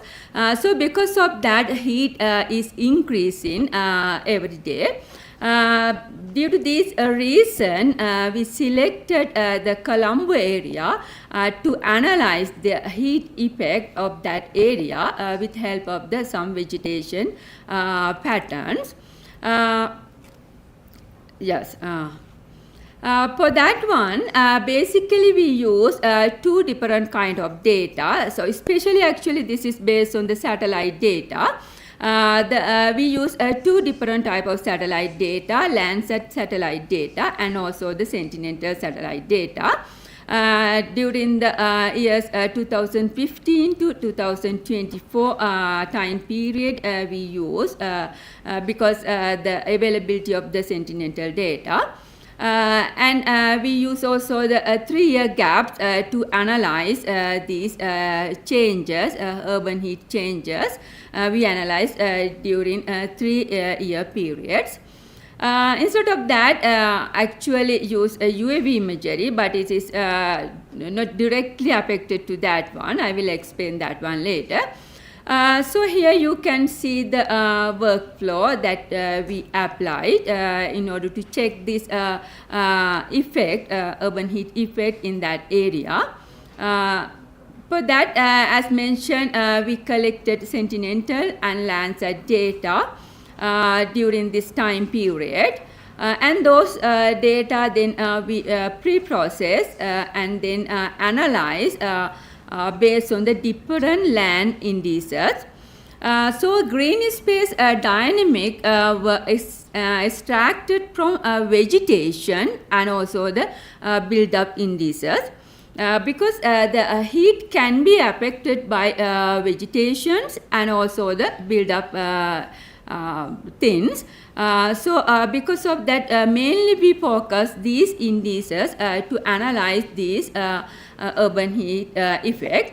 So urban heat stress also is derived from surface temperature based indicators.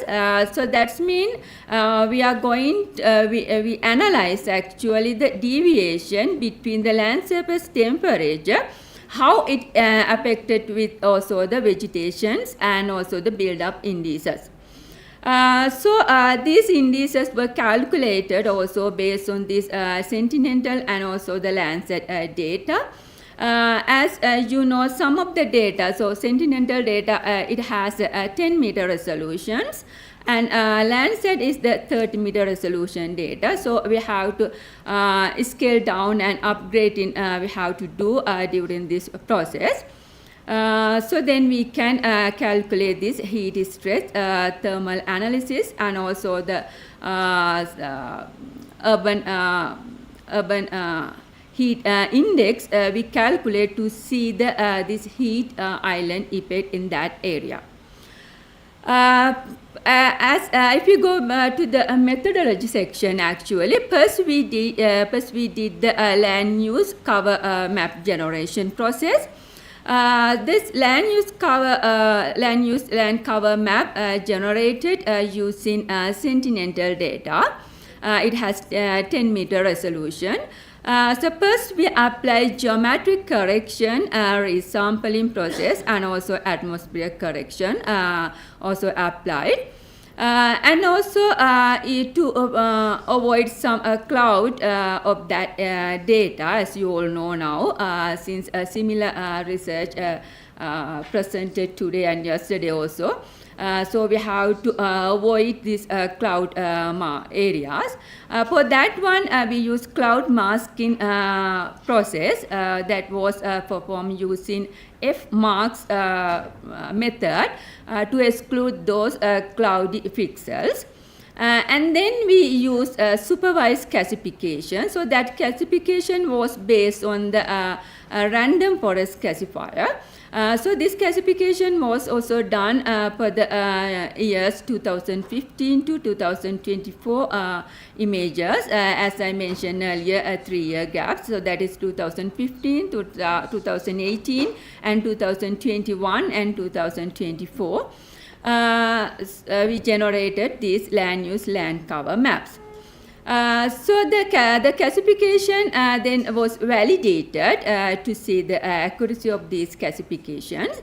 This was done based on the independent set of reference points. So we selected some independent point around the area and then check the accuracy. So accuracy assessment was performed then using this confusion matrix and kappa coefficient in order to get the analyze the accuracy of the derived land use land cover maps. So then after that, after generated these land use land cover maps, so we then check the chain detection between these years.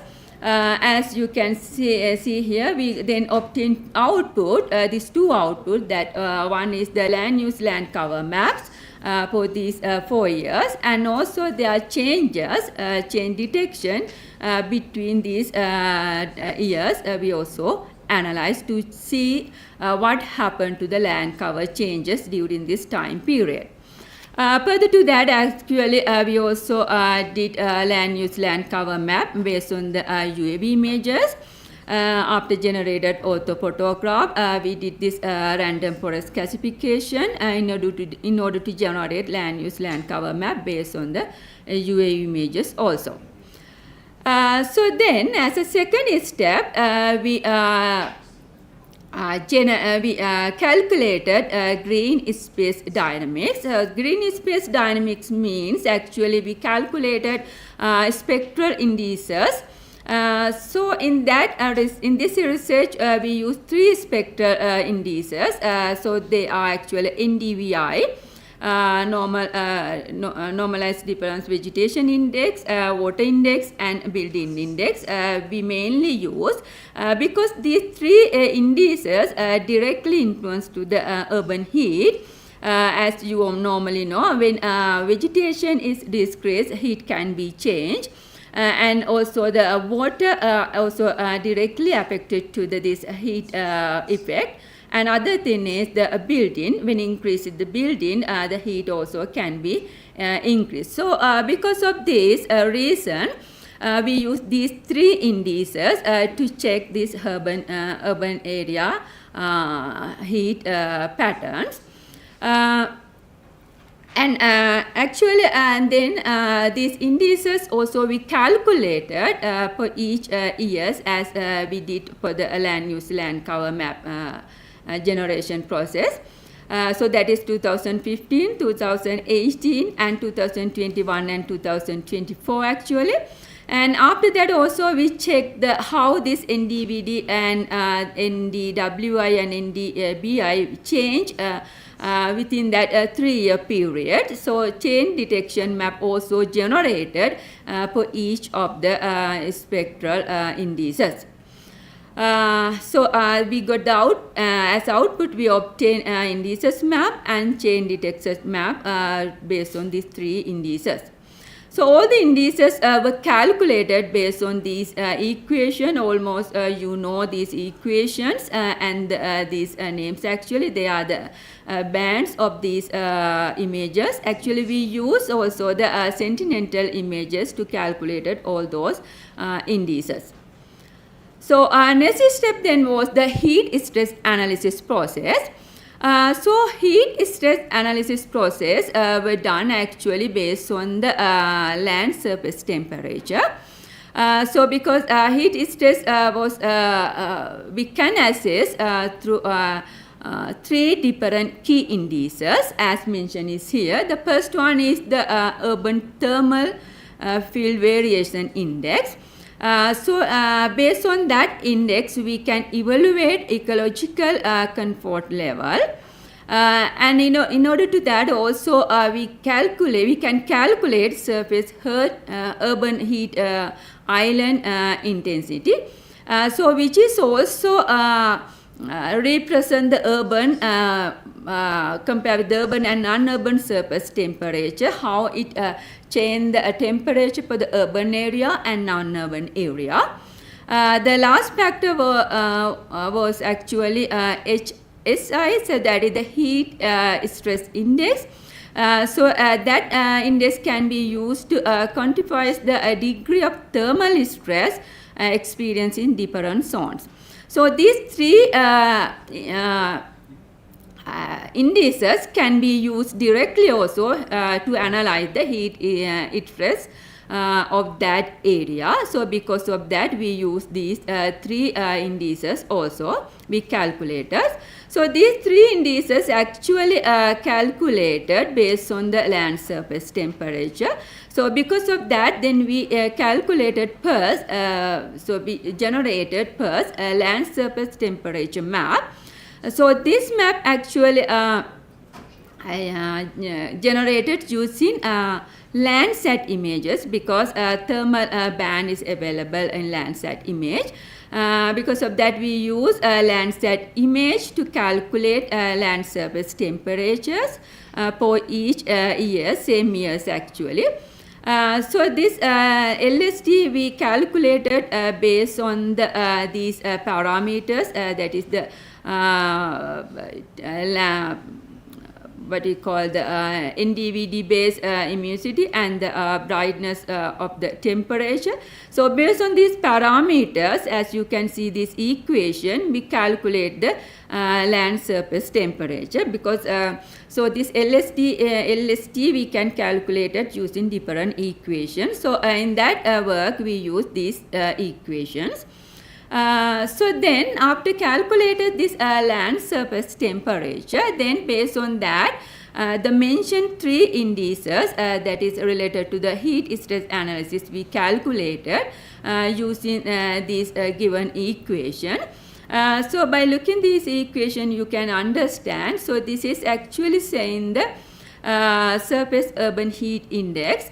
So that is actually how heat can be affected for the urban areas and non-urban areas.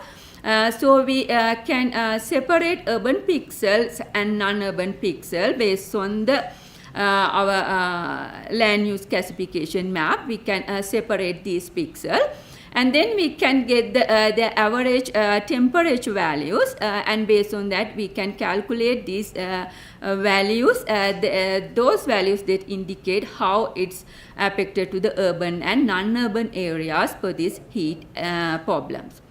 And then we calculate this these 2 factors that I explained here, the surface heat index and the heat stress index, and also the thermal field variation index we calculated based on these 2 equations, and these 2 equations also directly based on the land surface temperature. Yeah, so then after we calculated this one, we checked how they influence to the urban heat in that area, how it affected to the heat problem, these factors. So let's see the result of this one then. So here you can see the land use land cover map generated for each year. So by looking this one, you can see this land cover has been changes within this period a little bit. This map were analyzed, or accuracy assessment was done for these classifications. So accuracy indicates that around 93 accuracy. So that's meaning the accuracy is in we achieved required accuracy for these things. And kappa coefficient also describe the accuracy level. So this is actually represent the chain detection, as I mentioned you earlier. We also did the chain detection. So we can see the changes between each what we call the land use land labels.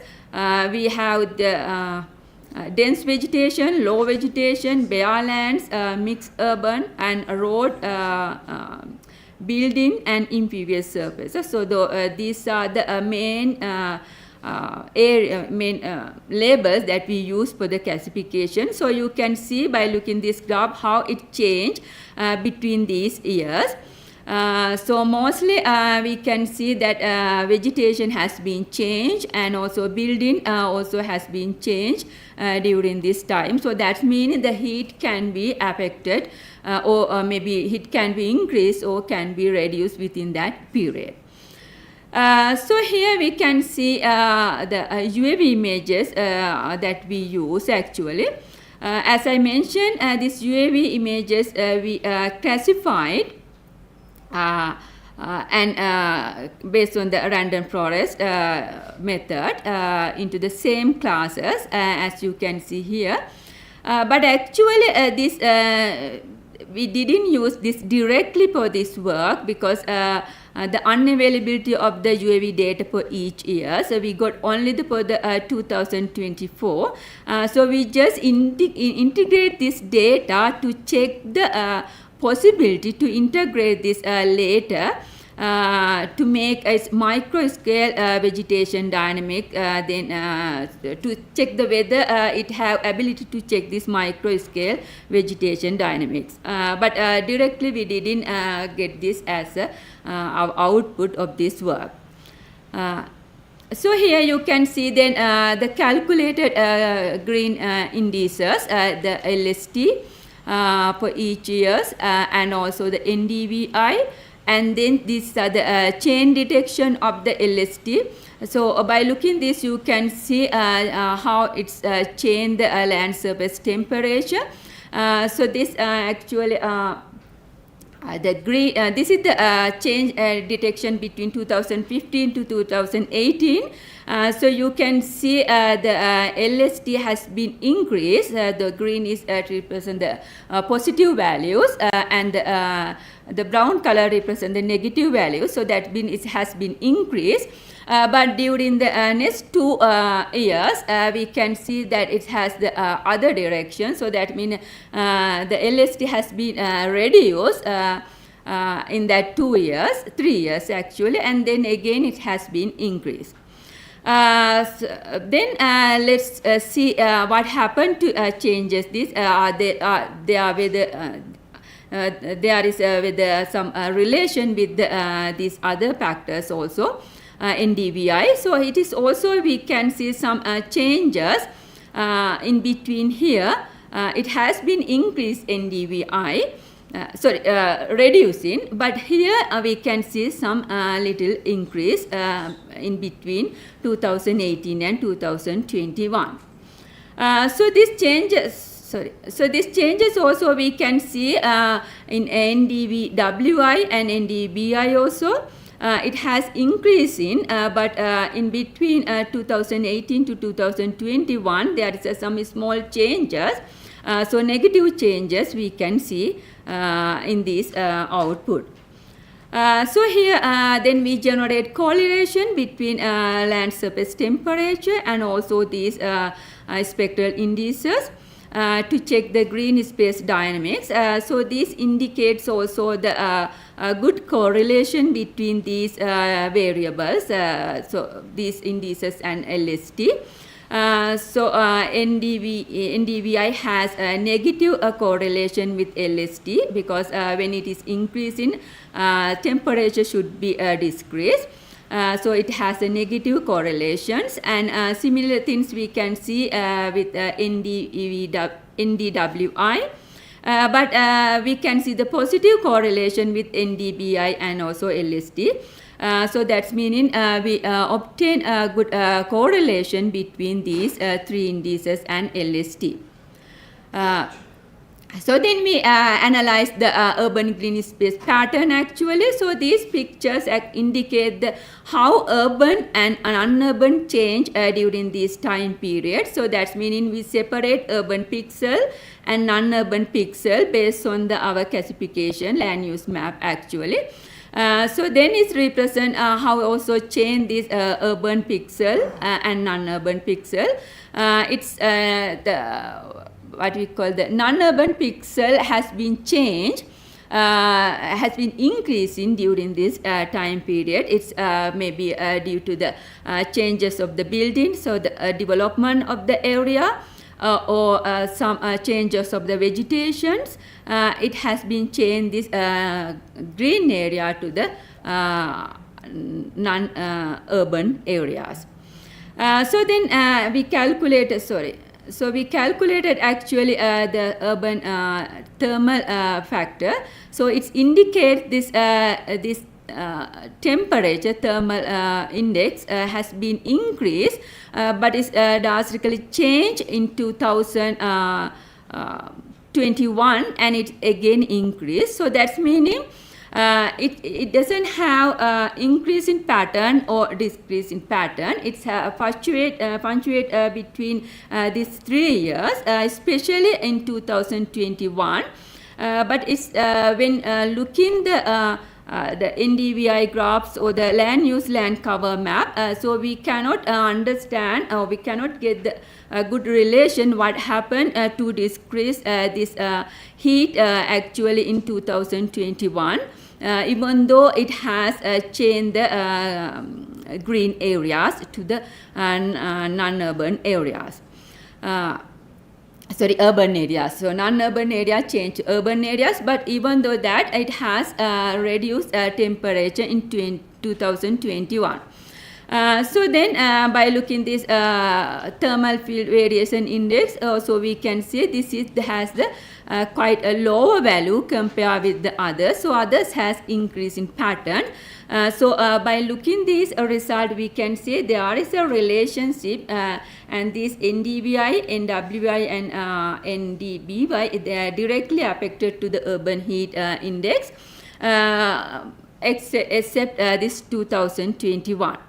So then we analyze heat stress index. So it indicates some hot spot areas. So those areas also has been increased during this time period, except that 2021 years only.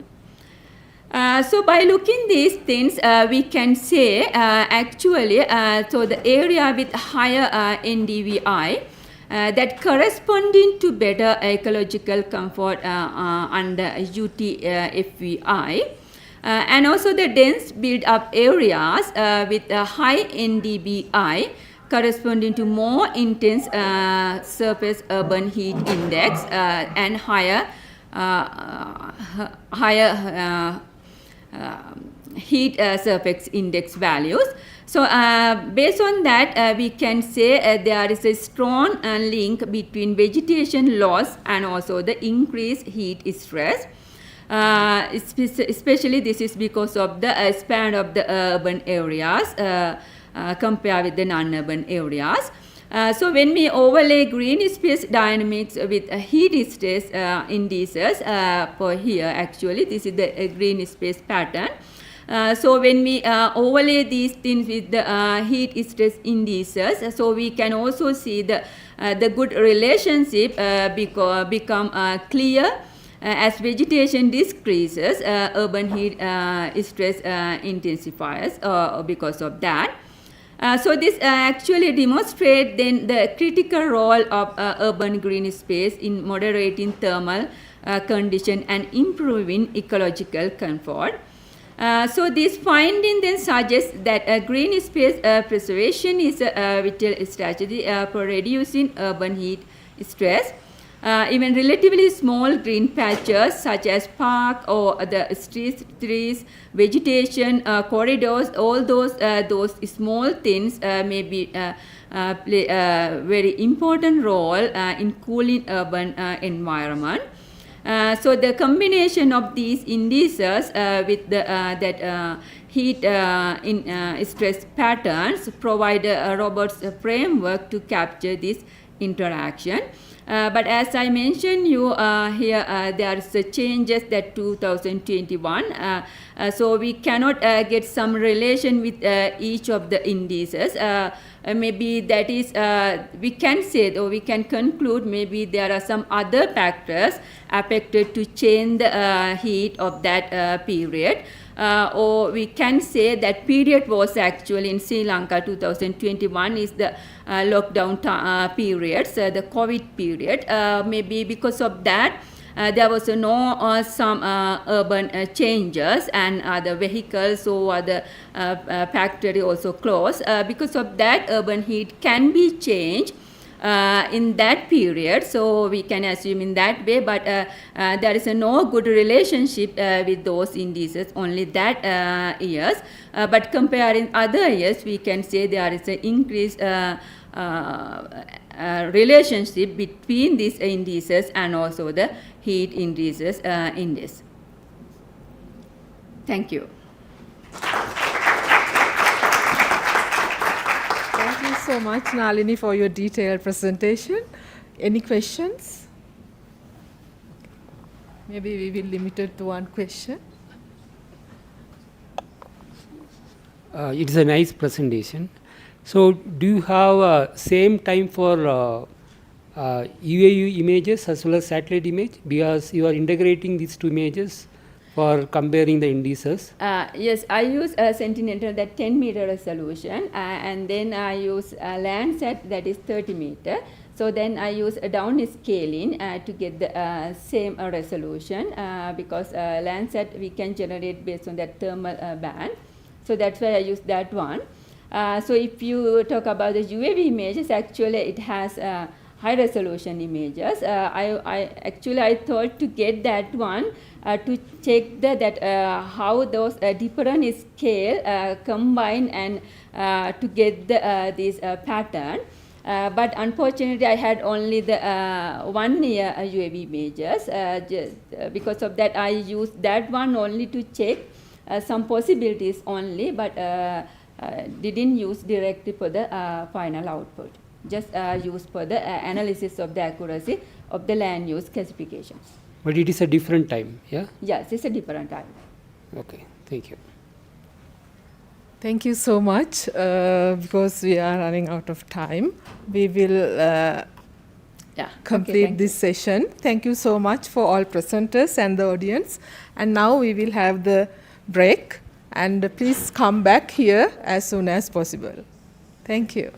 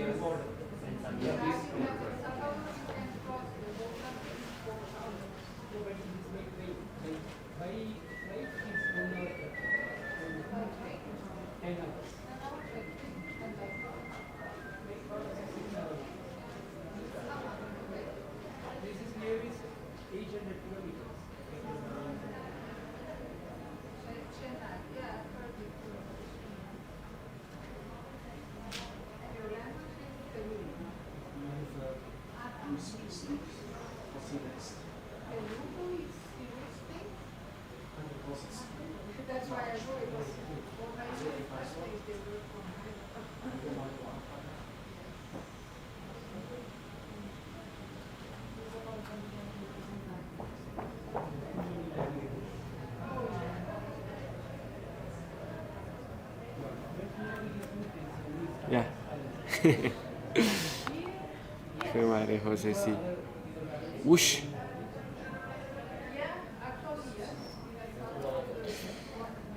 José, conéctese y comprobamos de una vez. Sí, de una. Yo le ayudo.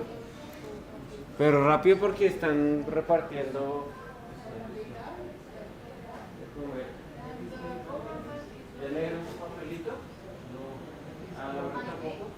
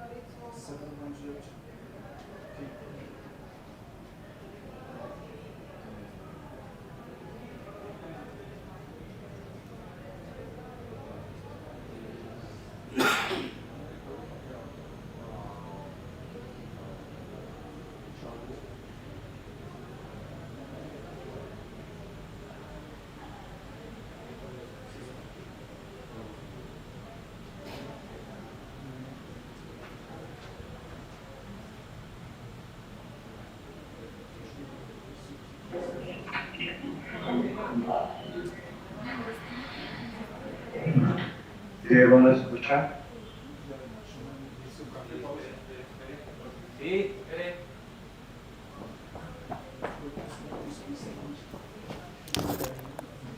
¿Usted me escucha a mí? ¿Ahí me escucha o no? ¿Me escucha o no? José, José. Aló, aló. José, José, ¿me escucha? ¿O? Aló, aló, aló. No, no me escucha este man.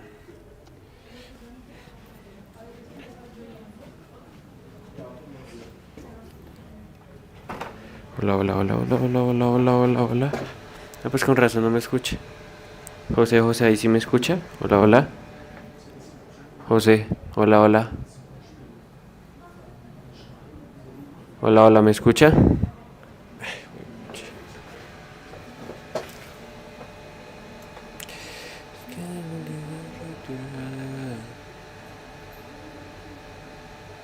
Hola, hola, ¿me escucha? Hola, hola, hola. Hola, hola, hola. José, ¿me escucha? No, ¿qué hacemos? ¿Usted me escucha? Diego, ¿me escucha? Sí, yo sí. ¿Usted me escucha a mí? Hola. Listo, yo ahora sí yo lo escucho. ¿Sí? ¿Ya? Ah, perfecto, listo, ahora sí. Hágale. Listo. Entonces Bien. ya está ahora, Ya. se escucha en el auditorio, ¿sí? Sí, sí, ahí ya quedó. Venga, pero espere. Por este sí se escucha, ¿no? Hola, hola, hola. Hola, hola, ¿y me escucha? Sí, Sí. yo lo escucho. Ah, bien, perfecto, hágale. Ya puede venir. Listo, bueno, chao. Vale, gracias. Salud. Hola. Escúchame.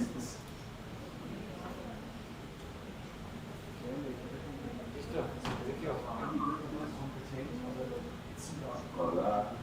Escúchame.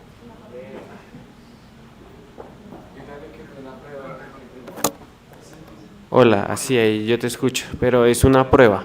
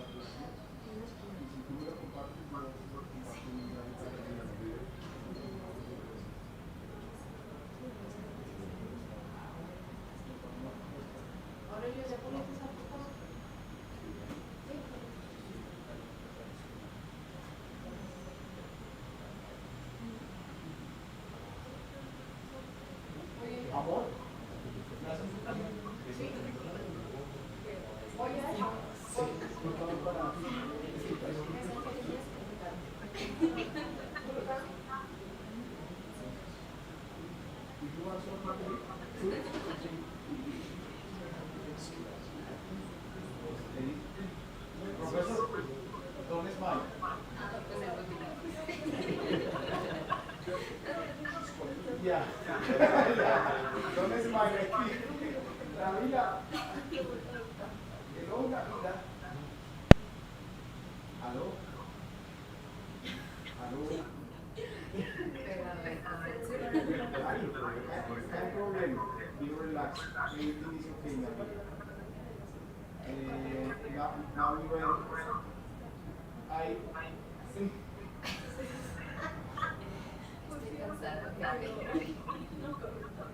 No, don't worry. I am here. I'm the professor there. She said that there is something the link doesn't work. But now you don't worry. He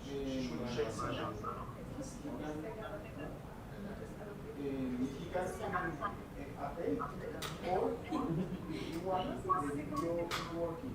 Now we test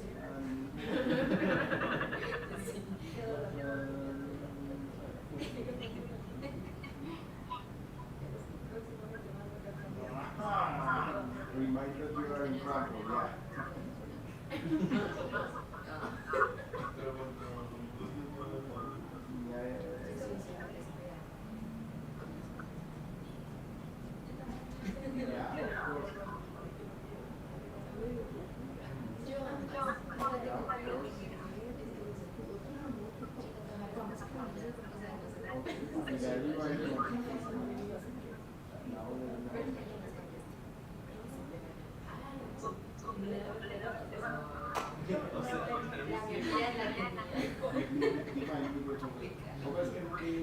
She says that if she can sleep and relax and we predict the video, or if she must, or if you prefer that she will be online. What do you prefer? What is the best? I think it's more the last presentation for training. That will be 3 hours.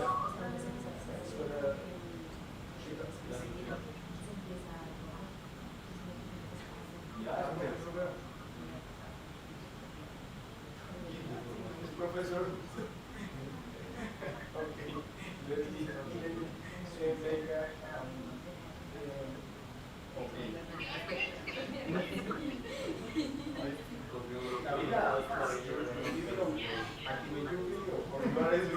sleeping.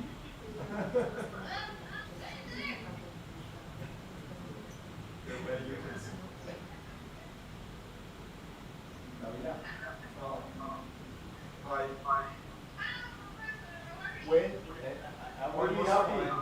Yeah, I am really happy that stay here with Professor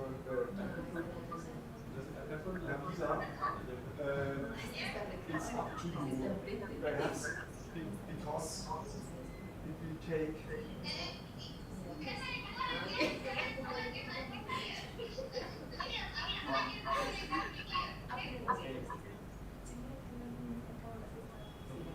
I think she should go.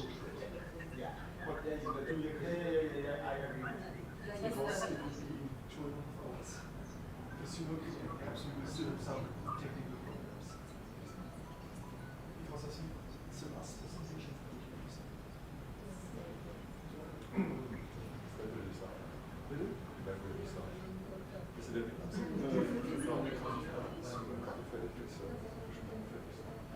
So, was meinst du? Daniela haben wir ja schon ein Video. Ja, ja, sie wird auch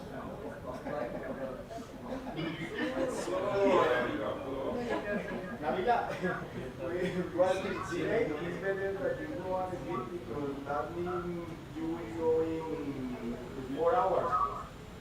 Maybe. Yeah, go on, relax. Yeah. We have not started yet. We will start in some minutes. And then it will be And already the review that you sent me is working, don't worry.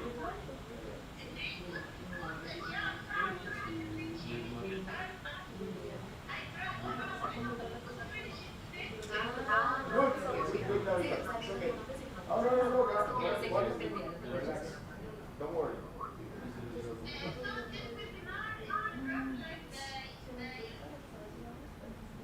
Yeah. You can see. No, you can see on the channel.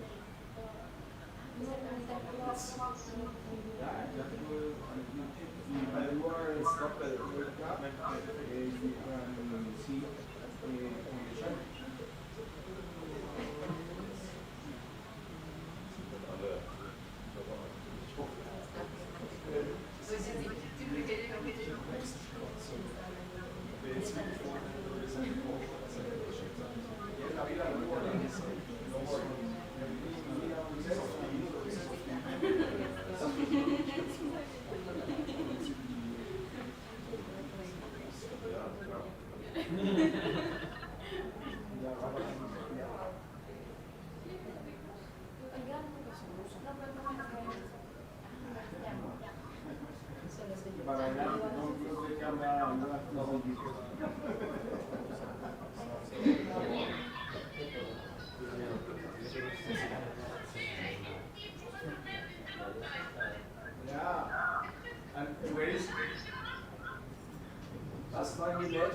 Last time we met in Cairo, 2009. Okay. This was a nice evening. We had good dinner. I remember. With you and your husband.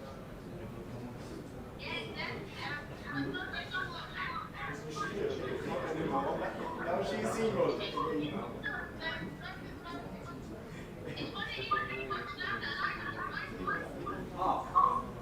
Yeah. Sieben.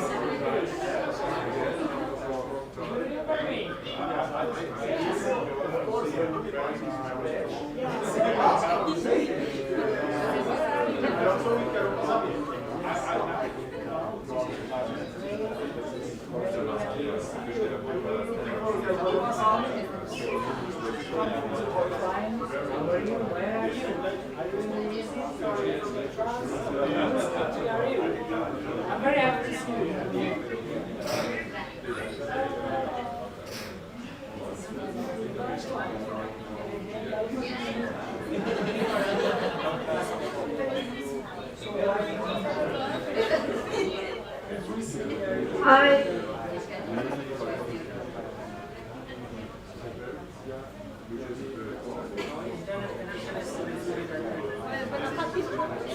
La tiene cancelada, no sé. Ah, sí, pero ahí está el nombre. Ahí Sí, está sí, el sí, nombre. sí. Entonces Ya le está- escribí, sí.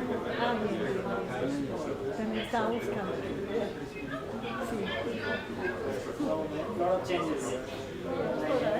Sí, sí.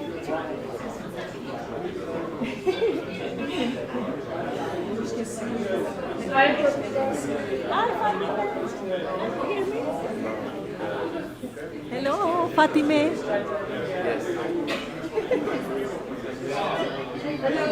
Hello.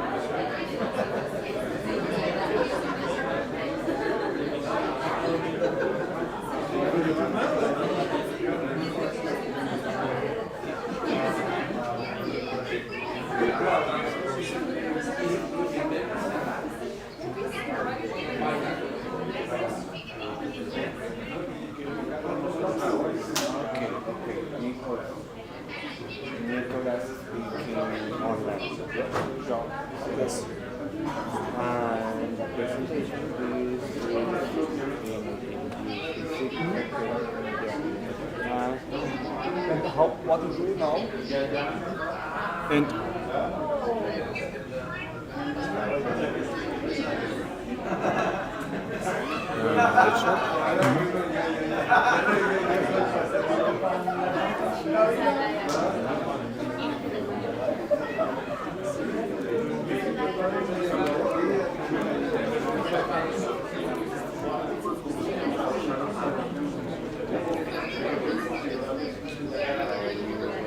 but when they see, what they will see is here. They won't see me. Where's my laptop? Excuse me. Still up. Wait.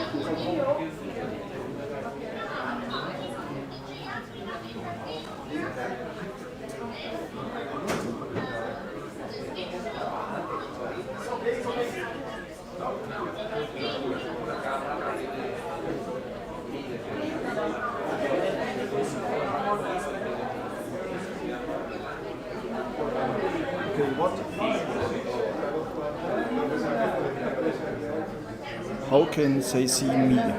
What is this here? No, don't have this. Nein.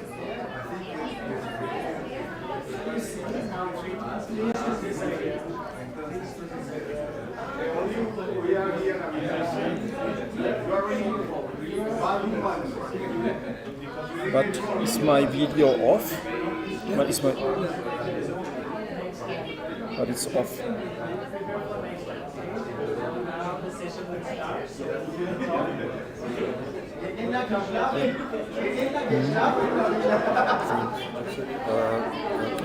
Okay. Turn off or turn on? But how do I interact with the... What do I have to do?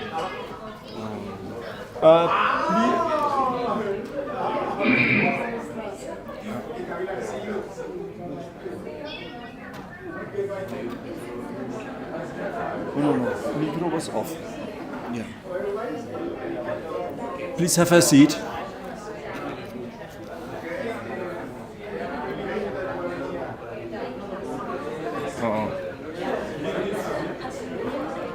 But you switched my camera off, not the microphone.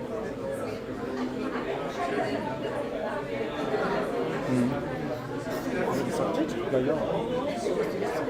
Nein, ich bin der Session Chair.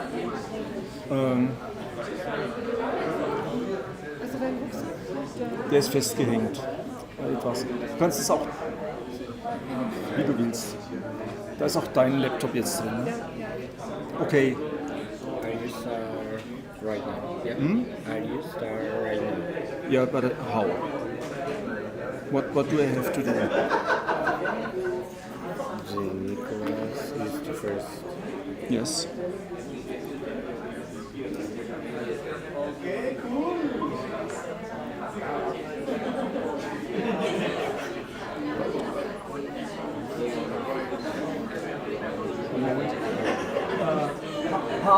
Paul!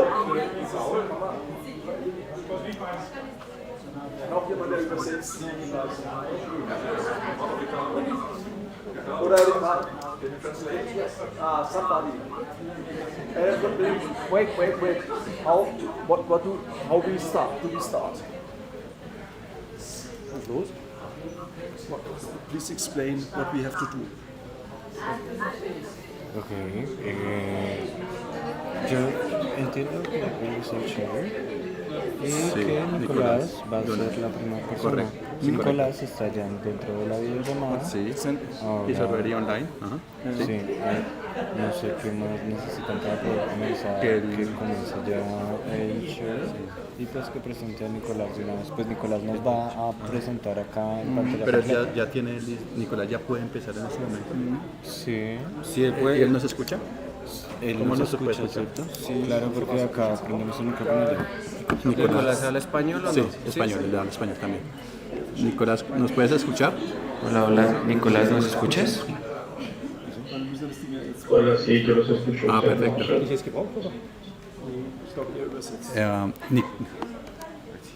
Nicolás, vamos a empezar con tu presentación, entonces van a hacer la introducción de tu perfil.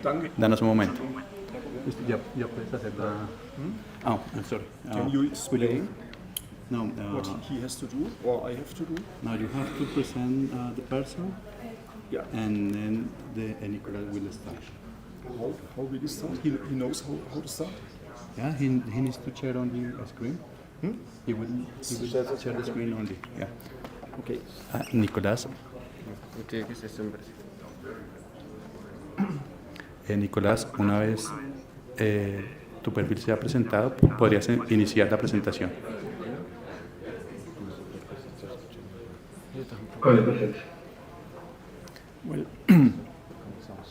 Well, good afternoon to the audience here, and sorry for this delay we have from the previous session. We start now. The first speaker is Nicolas. Very welcome, Nicolas.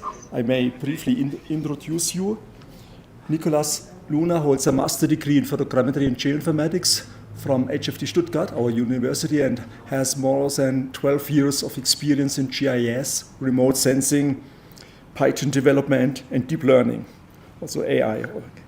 His background includes leading geoscience-related technology projects, managing field data capture teams, and applying automation and spatial analysis techniques to support environmental decision-making. Nicolas has worked extensively with both licensed software, Esri Suite, and open source tools, enabling the development of robust and scalable geospatial solutions. Currently, he leads the digital twin project at Universidad, focused on building an intelligent and interactive 3D model of the campus to enhance spatial data management and smart campus services. Okay, now you can start, Nicolas. Thank you so much, Professor Franz. Hello, everybody. I'm Nicolas Luna, and it's a pleasure to be here, especially see all the staff of the HFT being in Bogotá and my alma mater, Universidad Distrital. Now I want to share a presentation I have prepared for you all, and I will try to be very quickly because I know that there is a quite long delay in the presentation today. Can you hear me well, or should I talk a bit loudly? Okay, perfect.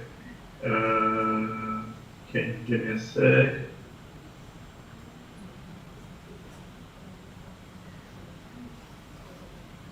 Okay, great. So this is the presentation that I have prepared for you all. So basically the project is called From Blueprints to Digital Twin, GIS-based smart campus for Universidad Germany first. It's quite complicated to pronounce this name, but it's in Valencia, more or less Catalan here in Spain. So the project is presented today by me, Nicolas Luna, and my colleague Joaquin Huerta. He couldn't come, but we're being part of or leading the project together. So what's the context? So basically we decided to start this project because about 13 years ago, it was the first time when they developed a smart campus, but it was just in 2D, and developed just using JavaScript and City Engine. So basically, when we tried to make the maintenance of this project, it was not easy because of the technology was quite old. So taking advantage that the university has a very strong relationship with AGSE Spain, we decided to implement the IIS indoors to improve the solution and yeah, also make efficient navigations outdoors, indoors, and also to improve the user experience for the staff and for the students.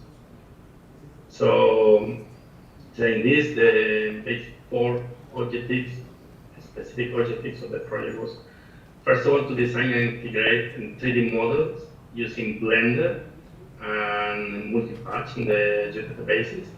Also implement a data model which permit the solution to integrate indoors and outdoors facilities and furnitures. Also, we decided to design a multimodal network which permits the user to navigate from one point to another point using different modes of navigation, for example, walking by car, by buses, or by bikes.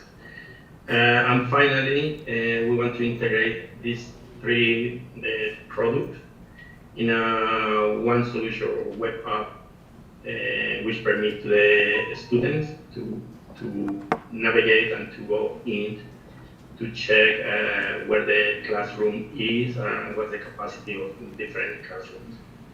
Also, the very important point in these objectives, and all of these objectives, is that to improve the management of the classrooms or management of the units into the university. So yeah, we have here a methodology. So basically methodology is just accompanied by 4 stages. So the first one was the 3D modeling. We're just taking the AutoCAD files and we extrude those AutoCAD files to create a 3D model. And second one is the design of the data model using the AGSE indoors model. And third one was to integrate the outdoor route with the indoors pathways to generate the navigation and optimize the route generated by the software. Finally, deployment and operation of the indoors viewer configuration. So going a bit more detail in one of these or each of them. So first of all, the 3D model, it was in 4 phases. The first one was just the extrude the 3 shapes from the 2D geometry. This 2D geometry was coming from the AutoCAD files. So basically, what we received from the university department or the department which the planning all of the buildings and management the buildings into the university, they provide us the AutoCAD files. From the AutoCAD files, we create the extrusions and we create the 3D models. So also including some detailed, extra details like windows and stairs in the phase 2. And in the phase 3, we're putting or trying to design a texture more or less similar to the real one for each of the buildings. And finally, we took these models and we export these models from Blender to be imported in the database in AGSE Pro as a multi-patch object. In the second stage of the methodology, so basically we took the indoors model provided by AGSE and we created the database, and then we open all the objects which the model needs to operate or to generate this indoor solution. So basically the main ones are the units that basically are the offices or classrooms, and also the levels and each of the levels for each building, the facilities and the details coming from the AutoCAD files. These 4 objects are very important because using them we can filter and use the application itself, because when you're navigating to a specific building, you need to filter that building from others. And being in that building, if you want to go to a specific level, also you should filter from that previous filter.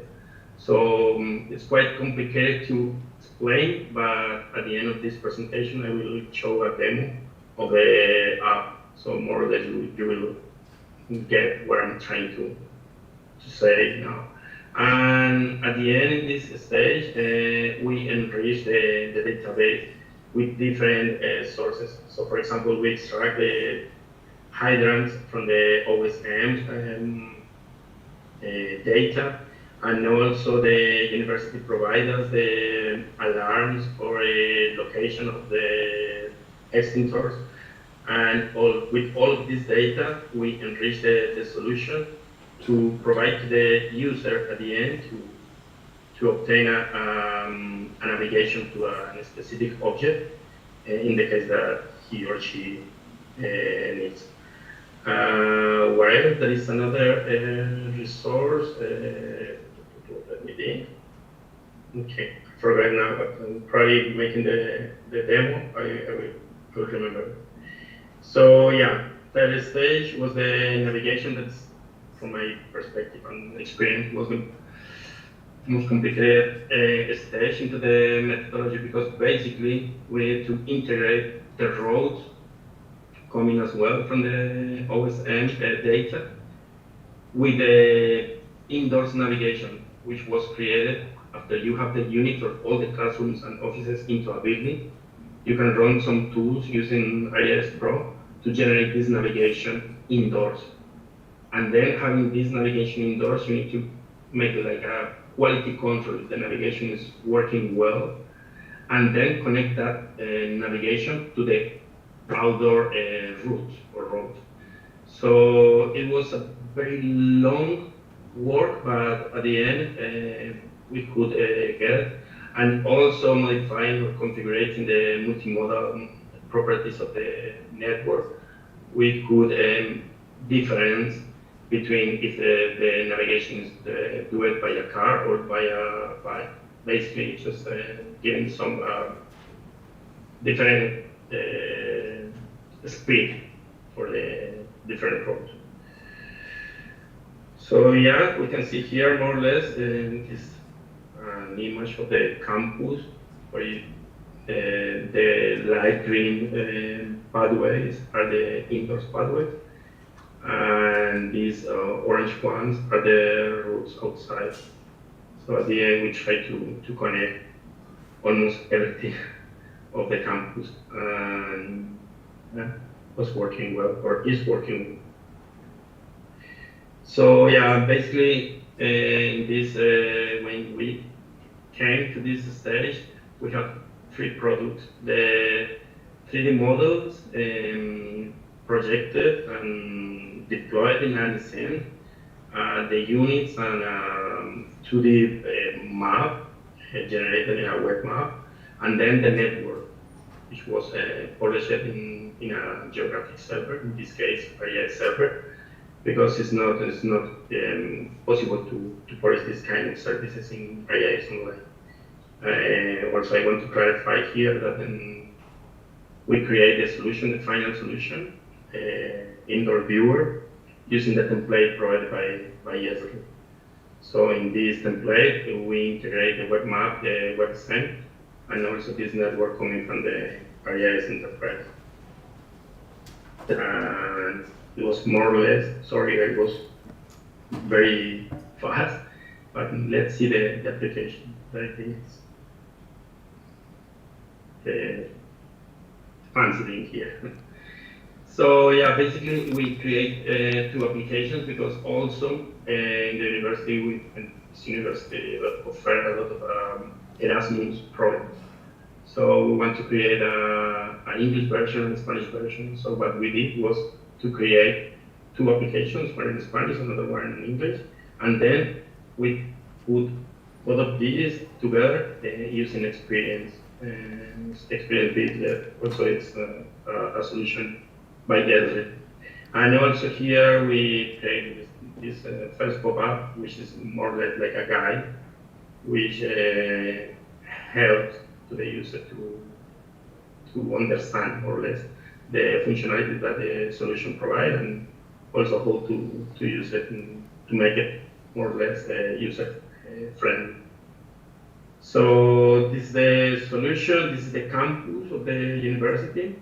Here we're just showing the main campus, but also in the city center of the city, there are another 2 buildings which are also integrated into the solution.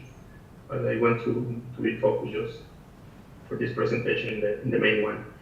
So yeah, each of these polygons are the buildings into the campus. Yeah, if we make zoom in, we can see different interesting points. For example, the bathrooms and where the stairs are. Also, if you want to park your bike, there is also we include the parking places for the bikes. Also, the parking lots for the cars. Where else also we include the cafeterias for each of the buildings. But the most interesting thing in this solution is that when you come here to the Explore, you can see here all the buildings. And just clicking on one of them, you can go directly zoom into the building. But also we are including the services. So for example, where the info points are, where the cafeterias are, and you want to go to a specific one, you need just to click on that. And so yeah, we're offering here some interesting points to the users. Also the parking and mobility, we include where the car charging points are in the campus, where the physical station, that is the public bikes here in the city, where the stations are, also the bus shelter, and so on. And now I'm remembering what I want to say when I was talking about the resources. Also, I create a couple of Python scripts to extract information for the endpoints of the university. So for example, the books. They have an endpoint where you can check different book that you're looking for. And I made a Python script to include that data here in the database. So if you're looking, for example, something related with criminalistic,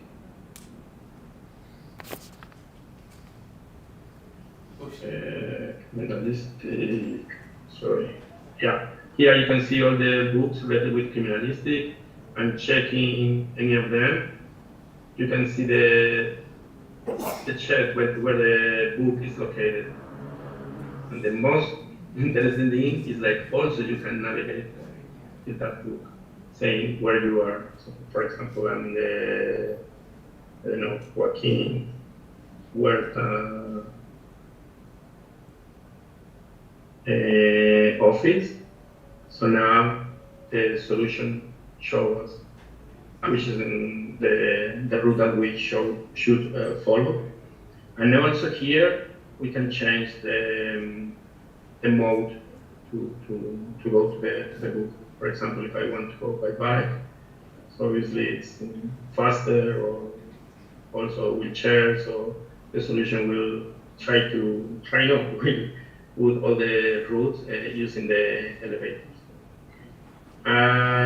So yeah, this is the navigation, but also here we include a button to see the solution in the 3D version. It's more or less what I said to you all in the beginning, that we model all the buildings using Blender, and after Blender we put here in our database.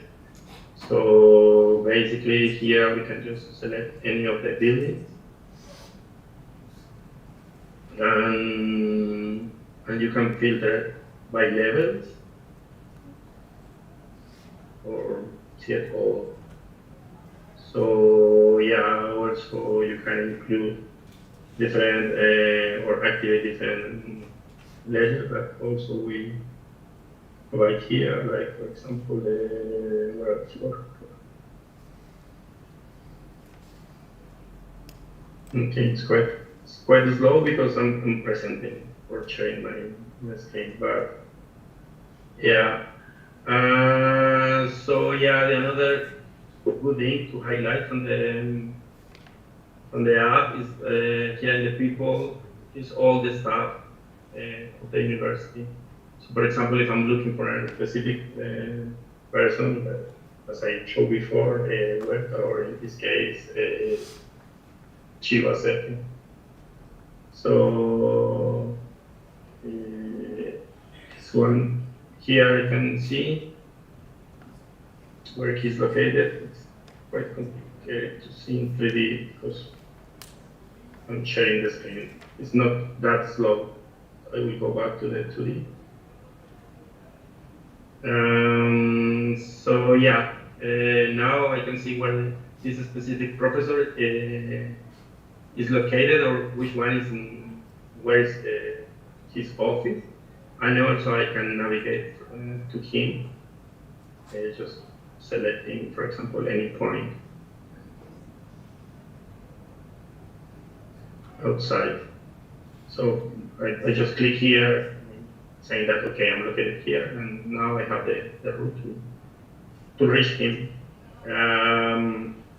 What else? Also, into the database, we can include, but it's in the future, because I'm creating a script to connect the events or the database of the events into the campus to show them here in this part of the application. So in the future, probably in 2 months more, I will have it already done to provide it for the students. Yeah, also, as I mentioned before, this multilingual solution. So here is another button where you can deploy the solution in Spanish. Also, the guide or the first pop-up of the solution is in Spanish. And so yeah, here is not buildings anymore, it's edificios, personas, and so on. And now we include as well as we want to receive the feedback of the students to keep improving the solution. And that's all from my side. And I hope that this solution could be interesting for you all. And also I want to mention that it's very related with the environment, because when you are, or you have your campus or your buildings well, managed, also you can reduce the consume resources like electricity or water. So basically also the planners of the university are using this solution to plan in checking the capacity of the classroom, which one of the classroom could receive more students than others, and so on. Thank you so much for your attention, and I'm here for any question.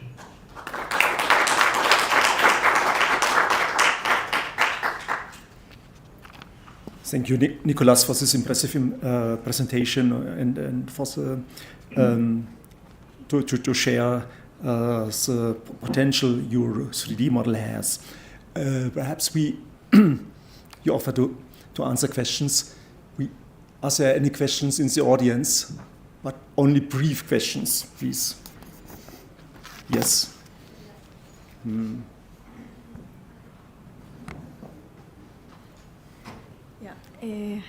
Hi, Nicolas. Thank you for your presentation. I want to know, how do you connect the database of the library and the database of the staff with your application? I knew that question was coming. Basically, it's not a connection between databases. But what I did was basically to use a Python script to download the data from the library and the staff database. I download the data in a CSV file, and then I load that CSV file to my database. So unfortunately, it's not. I need to run that script frequently or periodically to keep updated my database. But nowadays, AGSE is not providing that solution that we can connect, or we can use this template, Indos template, to use external services. So everything that you want to show in your solution should be stored into the database. Thank you. And any other question?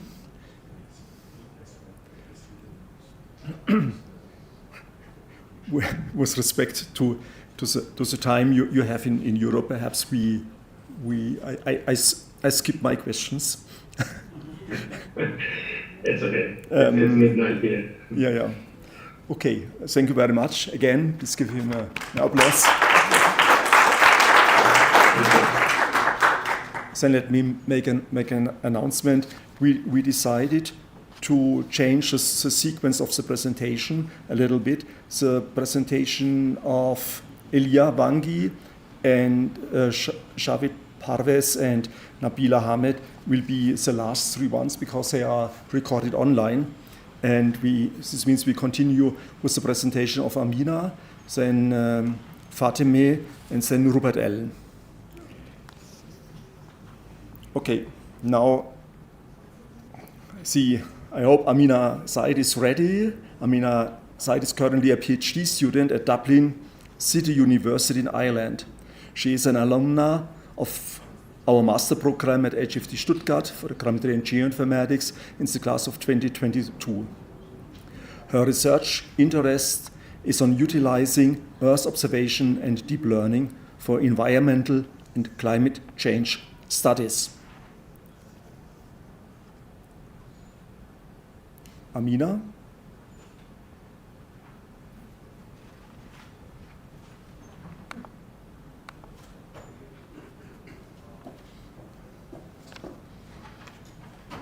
Hello, good afternoon, everyone. Okay. We can hear you, thanks.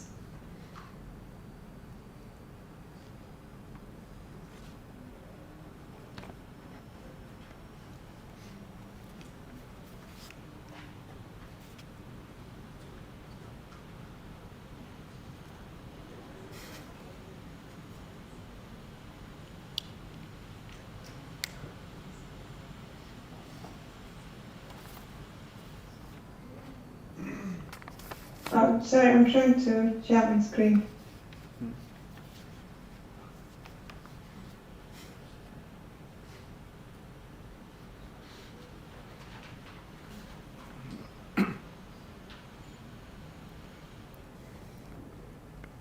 Perhaps I use the time to tell us the title of her presentation. The title is Harnessing Deep Learning and Remote Sensing for Water Segmentation. Fatime, if you need some help, we will provide it. I'm not sure if the screen is being recorded also, but I'm trying to share, but I'm not able to.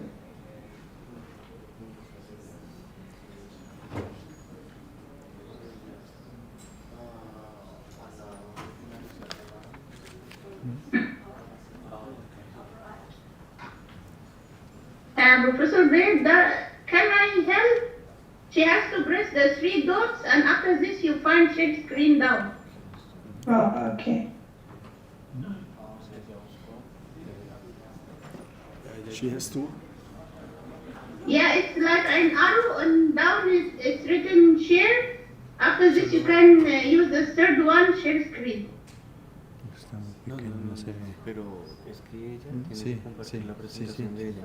Entonces solo es decirle que al lado del botón de finalizar llamada está para que comparta. Hello. Next to the call. Next to the end call, there is an icon for share the screen. Okay. I can, but then I think I have issue with the. It's telling me about privacy, security and privacy, so... She can send her presentation to us, then you can share the screen from here, she can present over there. Yeah. Is it possible you can share your presentation with us and we can present from here? Okay, sure. Then, in the meanwhile, I suggest that because it will take a while. Fatime, are you ready?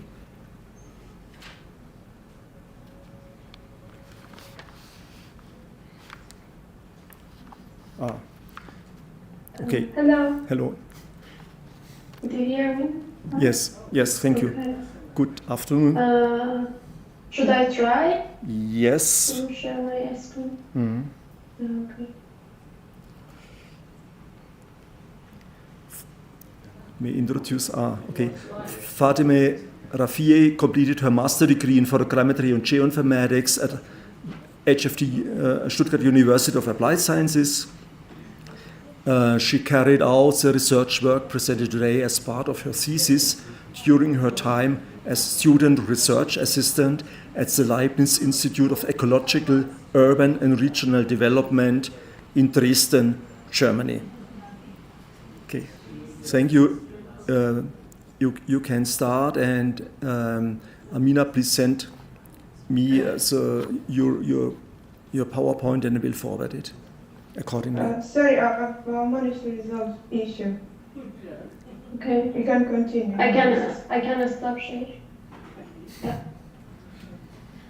Okay. If you want, you can come.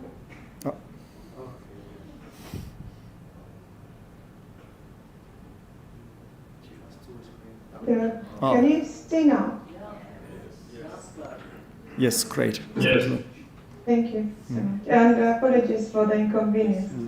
So my name is Amina. I'm from Dublin City University, and I'd like to present my work on extracting water bodies using deep learning and satellite imaging.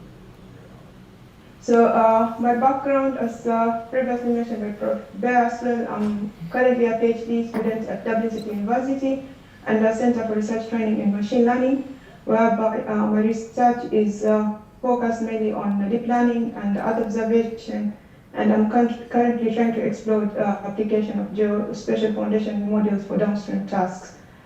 I'm an alumni of Hochschule Stuttgart, class of 2022, whereby I did my master thesis on application of remote sensing in coral reef mapping and assessment of environmental conditions, which was supervised by Professor Hahn and Dr. Mark Boyd.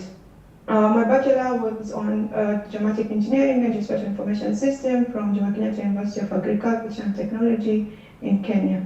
My research interest entails of trying to advance my Earth observation and geoinformatics skills by trying to focus on integrating with deep learning techniques to help solve environmental and climate change challenges. So as we all know, water is an important natural resource. Despite it covering a large percentage of 70% of Earth's surface, it continues to be threatened.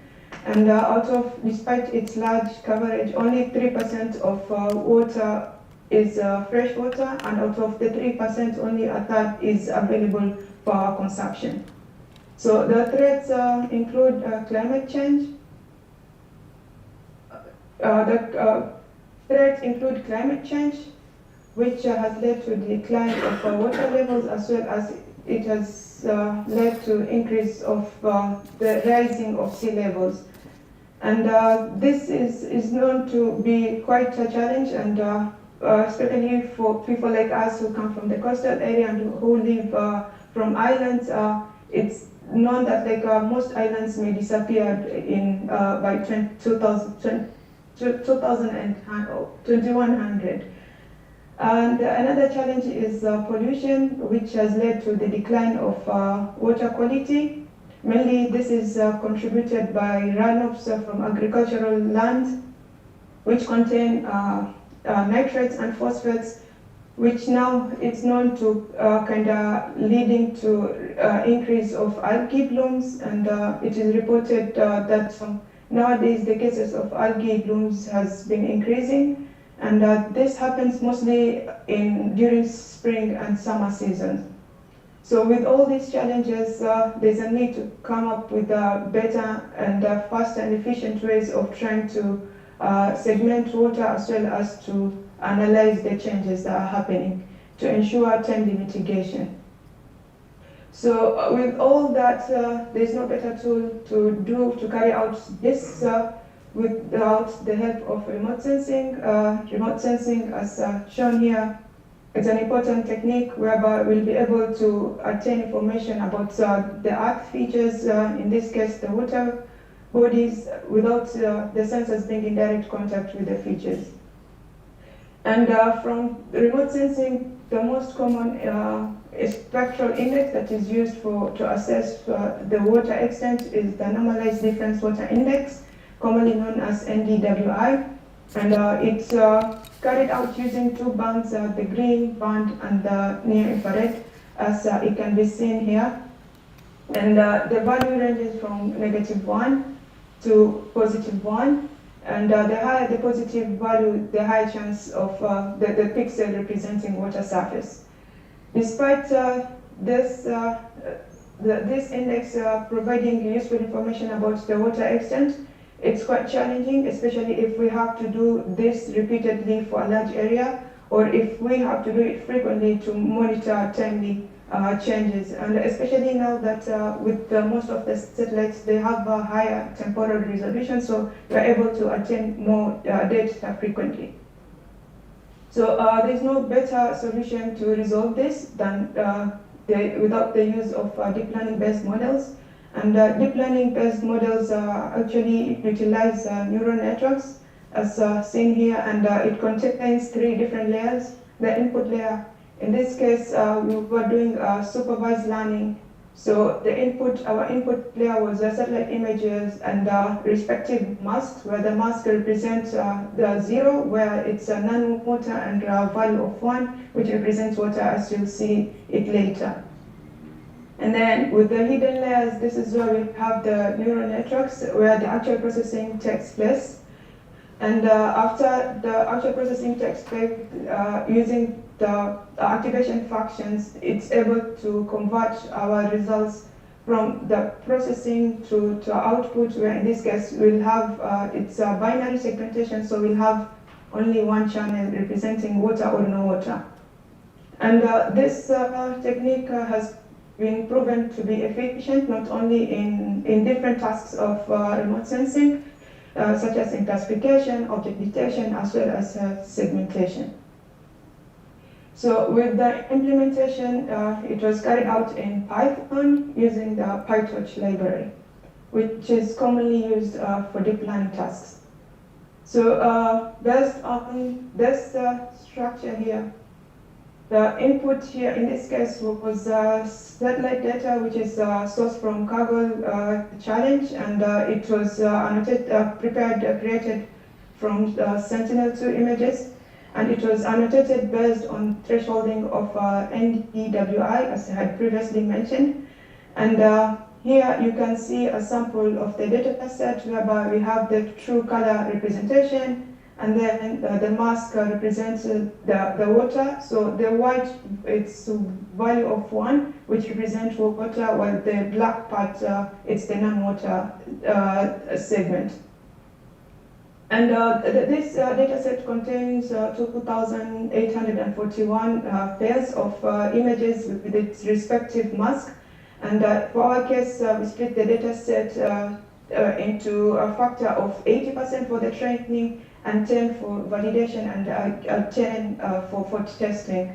And the image contained patch size of 512, but we resized the images to patch sizes of 256 by 256. And so after we had prepared our data set, we fed the data set into the model. And in this case, we used a UNet model, which was released in 2015. And this model was launched for segmentation of medical images, but then it has proven to be efficient in also segmentation of satellite images. So it contains like different parts. So the left side, it's the encoders, whereby the encoders contains filters. Filters, it's able to extract the features from the images, and it does downsampling, whereby the images are shrunk. And then the lower part, it's the smallest part of the model. It's called the bottleneck. So what happens in the bottleneck, the images are small, but then it contains the most meaningful information after the features have been extracted from the encoders. And after that, so the images are then now upsampled under the decoder, whereby like the images are reconstructed, and then we have skip connections to try to learn to see what was happening in the previous layer in order to maintain the spatial accuracy. So this has, after it's, the features have been learned, and sampling and downsampling, and then we have an activation function depending on the task. So in this case, we have binary segmentation. So a sigmoid activation function is used to convert the image to generate the final output, whereby here we have 1, which represents the 1 channel. So showing water or no water. And for our model, we trained the model for 100 epochs and did the experimentation using different learning rates, and a batch size of 32 was used. So for assessment of the model, we used 2 different kind of matrices. So we used the quantitative, and the first one, it's the intersection of a union, whereby it's a ratio, it compares the area of intersection and divided by the area of union, and this can be represented in the decimals or as well as in percentages. And with the qualitative, we kind of try to assess the commission and the commission and omission error, whereby the commission assesses the falsely positive segmented pixels, whereby the model was claiming to be water, but then there was no water. While the false negative, it's omission, whereby the model was omitting the water-based pixels.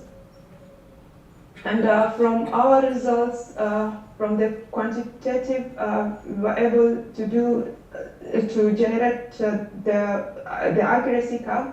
And in this case, we use the mean intersection over union. So we compare it the training and for the training data set as well as for the validation data set. And in order to assess how the model generalizes well, so from this we can see if the model is performing well, if the accuracy, the performance from the training as well as from the validation are consistent.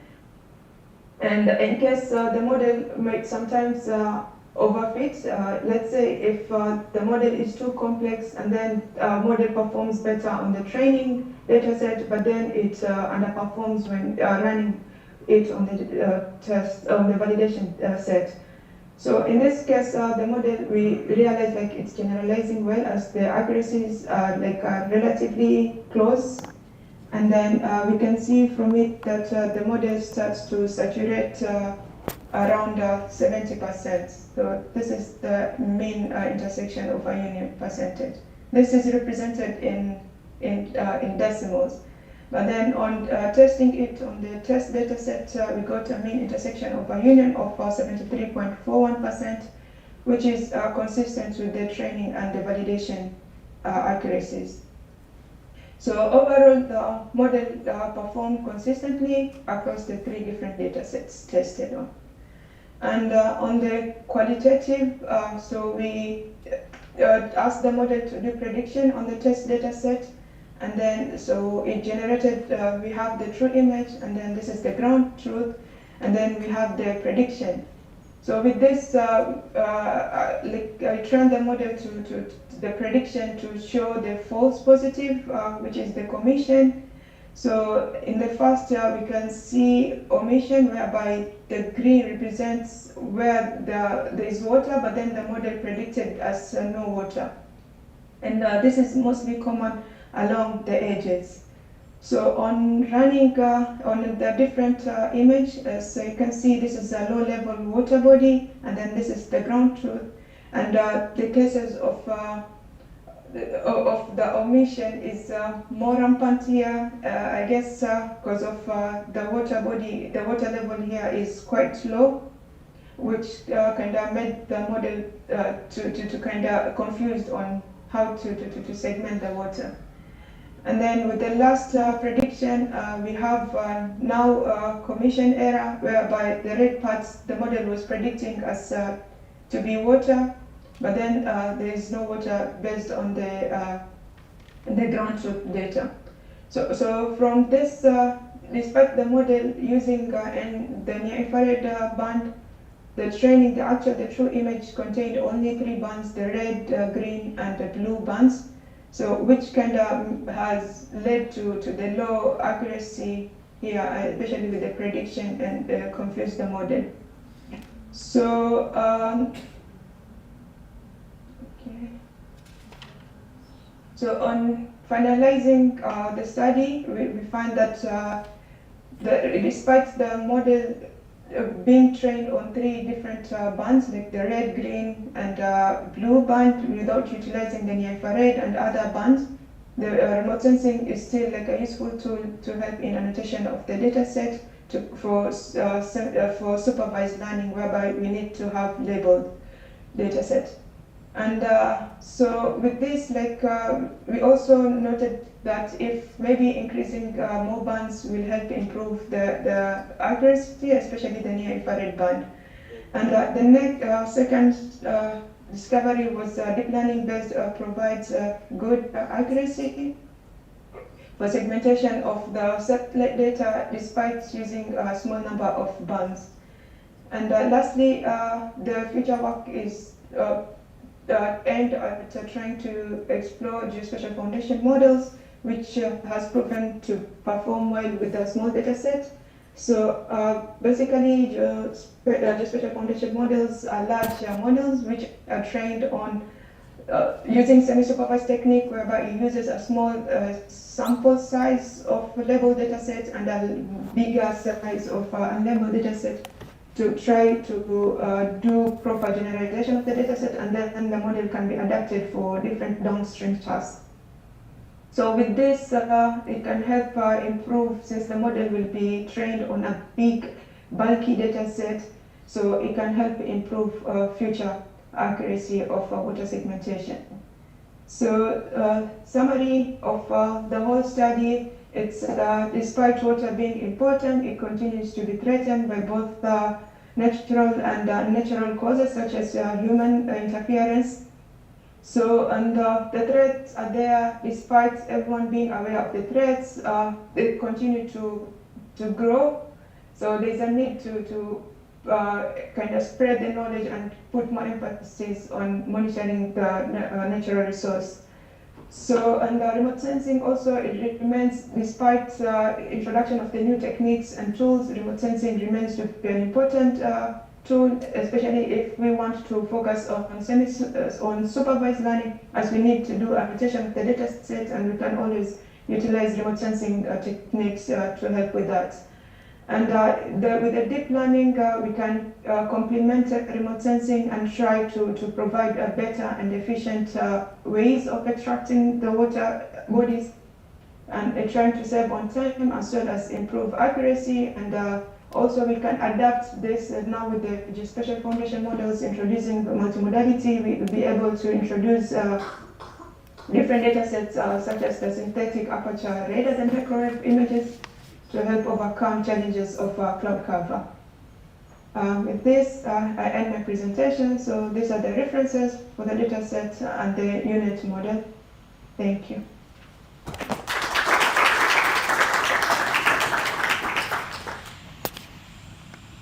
Thank you very much, Amina, for your presentation. It was very interesting for me, and was good to see you again. Are there any questions from the audience?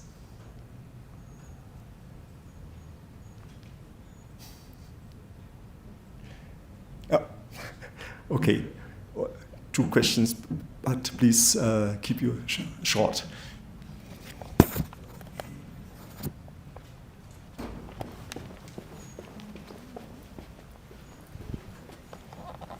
Thank you very much, Amina, for the very good presentation and the achieved outputs.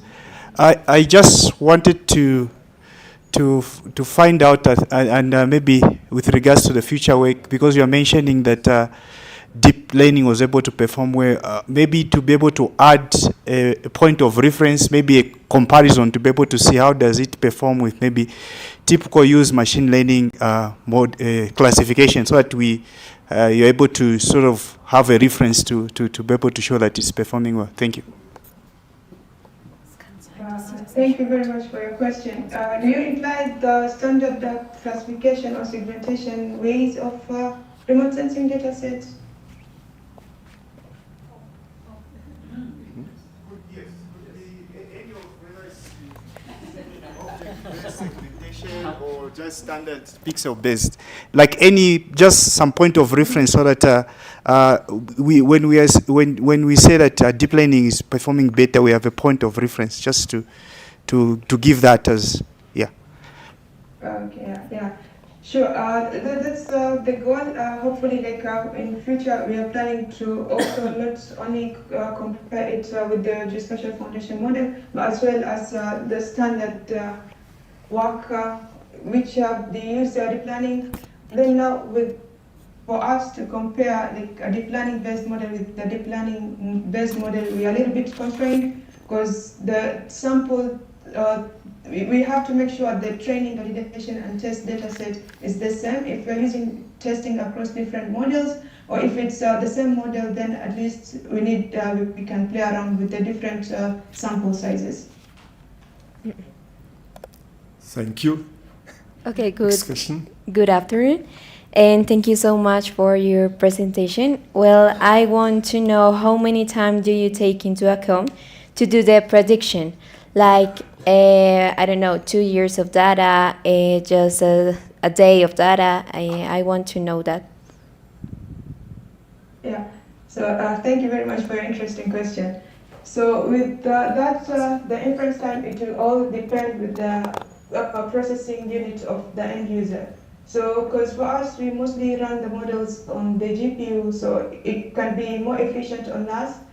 But then that's another thing, like I'm trying to kind of explore and see how we can make the models more user-friendly, especially for inferencing, for edge users, which may not have like more of the computational resources. Thank you. Next question.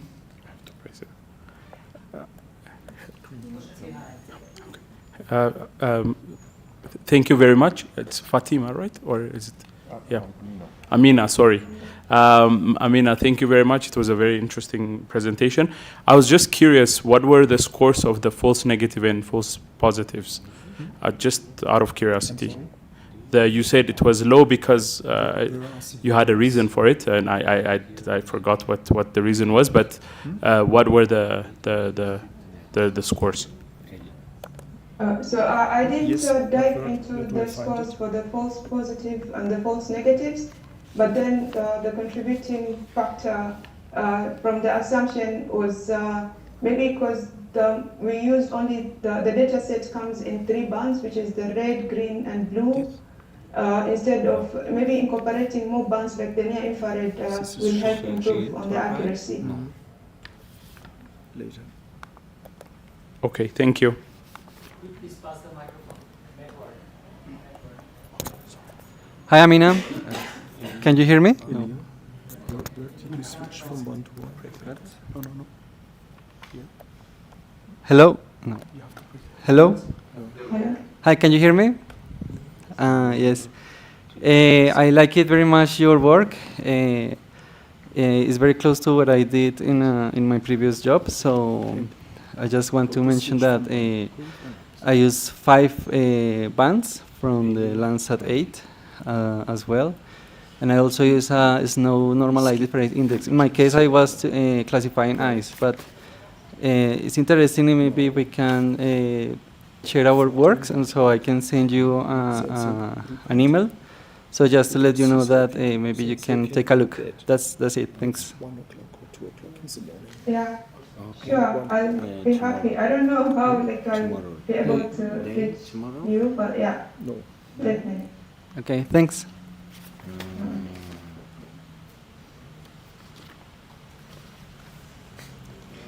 Okay, thank you. I'm parallelly struggling with some technical issues. Okay, thank you for answering the question. Thank you for giving your talk.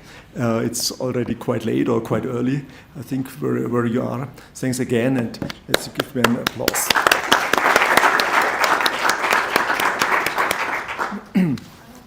Now, then I come again to Fatima Rafiei,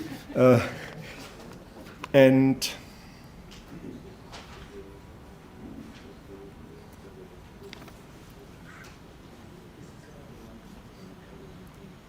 I don't.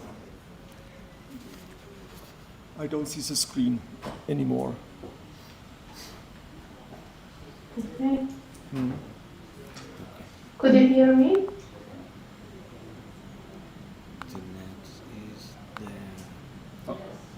Where is it here? Could you hear me? Is this one? Yes. Okay. Yeah. Yes, thank you. I forgot to add the following information about you. Fatime is currently working as a research assistant at the Heidelberg Institute for Geoinformation Technology. There she is developing expertise in geospatial data, artificial intelligence, and urban analytics. And she is eager to apply her skills to future career opportunities in these fields. Thank you. Okay, thanks to you. Hello everyone, I'm Fatima Rafi, and today I'm going to speak about my part of my research for my master thesis. This work has been done under the supervision of the Professor Blanco from the HFT Stuttgart and Dr. Hecht from the IOR Institute in Dresden, and with the title of AI-based enrichment of building data by predicting demographic data. Here you could see some actually details of the slides that I'm going to speak about them. And starting. Yeah, sorry. You can share the presentation. I shared already. We don't see. Okay. Yeah. Thank you. Thanks. So, it's okay? Yes, fine. Okay. Yeah.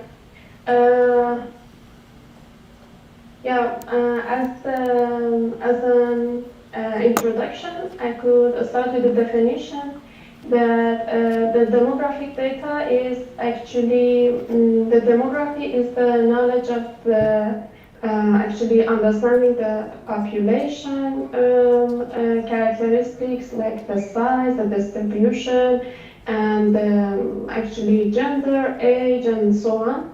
And this kind of information could help to the urban planners to actually make the better plans based on the needs of the people living in the area.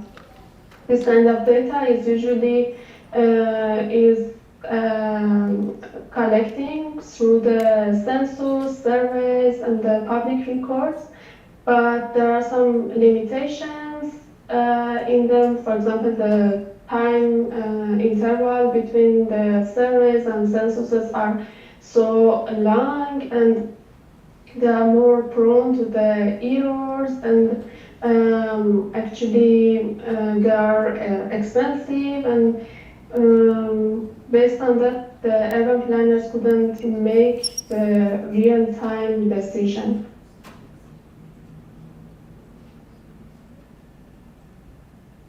Yeah.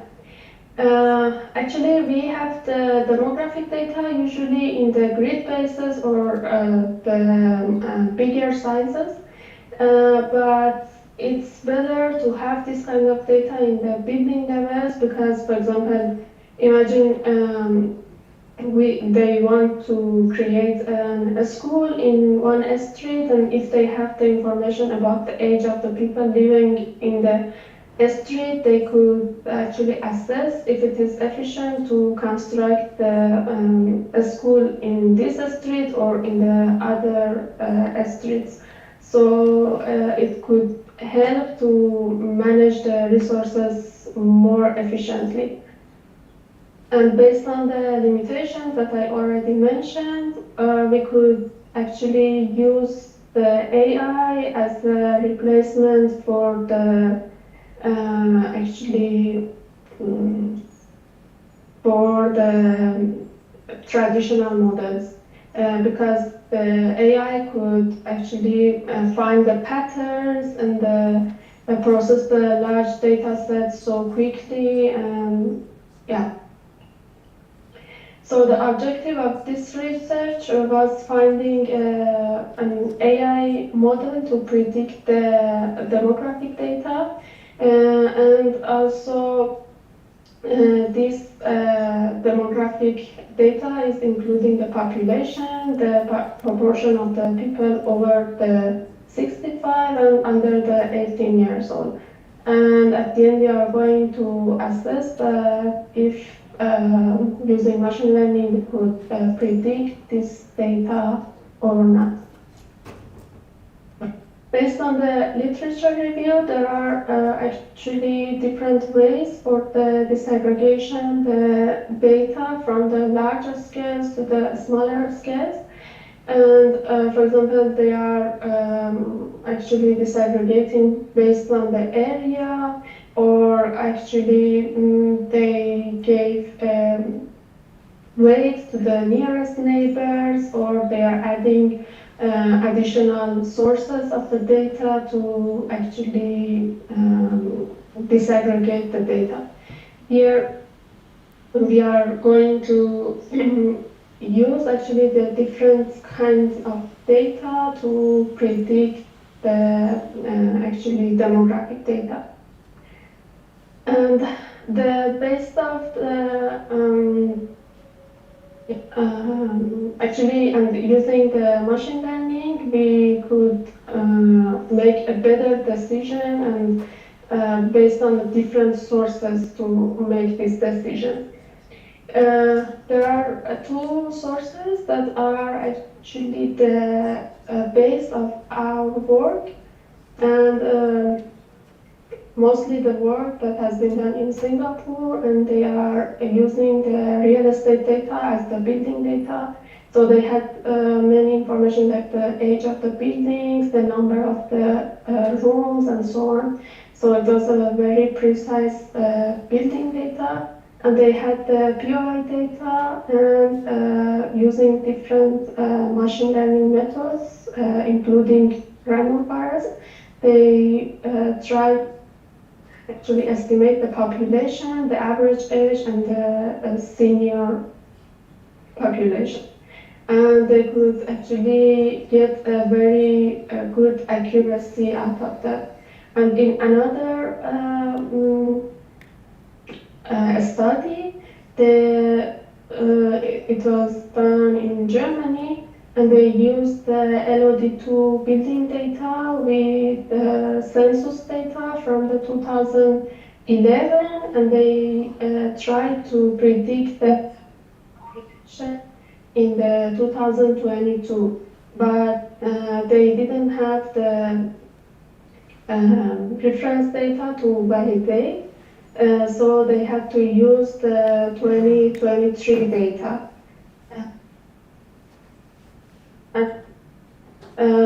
Yeah, actually it added some errors to the validation, but still it shows a very good performance.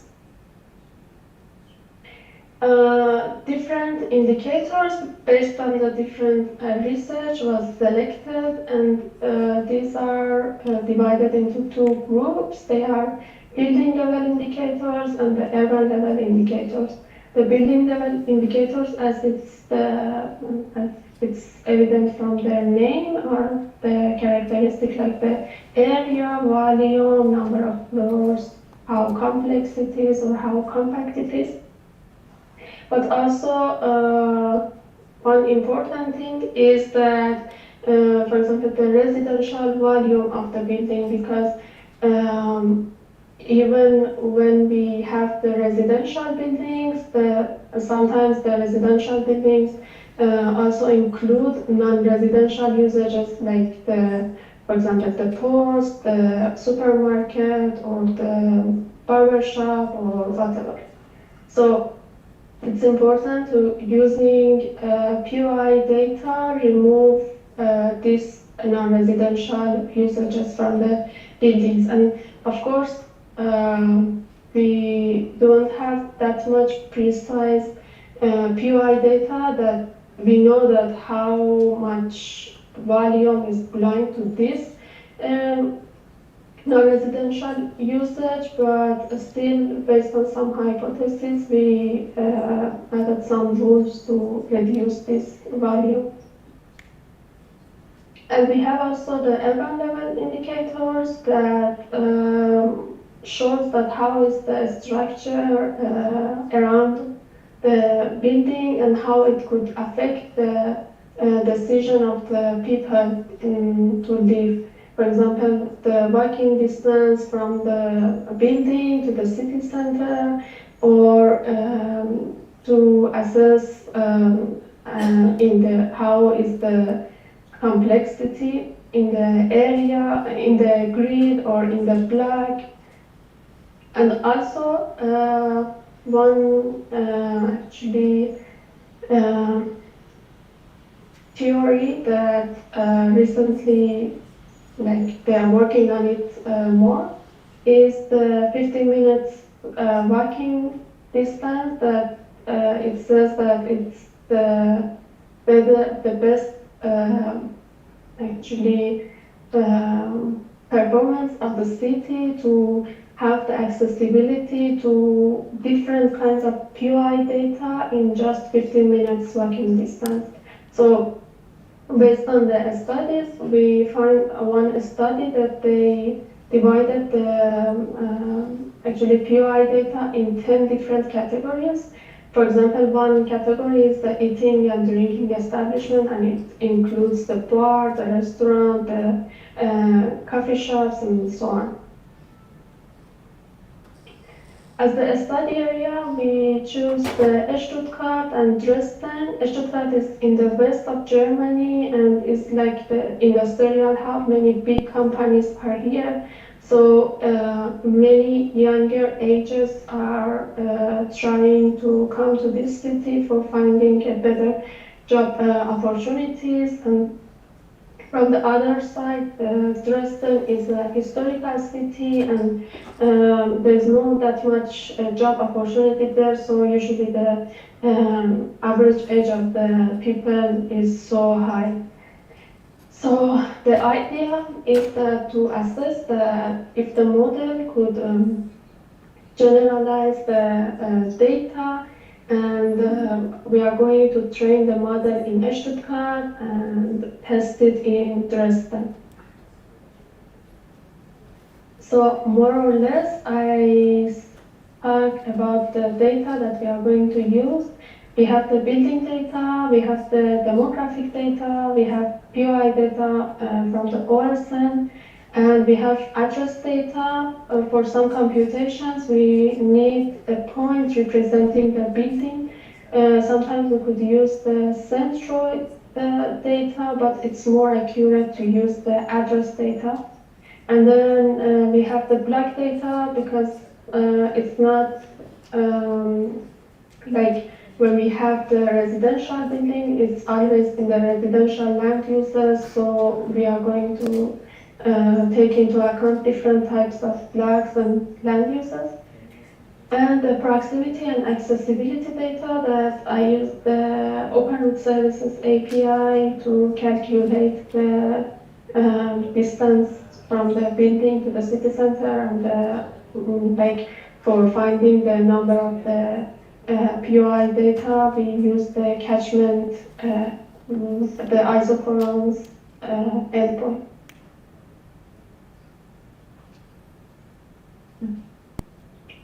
As the machine learning model, we actually selected the random forest and XGBoost. They are both tree-based machine learning models. In the random forest, it's going to take the samples from the data set and make decision out of that. And then at the end, the average of these decisions is going to be the final decision of the model. In the extreme gradient boosting, or XGBoost, it's going to make the prediction out of the model. Then the result of this prediction is going to be the source for the next decision tree. So it's going to know the data more and more and remove the errors, but if we don't select the hyperparameters properly, it's more prone to overfitting. For this research, I used the carrot package in R to set the hyperparameters. Here you could see the methodology. It's mostly computations, but one thing that I want to mention here is that, as I mentioned, we are going to calculate the residential volume of the residential buildings. So then, based on that, we are going to assign the population based on this residential volume.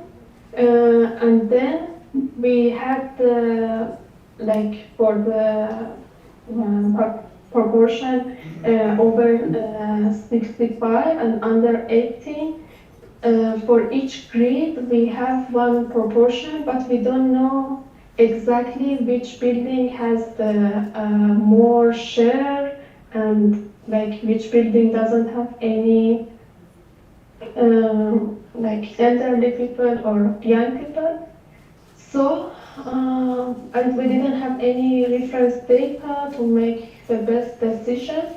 So what we could do is that to assign the same, we even didn't have the age of the building.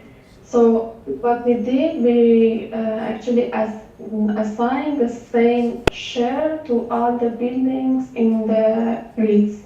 So, and then based on this share and the population that we assign to the building, we calculate the number of the over 65 years or under 18 years living in that building. So it's actually adding lots of error, but it was the only way that we could disaggregate the data. And out of this procedure, we created 59 indicators, and during the training, we tried to reduce the number of the indicators. Here you could see the results based on the training with the Stuttgart data, and actually we reduced the number of the indicators and checked the R-squared value, and the R-squared value is the term, actually the term that is using for finding how powerful was the input data to predict the target value that we want. So here we reached to the point that 15 indicators could also actually keep the performance and also simplify the model compared to using 59 indicators. And here you could see the residuals also, and here we could see that the XGBoost is showing the very low residuals, and the residuals for the random forest are much more higher. And these are the actually 15 important indicators in each model that we could see that the residential volume and the wall area were among the most actually effective indicators. Okay, here we could see the result of testing the model with the Dresden data, and here we saw that the random forest and XGBoost has the opposite performance, and the performance of the actually random forest was much better here, and actually the R-square value didn't have that much difference, but when we checked the residuals, the random forest was performing better, and it shows that it generalized the model better. And as we didn't have any source and reference data to assess the, actually to validate our model, we decided to aggregate the building data to the grid level and then compare it with the source data that we have. Here you could see that these regions have better performance than, for example, these regions. And we wanted to see that what was in those regions. So we used the Dresden portal, and they have the, in detail, they have the different land uses. And here you could see the 7 top land uses that we have. They all belong to the residential building, to the residential land uses.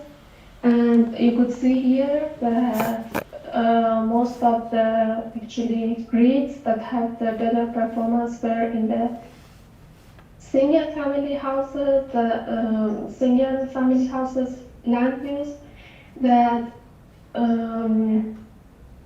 actually they have the symmetric structure, so the model was also more successful to predict better. And also after that it was the multi-family houses. And you could check here. Yeah. And then here also, I'm not sure if you could see or not, but here, for example, the symmetric structure is showing better result than, for example, these kinds of buildings that we are not sure if they are only the non-residential usages like the shopping mall or something like this, or they also included the residential usages. So having accurate building data could help us to actually improve this model. And we found that POI data wasn't among the top indicators, and yeah, the performance, considering all the hypotheses and the errors that we added, I think the performance was very good. And here is the result out of the proportion of the over 65 and under 18 years. Actually, because of the time limitation, we couldn't assess the performance of the model with lower number of the indicators, but we actually developed the model with all the indicators. The quality was actually lower than the population model, but still the training in Stuttgart has get these kinds of values. And here also the AGSE was showing the better performance. But when we tried the model in Dresden, we found that the model wasn't successful to predict the data properly. And actually, first of all, because we, as I mentioned before, we added lots of hypotheses, and it affected the model a lot. And also, there are some special kinds of kinds of buildings that are changing this, that are affecting this somehow this prediction, like the retirement homes that usually have the like the higher amount of proportion, and also as we assign the population based on the volume and then the proportion based on that population, like it's like as the building is higher, it includes more people, and also it includes more like over 65 ages, and such kind of inaccuracies are causing the performance of the model to be so bad actually. And yeah, here also in the grid level we could see that most of the like more frequently we could see the very big errors in the model in both under 18 and over 65. Here,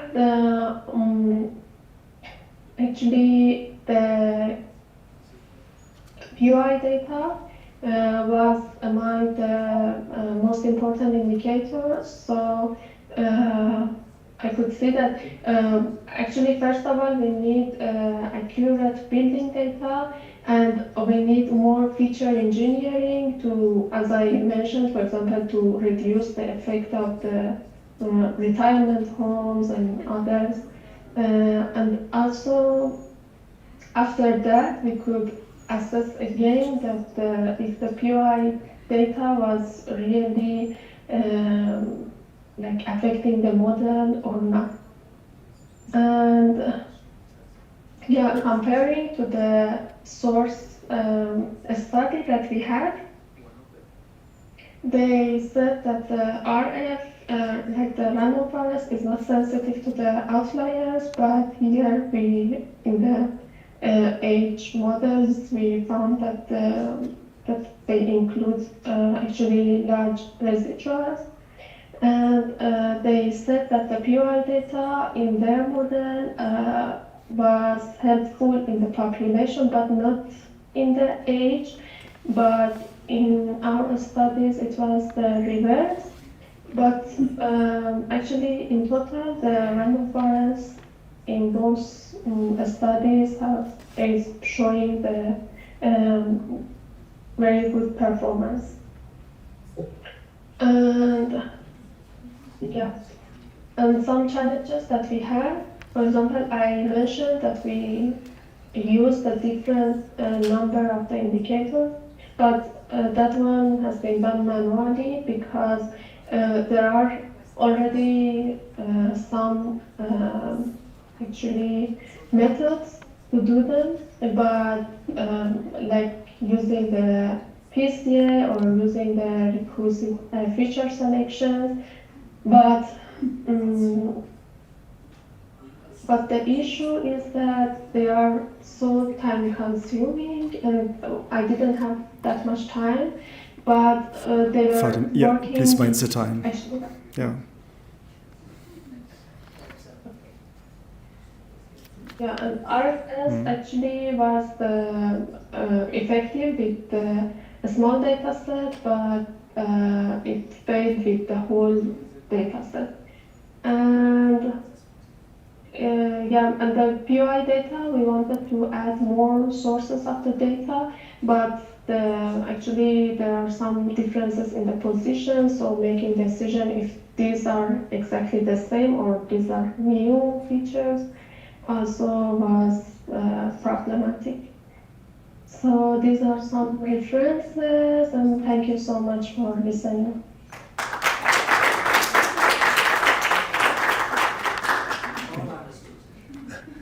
Thank you, Fatime. Many thanks and appreciation for your very well prepared and detailed presentation.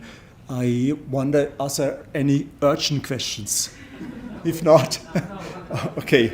I'm sorry, we don't have any time for questions anymore. And because of the late hour, we will skip the break. Please pick up some coffee if you need it, and we continue with the talk of Rupert Elnay. Yes, he's already shown up, and let me introduce Rupert. Rupert has a really variety of gifts and engagements. He is as well a designer, a craftsman, an ocean sailor, and humanitarian lead, working at the intersection of do-it-yourself field technologies and politics of cultural representation. Rupert has also designed extensively for international film and media productions and the theater of medical anthropology, open source advocacy, and humanitarian innovation. His work is characterized by people-centered creativity and co-production of life-saving disaster management strategies in various intercultural settings, using found technologies to represent the needs of overlooked communities and improvise order within insecure parameters. He covers the politics of representation and socio-spatial ethics in the digital humanitarian space. Let me shorten a little bit. He contributed very well to the global OpenStreetMap community and to the humanitarian OpenStreetMap team, and this was also the nexus between Rupert and myself.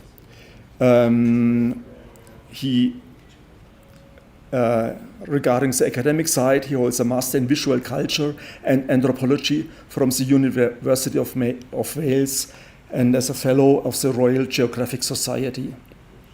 He associates his research with the Sustainable Earth Institute and the Doctors Without Borders in London and the Royal Scientific Society of Jordan and Cambridge University. I am very glad to have him here at AGSE for the second time as a speaker at the AGSE conferences. Okay. Bring us alive. Yeah. Thank you very much, Franz. I hope you can hear me. Yes. And can you see my screen? Yes. Okay, great. Well, thank you so much, Franz and Dietrich and Paul and everybody there. Quickly, how much time should I try to do this in? Can someone tell me? Well, the original approach was around 20 minutes. Wow, okay. Okay then. Speed up and make us awake.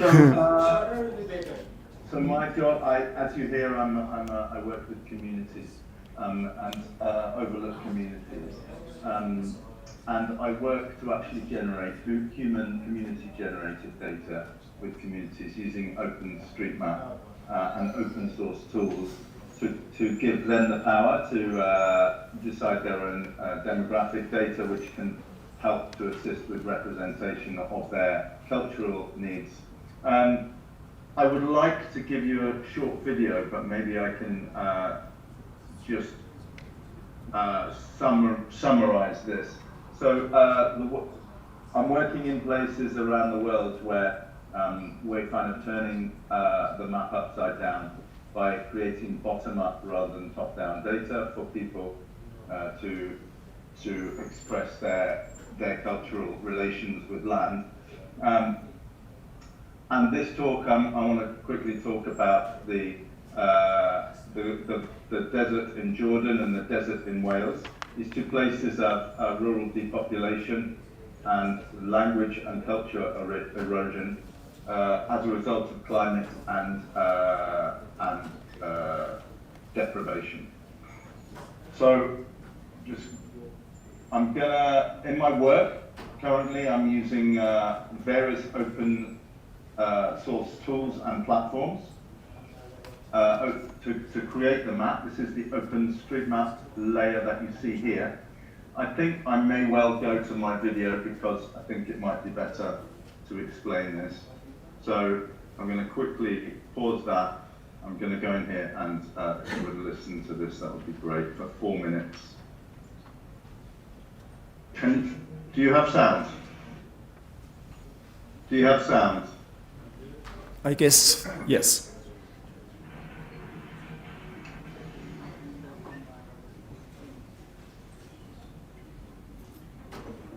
in any disaster, the most important thing is to get the right resources to the right people on the ground.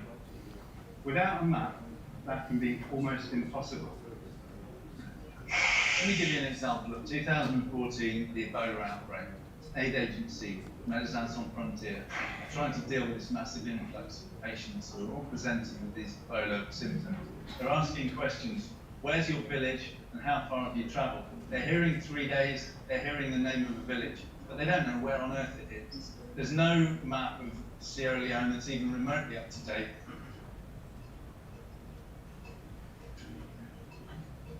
Today, around 1 billion people on this planet don't exist on a map or in any kind of universally understandable way. We're in North Uganda here, close to the Congolese border, in an area that's never ever been mapped before. We're looking into the villages here for the first time and putting them on a map. Really, we're creating the first comprehensive map of the world that's ever been made.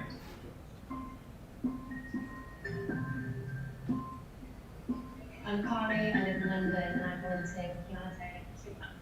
I've just finished work, I've come along to Mapathon. It's essentially an event, it's a group of people getting together to put people on the map. So the task is for us to just draw outlines and trace over buildings, roads, things we can see. Something like this is so easy to do. It's just trace around the corners of each building and I've added it to the map. Then community mappers on the ground can kind of go in and say exactly what that building is and what it's used for.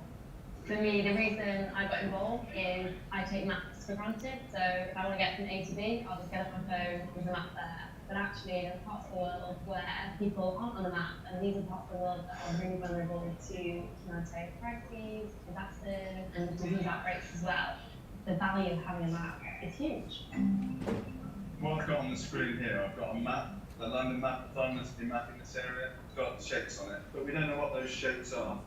They might be hospitals, they might be schools, they might be churches, and we'll go in there and tag them with the characteristics that can be useful in emergency response. We've got team surveyors out here on motorbikes. They're going through the bush and going to every outpost and every village. Each time these guys do a survey in a village or community, they ask certain questions. Like how many children are in this group? How many teachers are considered? So what were just unknown shapes, boxes and lines now become roads, houses, schools and hospitals with values added to them. And the map becomes a real live information system. Thank you so much.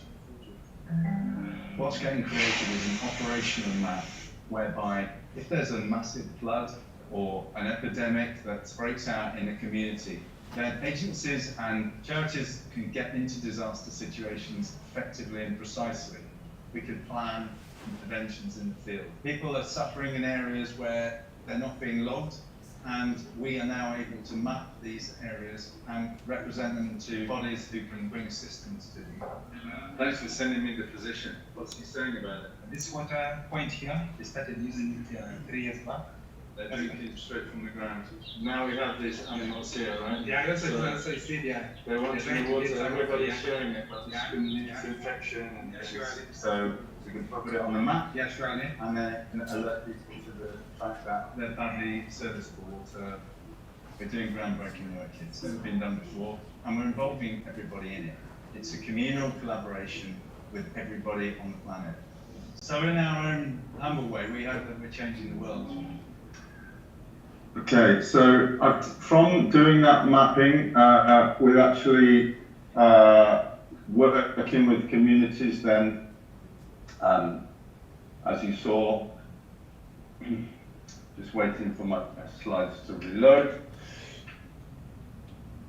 You saw the mapathon, and you see that actually the point of this is to hand over the power to the community. Sorry, I'm going to have to... I have this issue happening. Big George Foreman, the One hardest second. in history, had taken the championship from Joe Frazier the year. Apologies for that. A little bit of boxing, just some entertainment right there. I always try to entertain. So we're using local technologies that the community can use. That's the point of this. those guys who you're looking at are community members who've been trained from having no skills, and they're then writing these questions. They're writing these demographic questions, so it really relates to a localized demographic. They have their own terms here where they name their own way of addressing themselves, and they're charging the map. You can see with the data that relates to how they address where they live in a water tanks rather than blocks that are designated from the top down. So they're generating a map that OpenStreetMap can make, which is conventionalized, but we can do analytics, but it's homegrown, community-based. It has to do with things that don't work. We can create this data so we can, when we're working with communities, they can present their issues and then we can create maps to show them and then to advocate to authorities. In Ebola, we have repeated village names that were colonial English names that were repeated so that we didn't know which of the new town or bridge town people were coming from. So we used tribal names. And this was where culture and emergency merged. And this was where my work now started, where we looked at these names. They're very interesting and entertaining. Warriors and ladies who were mothered people and were welcoming, and historic war names for villages, but the fact we had those names meant we could send the right resources to those people, but also those villages are getting represented. We're putting those old names back onto OpenStreetMap, and we're creating new spaces by doing this work in communities. When COVID hit, we worked in Wales. I was back home. We started to look at why people got COVID, and why, when they got it, why did they get it worse? They were unhealthy, public transport wasn't working, people weren't safe to go and do exercise, there was a food desert where they lived, so they couldn't, the real lived experience was that people couldn't have access to healthy food. So again, these couldn't have come out, these metrics, without us realizing that there were hills that stopped people from getting to food, so the habitual bad habits would start, which led to bad health. I'm sorry I'm going through this very quickly, but this is what community mapping looks like on the ground, again, but in Britain. And these are some of the things that come out, which we couldn't have known. The community made foraging maps of where they could pick wild growing food, and they could put their heritage that was unseen onto the map. We started working in Jordan with communities there who have relations with the land from different language and ethnic backgrounds. Bedouin, Chechen, Druze, Palestinian and Syrian communities all live on this space which used to be a wetland area in Al-Azraq. And these deserted villages here used to be fishing villages. But due to climate change and also so the desertification because of the aquifer depletion, partly because of pumping to the city to accommodate refugees, so for good reason, but partly also for climate change. But how do we keep and preserve this and try to prevent the rural depopulation that's happening by making the cultural area attractive in a new way to the community? The way to do it is by creating community archive that intergenerationally people can refer to. So how do we generate this archive? Through stories, through representing the different communities. We started to use the OpenStreetMap tools, UMap, to geo-place different video and stories to represent that and to communicate this science. Working in collaboration with science communicator Ian Stewart, who's the UNESCO Research Chair in the Royal Scientific Society. And I start noticing that there are similarities in Wales. Here are sheep in the desert and camels, and we have horses. We have a lot of similarities with rural depopulation and multi-language tagging. So the other thing that we notice, I notice here, is when we're mapping, and you've seen how you're looking at satellite imagery to actually create OpenStreetMap, we have this instance of somebody vandalizing the land of the desert, if you like, by putting a Saudi "I love Riyadh" or something. Those Arabic-speaking people amongst you will know what that says. This is in Jordan, and it's been done on the land by cars. The question was, does anybody care? And nobody in the community that I was working with across the ethnicities cared, because they thought of themselves belonging to the land rather than the land belonging to them. That was very important, because the same happens in Wales. And when we came to the Wales project that currently doing, the mapping of land voices, it was built on these examples, where we looked at the community as it was in these deserted villages. You're seeing deserted villages again.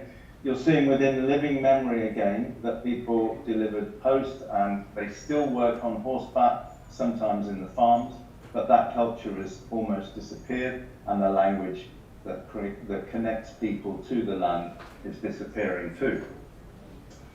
So we worked with older people and younger people, printing out OpenStreetMap, and so that people could, this is called field papers, so people could annotate, and then we could use it as a digital layer in the JOSM editor or the IDE editor, as though it was the satellite imagery, using it as a layer to trace the notes on the page. That allows access from the community, which is all important in my work, to make sure that it includes all points of view, including the old people who may have digital anxiety. The memories that start coming in the form of photographs, we started to put on Wikimedia Commons, so then we could put a link into OpenStreetMap to connect the media resource, the memory, the video, and the story to the resource. And the maps that come up from these sessions, where we ask why places are named in a certain way, and we've done the same work. This toolkit that you're seeing here is now in Arabic, and it's getting translated into Sardo in Sardinia. For similar reasons, the rural depopulation is endemic across these communities, and the erosion of culture. So having community sessions, this toolkit is available and open source and free, which we've developed across these different projects. You can see the village there. I'm going to move along because we have different old field names that now are digitized, and you can search for them using OpenStreetMap navigation. You can find your way to these old fields if you put them in. We have old standing stones and stories attached to them, but it also has to do with land assignment and forest allotment. You can see a farmer marking his forest here to say that he has his necessary 10% to get his subsidies, otherwise he'll be forced to plant on productive land. So it allows farmers a voice where the government is not sensitive to their local way of doing things. It also allows people to put their locally sourced food on the map, so that they can be self-sufficient outside of the corporate supermarket chains, etc. So this is the toolkit. I'm happy to share the link of it. I'll be delighted to share that link. And I'm just going to get out of that. I'm going to show you a couple of things on the tools. Now I'm hoping you can see this screen. Using the tabs, using the tagging system of OpenStreetMap, we can actually put different names, Welsh name, English name, and the Wikidata link. So this is the tagging system of OpenStreetMap, and to start our project, we used old maps where we could pick up the names from the old maps, which we could overlay. Then we could put the place names on, and then take it to the community and ask them why this place is called by this particular name.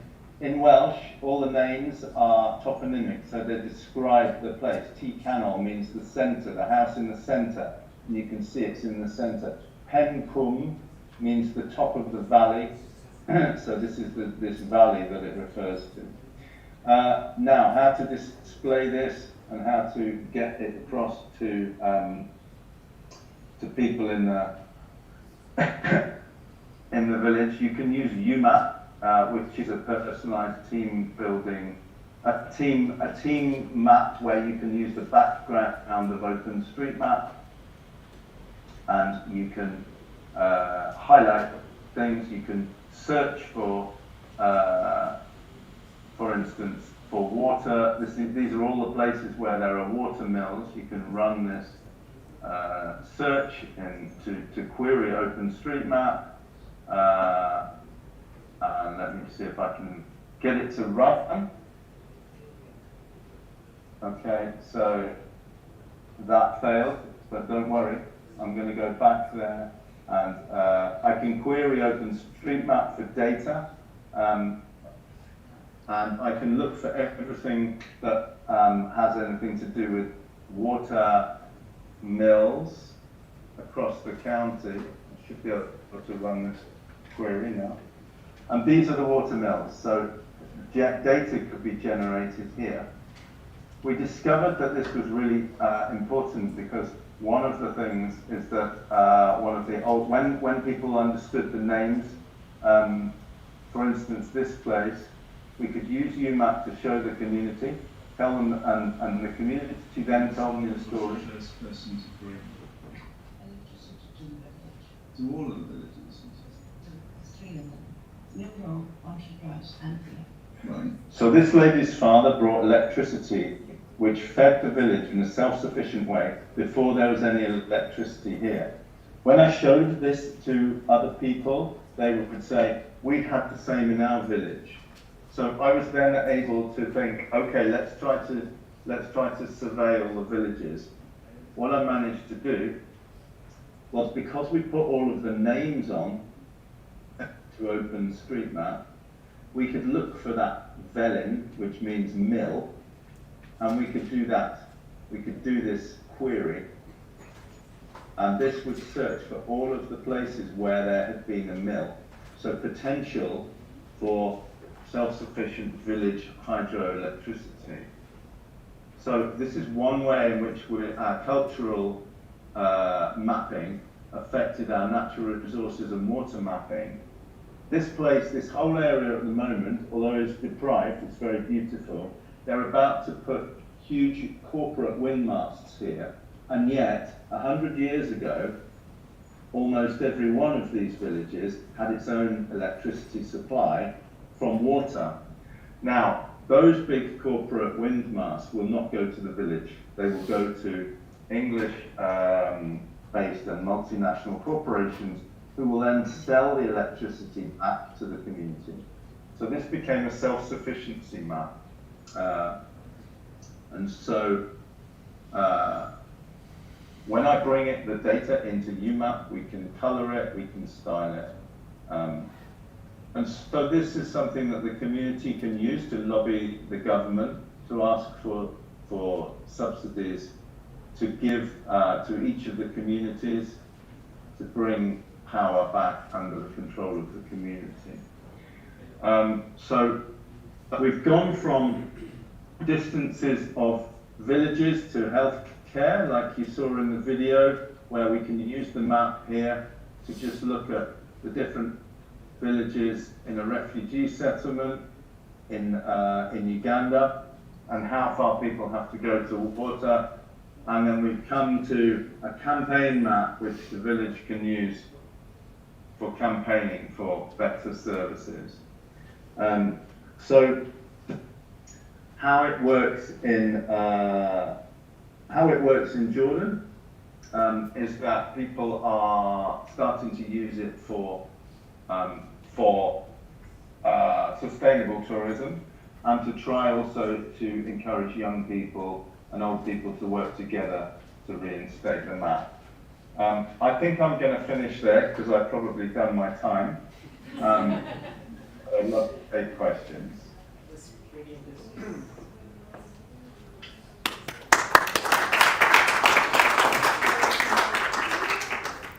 Thank you, Rupert. At least for me, it was refreshing and close to human life. As I did before, I ask Arthur any urgent questions or remarks. Very good approach, remarks. Hmm? Very good approach of mapping.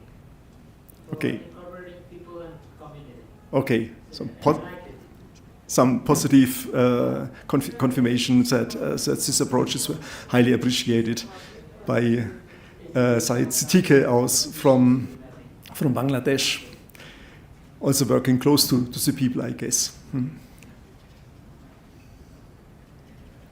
It's very, it allows an alternative voice for people. So it's the community empowerment with some examples of geoscientific issues or humanitarian issues, but whilst doing the mapping, to hand over the process to the community.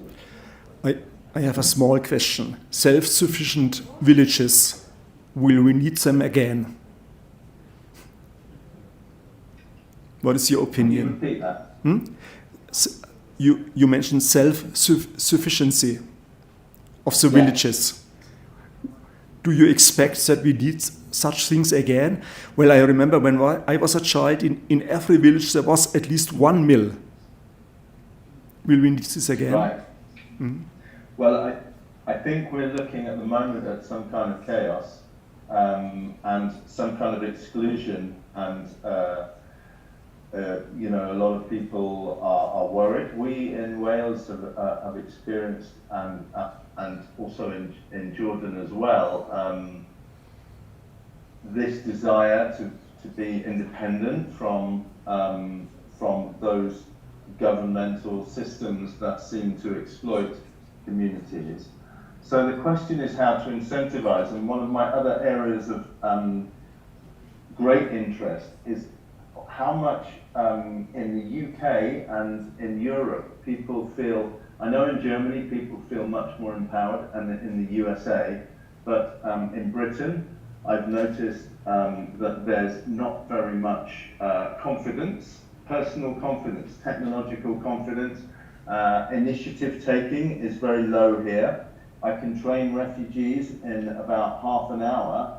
It takes me days sometimes, or hours, to train people with who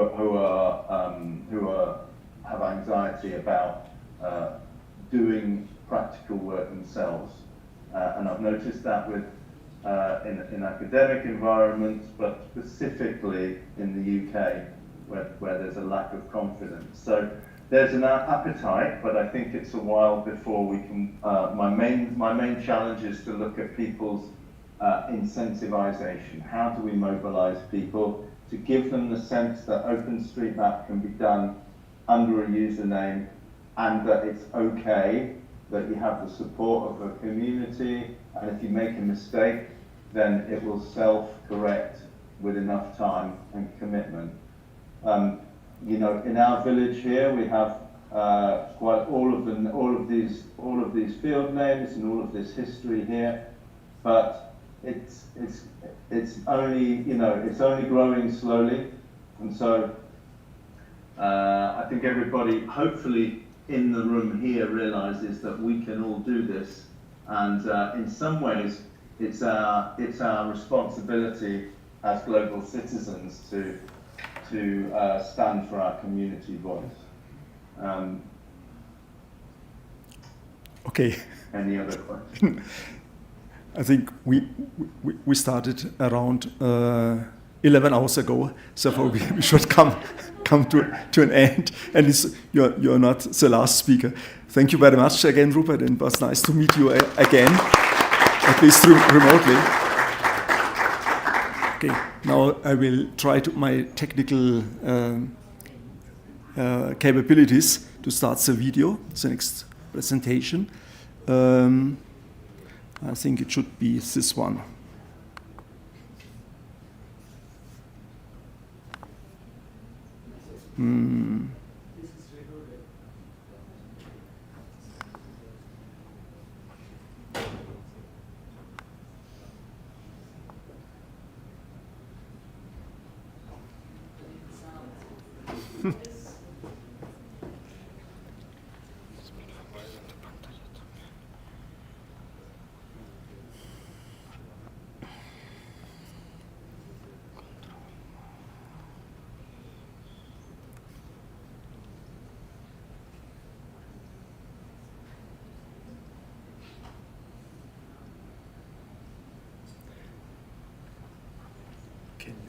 increase the speed a little bit. Is this? 20 minutes, okay. Good afternoon, everyone. Okay. Okay. Speed. Okay. 1.2. Yeah. Okay. 1.2. Yeah. Okay.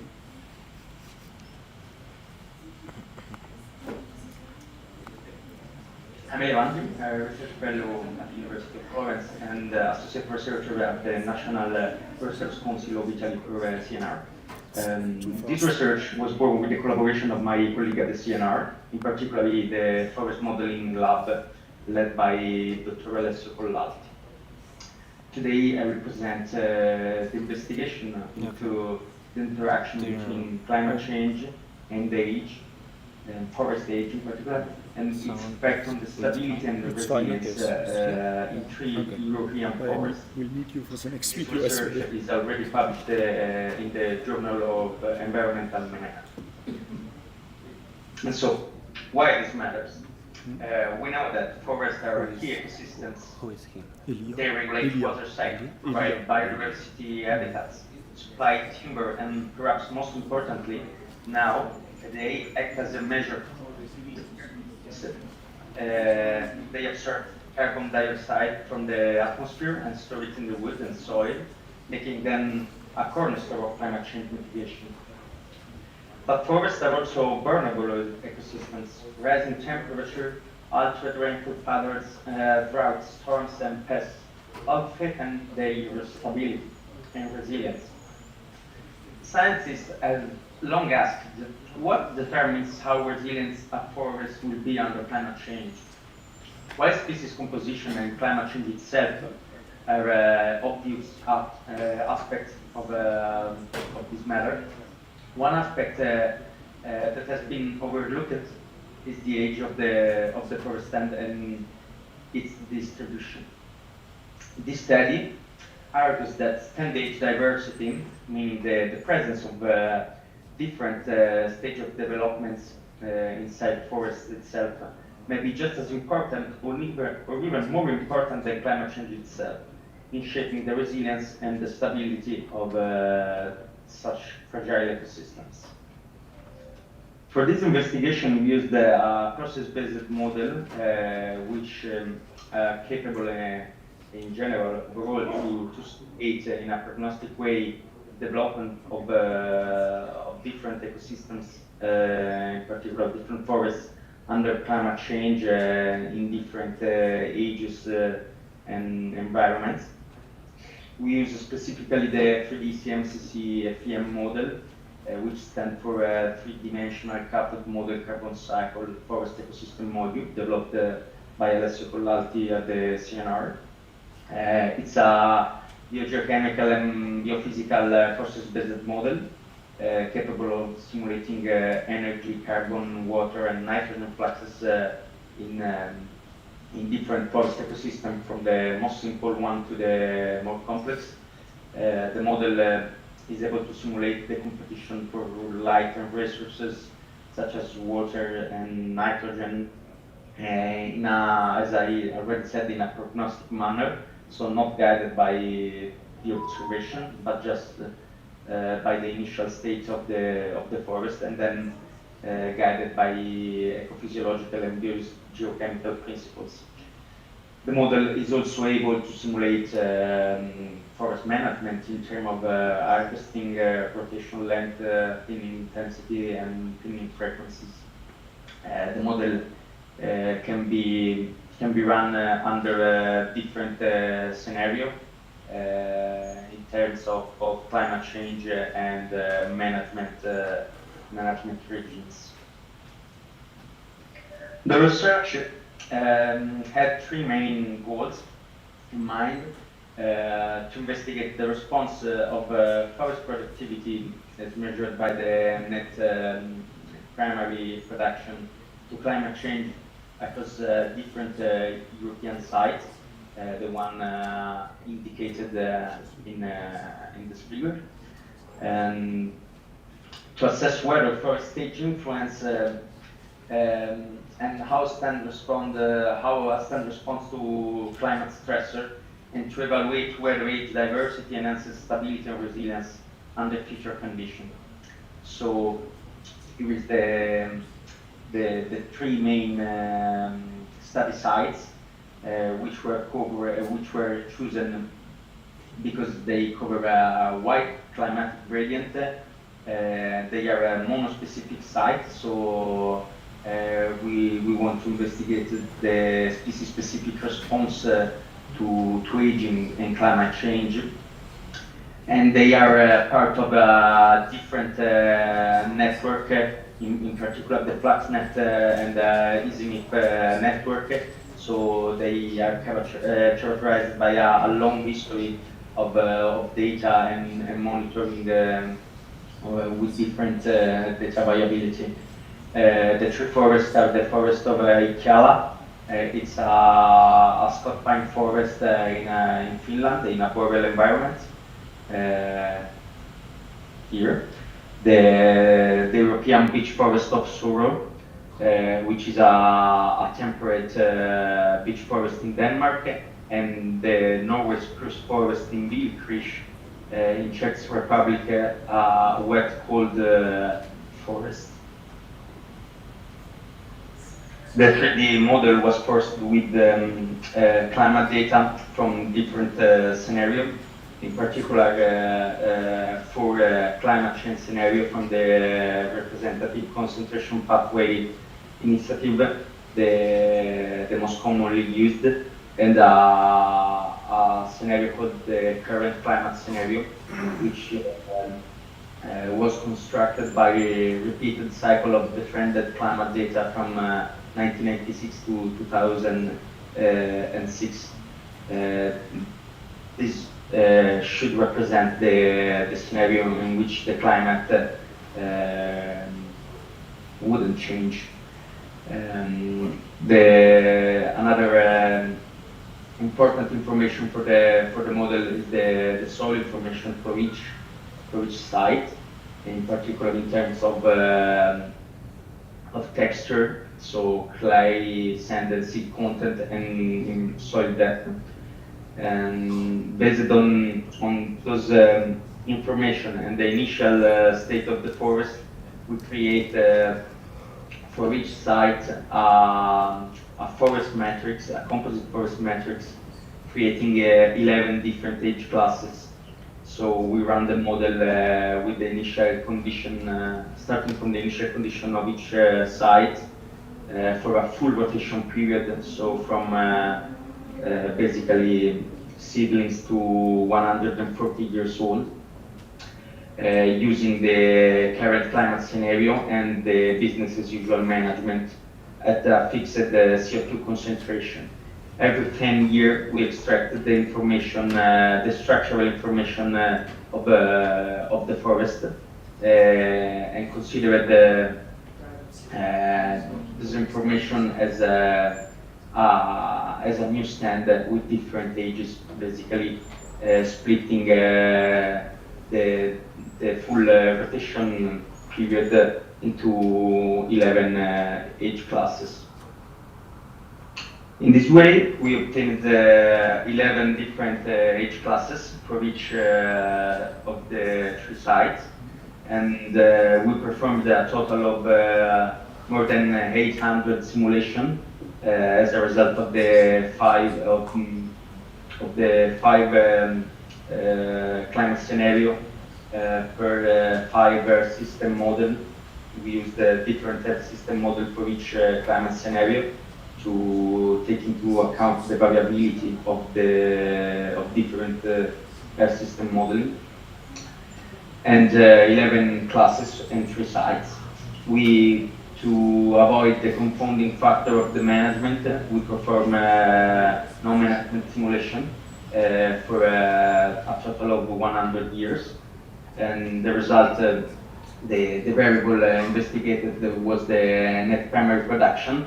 So the NPP was our state variables, and we compute at the end of the simulation the resilience as the one-lag temporal autocorrelation, which is a often used metrics used as a proxy for resilience. So we basically compute how much the time series of the NPP is correlated with itself, and so this is usually considered a proxy for resilience. How much for a given year the net primary production is correlated to net primary production of the previous year, while the stability was computed as the standard deviation of the state variable, so in this case the NPP. And we also computed those two proxies within a 20 years moving window for the time series on the trended time series to assess the interaction that we will see later in the results. From here, I will present the results of the 3 different sites, starting from the most southern, the Billig forest with Norway spruce. The Norway spruce show a decline toward the end of the century across basically all climate scenarios, all the simulation, especially for the older age classes. In particular, as the severity of the scenarios increases, resilience tends to increase while stability tends to decrease. And in general, the MPP tend to decrease the more the scenario became severe, as we can see from this graph. Here we can see how younger stand exhibited an initial phase characterized by higher instability and low resilience, and tend to converge over time to a condition comparable to older stand. In this graph, we have the stability on the x-axis and the resilience on the y-axis. And bear in mind that the less the number, the standard deviation, and the less the TAC lag one, the more stable and the more resilient are the forests. So as we can see from the legend, the younger standard per year, basically in for all the scenario, in a state of low resilience and low stability, and over time, over the simulation time, they tend to, while aging, to increase their stability and their resilience. We can see here from this graph how the total productivity tends to decrease in the most severe scenarios, for example. This is the intra-annual variability of the gross primary productivity. Those are the results for the Scott pine in Finland, which shows similar results to the Norway spruce, but is characterized by a higher stability in the MPP over the century. The MPP tend to decline in the most severe scenario, especially for the older classes, as again we can see from this graph. The long-term resilience and stability were almost comparable among the age classes, while as for the Norway spruce sites, we can see this pattern for which the younger stand tend to be characterized by less low stability and low resilience, and tend to converge to a more stable and resilient state as they aging. The differences between the Scott pine in this site and the Norway spruce is that this behavior is basically the same under all different climate scenarios. Here we can see the same identical decline in the gross primary productivity in the intra-annual variability of the GPP of the Scott pine, even more marked than for the Norway spruce. And finally, the result for the beech forest of Sorø in Denmark. which show the most different results in respect to the conifers, and in particular, as we can see, the MPP tend to remain stable under the current climate scenario and the less severe scenario, while tend to increase at the end of the century in each age classes. This is probably due to the CO2 fertilization effect. So we observe the opposite trend with respect to the conifer, with low stability that increase with the escalation of climate scenarios and high resistances. Slight variation in stability and resilience were observed, especially the best scenario for this site was the SP 6.0, in which we observed the most increase in the MPP. Here we can see the same graph, the same plot, stability against resilience, and we can see how there's no a clear pattern between stability, resilience, and age in none of the climate scenario, indicating that in the beech forest, age is loosely tied to the climate scenario. And also from the interannual variability of the GPP, we can see how the GPP in the most severe scenario tend to increase instead of decrease as in the conifer stand. The main pattern emerged from these results are that in the conifer, they tend to have a longer leaf turnover, which tends to preserve the biomass through the years and increase the MPP stability over multiple years. But they are also characterized by a shallower root system, especially for a younger tree, a younger stand, that tend to expose them to drought-induced stress, causing at the end loss in stability and resilience. This is particularly true for Scott pine and even more for Norway spruce, which seems to be already at its optimum here in Billikrische. So even the slight variation in climate condition tend to have severe effect in the stability and resilience of the species. And as for the Scott pine, a younger stand are even more sensitive to water shortage and drought conditions. While on the opposite, the beech tend to have a short memory effect because as a deciduous species, it shed its leaf annually, which reset its system and reduce the memory of previous stress of past years. And as already other studies have pointed out, the beech forest in Europe seems to be positively affected by the fertilization effect due to the CO2, the increasing CO2 concentration and the lengthening of the growing season due to the increased temperature. On the contrary, the beech forest in the stability resilience graph that we see in the results section is not clustered by age as in the conifer, suggesting a prominent role of the climate on the resilience and stability of this species. To conclude, we can see that the conifer tend to have a great drought legacy, which is mirrored by the higher temporal autocorrelation, so lower resilience, basically compared to the angiosperms such as the beech in this experiment.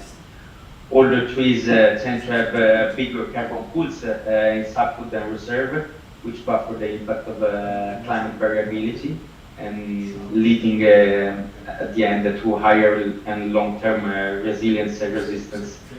While younger trees could be more affected by climate, but to be more productive. Our stage at the end could be seen as a memory pool of adaptation strategies inherited from past climate and disturbance regimes, which is able to dampen the effect of climate change on the stability and resilience of such forests. So the indirect effect of climate change in the study is was not taken into consideration, in particular extreme events and pest attacks or fire and disturbances in general, while other limitation of the study was that other drivers such as nitrogen or ozone were not considered, nor the species migration, which however could be a less important factor in such short period of time. So just to conclude, some implication, especially for the management, we have seen how different species and age cohorts react in terms of resilience and resistance to different climate change regimes. And so we conclude that in general, an higher structural heterogeneity at the landscape level can contribute to dampening the effect of climate change, in particular structural heterogeneity derived by different age cohorts, and which can create different carbon allocation method and ecological mix for enhancing also the biodiversity and the capacity of the ecosystem to respond to the stressors. So I conclude here my presentation. Thank you all, and I'm available for answering questions at email. Thank you for your attention. Okay.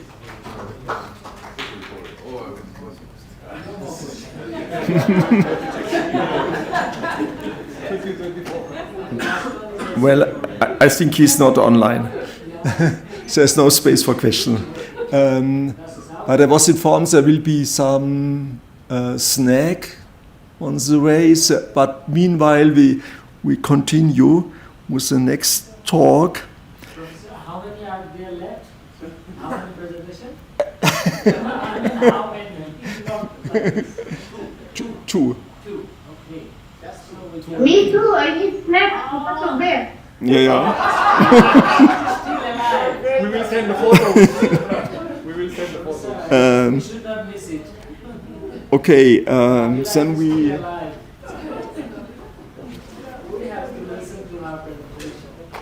I expected you went to bed for sleeping. I think is Shahid Parvez also online? No, then we continue with Nabila's talk. Yeah.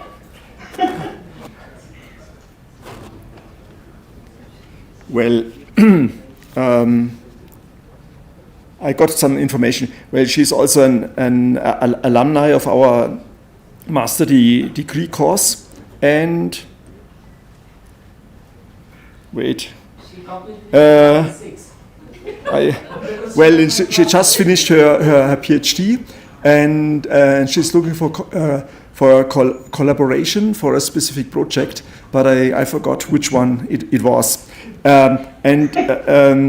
I understood that we run the PowerPoint. Yeah. Okay. Good afternoon, distinguished. Good afternoon, distinguished colleagues and guests. Today I will present our research on temporal monitoring to track the health of olive trees and increase their productivity. Is it possible to increase? Good afternoon, distinguished colleagues and guests.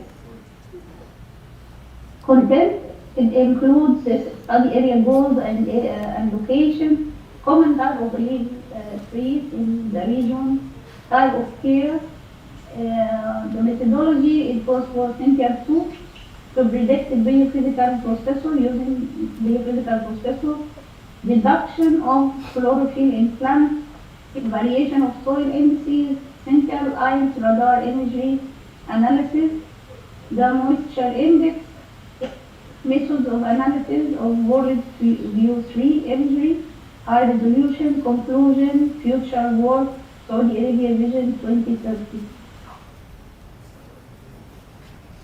In both province represent a big agriculture and economic business in Saudi Arabia, and that's why they call it olive capital of Saudi Arabia. This industry can be endangered due to global climate change or water scarcity and soil degradation. This research addresses these challenges by using advanced satellite-based monitoring to support precision agriculture and sustainable management. In both areas distinguished with fertile soil, moderate climate, plentiful water, groundwater, contribute to this extensive cultivation, and it represents 67% of the domestic olive production in Saudi Arabia. It's famous also with vegetables, grains, and fruits. The region it's established in 2007 and now is considered as the largest organic olive grove in the Middle East. It encompasses over 15 million trees across 12,000 farms with 2% of global olives. The study area location is located in north of Saudi Arabia at the border between Saudi Arabia and Jordan. And there's a lot of valleys, dry valleys, which bring the soil with during the flash floods, which enrich the water table in the area and also refresh the soil with new deposits every time with a new flood. This example shows us the common olive trees in the area, and here an example of different planting distance for Arquina trees reducing olive oil. The density, for example, traditional olive has a density of 30 to 200 trees per hectare. Intensive olive has 250 to 600 trees per hectare.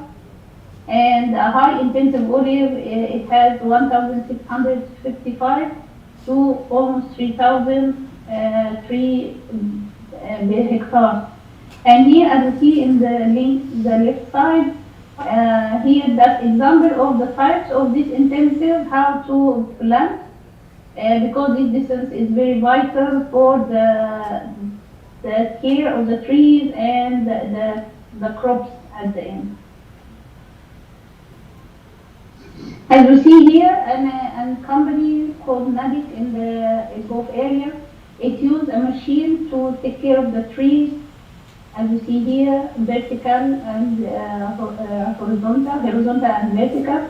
It has here monitoring for temperature and climate because it's important for the irrigation of the trees. We see here, this is machines to collect the crops after the growing, harvesting machines.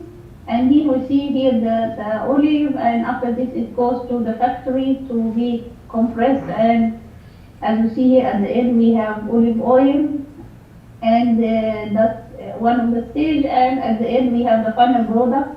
This kind of industry is very important as local investment include oil production, and from this oil production we can have soap, we can have cosmetic, and we can have charcoal from olive residual.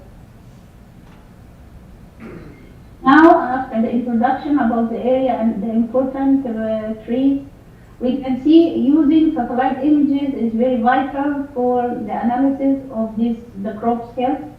As you see here, we can, with the detector on the essential ions and 2, we can detect the reflected signals from the trees, and after this we can use this, as we see here, energy balance, and from this we can estimate the trees' health and the soil. We can predict also the soil characteristics of the area and can put a plan to for the irrigation and nutrition of the trees. As we see here from the graph, it's here we can see in these band waves, we can see water absorption, green vegetation, and all this using the Essential Ice and Essential 2 provide a wide coverage, enable regional scale monitoring, frequent revisit every 5 to 10 days. For example, Essential 2, it can provide daily visits, monthly spectral and radar data, also allowing for detecting vegetation health and soil moisture, land cover changes. This makes them ideal for completing ground data with scalable and cost-effective monitoring.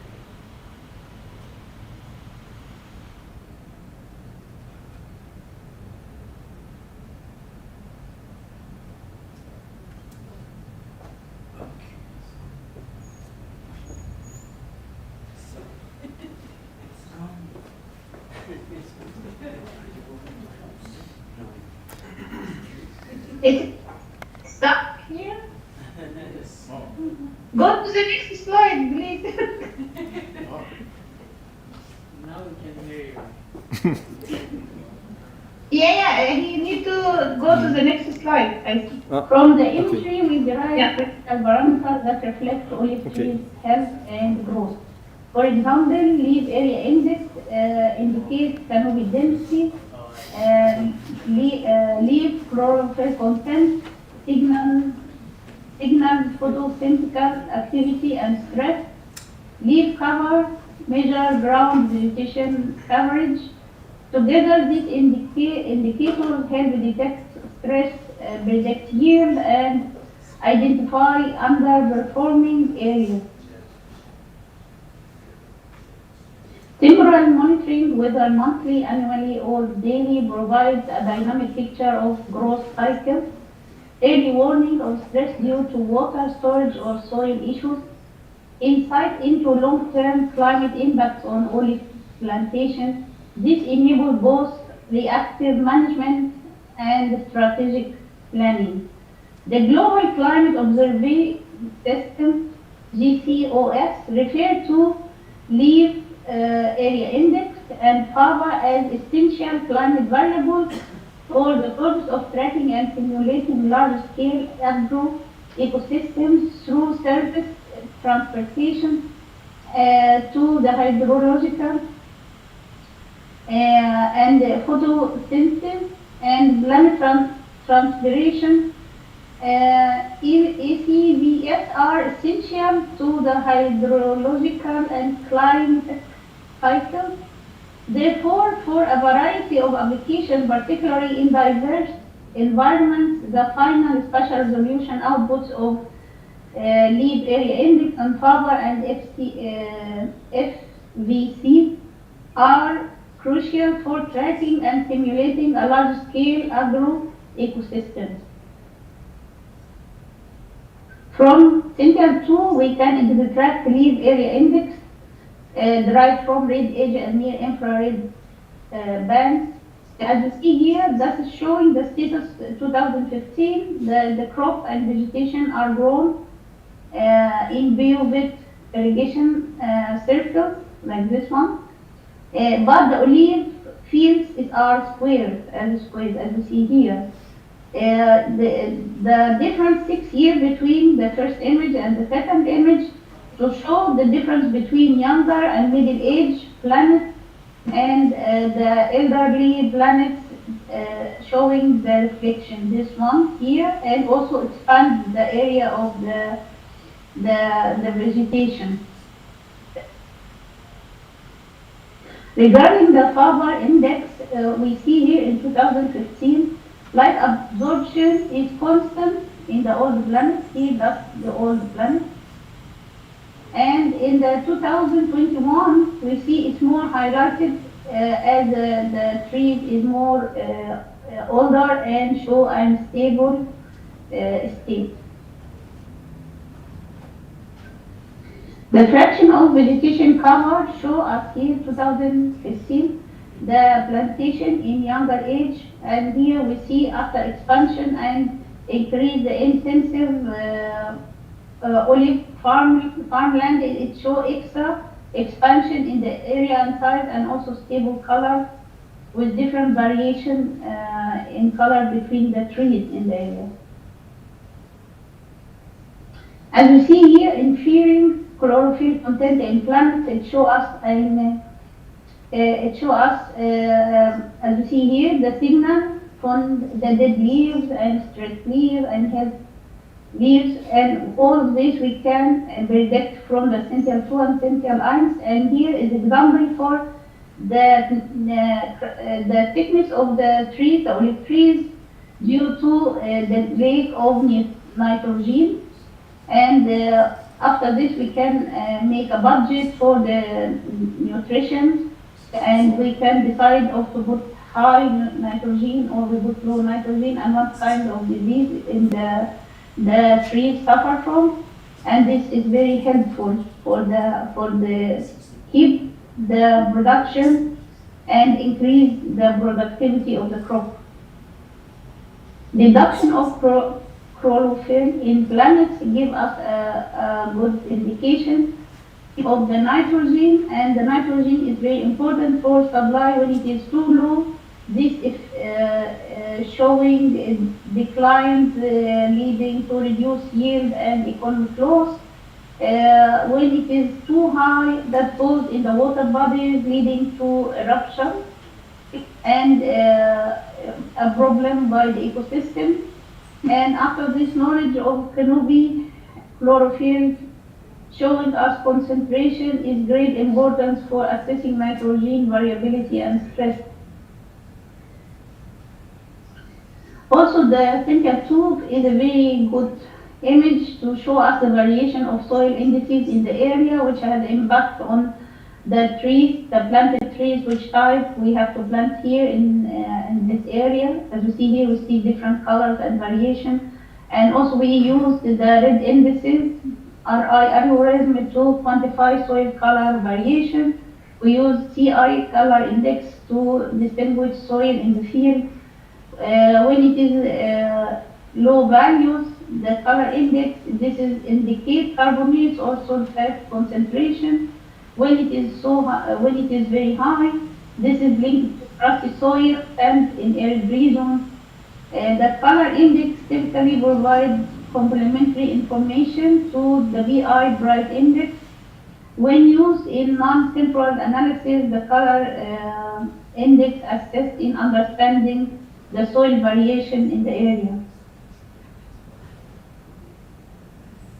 The value of using Central Ions radar imagery analysis is very important also for soil characteristics and also provide a wide band with high resolution, 5 to 20 meters, over 250 kilometers sweep weight.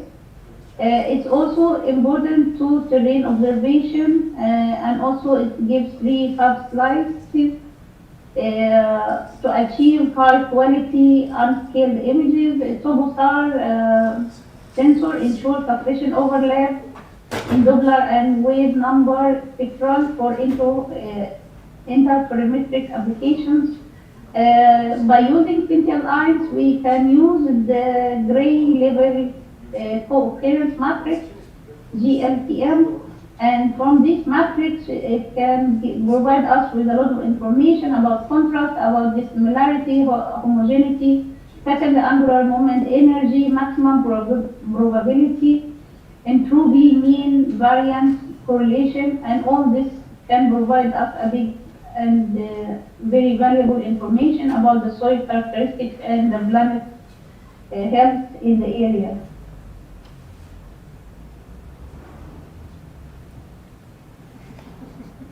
Skip to the next slide, please. Analysis using moisture stress index, MSI, from Central Ions. Here we can see a real-time monitoring by date and it's almost 10 years difference.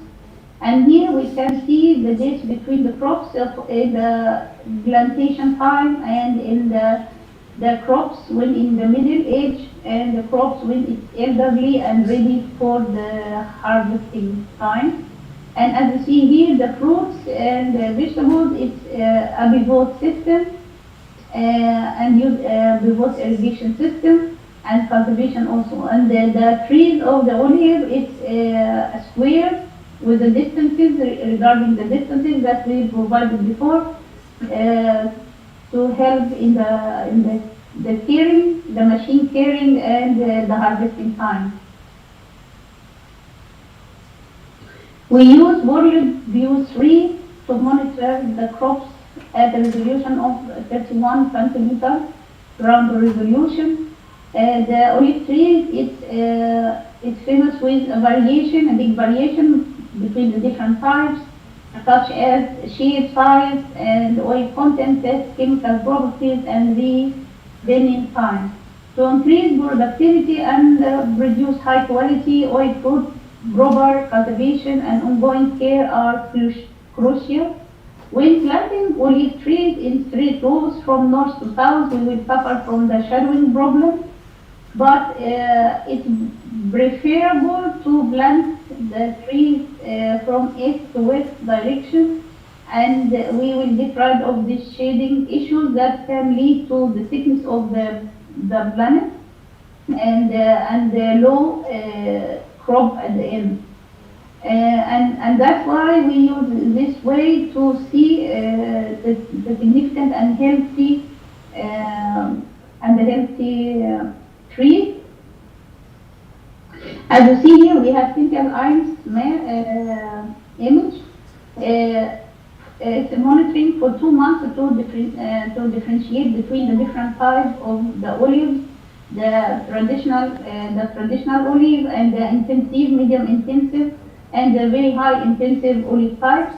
And also, as you see here, this is different type of crops and fruits. As you see here, this is a real-time image for the healthy Abruzana olive tree in middle age.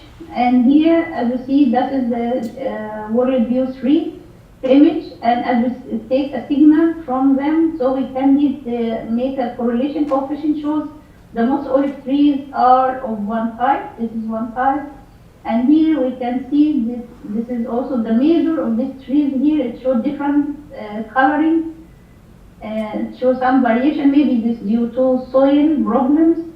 And here, as you see, that this figure also the coefficient of variation shows the olive trees are of different types. And here, as you see, there is 2 different types of olive, type 1 and type 2. In summary, satellite-based temporal monitoring provides an accurate, cost-effective, and scalable method to track olive tree health. It improves productivity by informing better soil and water management and problems. It strengthens resilience against climate change and supports broader environmental and food security goals. And using also the World View 3 is very vital to detect the crowns of the trees, and from this approach is very vital for the recognize the health of the tree and the age of the tree, and this is very important to detect how much the crop will be. And this is very valuable information for the precision farming and to put a management plan for the nutrition, water, and the caring of the trees. I would like to thank you for your attention and looking forward for your questions. But before I leave, our future work is addressing the Saudi Arabia Vision 2030. It supports the following goals: enhancing sustainable agriculture, reducing water waste in farming, boosting food security and local production, encouraging the adoption of smart technologies. This contribute to knowledge-based, environmentally responsible agriculture sector. I would like to thank you again for your attention, and I'm open for questions. Have a nice day. Okay. Thank you, Nabila, for this. Hi, welcome, Professor Behr. No, interesting talk, and agriculture is of course very important for us, and a good production in this field. I wanted to add now that you are seeking collaborators for the Egyptian visions of 2030 in national hazards, just in case somebody is interested, and you can send us some information if you want. I think. Yeah, maybe I couldn't introduce myself in the beginning. I can give a short idea about who I am. I am a researcher at the National Authority for Remote Sensing and Space Science in Cairo, NAR, Department of Aviation. Also, I am a I was a PhD student 2 days ago, and I just graduated under the supervision from Professor Schroeder. It was a pleasure to be there and graduate on his hand in the rockfall modeling for archaeological sites. We try to use advanced remote sensing and GIS to investigate the hazard over Hatshepsut Temple, Valley of the Kings, on Valley of the Queens. And this is addressing the Egyptian vision for protecting and developing the archaeological sites. And that's why under the UNESCO, as a UNESCO site in Luxor, it is very important to have a new studies, and I managed to have a comprehensive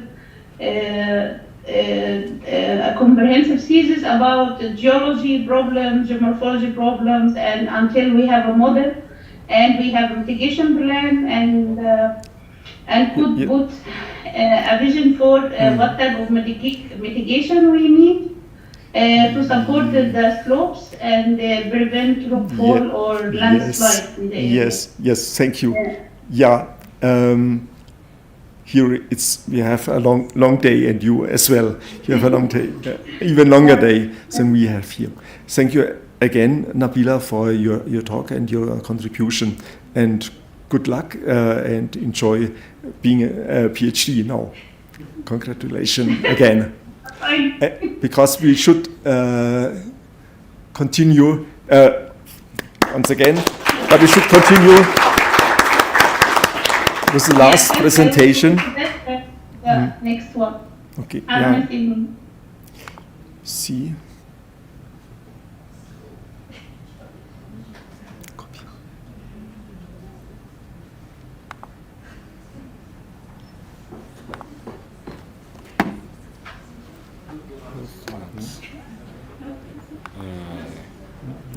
No, is no.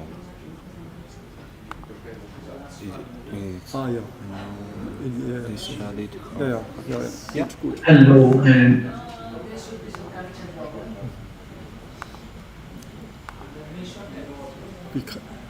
this is too long. On machine learning insights for climate change and human dynamics in Pakistan. I am very thankful Professor Behr, Professor Schroeder, and Professor Ravi for providing me this opportunity to present our work in this international conference being held at Universidad, Distrital, Francisco José de Caldas, Bogotá, Colombia. So this work was done by my students, Mr. Daoud Ahmed and Mashiz.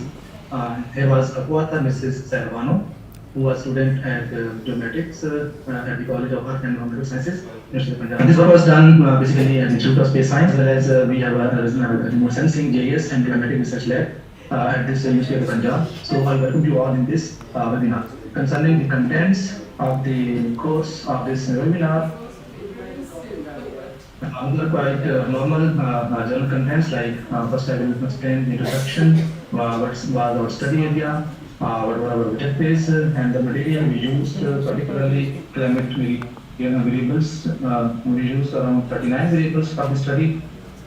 We opted machine learning as our methodology. We use a lot of relation techniques. I will explain a little bit more in details during our results and discussion session. We had some novel contributions during the studies. At the end, I would conclude my study with some limitations and references. So, dear participants, in introduction, I would like to say that Pakistan is blessed with approximately 3,000 glaciers covering an area of around 3,000 square kilometers. And approximately there are 2,400 glacial lakes available in Pakistan, out of which there are 1,300 lakes are categorized as major lakes. This is source of Ministry of Climate Change of Pakistan. These glaciers and snowpacks and glacier lakes are basically part of the longest mountain ranges known as AGSE region, Hindu Kush, Karakoram and Himalaya, which consist of Pakistan, Afghanistan, Bhutan, China, India, Myanmar, Nepal and Pakistan, a very long mountain ranges. These glaciers and snowpacks, they are also known as the third pole of the world, as well as the water tower of Asia. Glaciers and snowpacks in these regions are however, they are experiencing significant changes due to global warming and climate change. Nevertheless, they are impacting our water source activities, agricultural activities, as well as the power generation activities in our country, as well as in the neighboring countries. Glacier belt and snow cover the changes in northern Pakistan are not just changes, they are basically changes the dynamics of environment. They are basically shifting the patterns of snow available in this region. They are reshaping the climate variability of this area. However, in this study, we studied a spatio-temporal data-driven approach, and we used applied on snow melt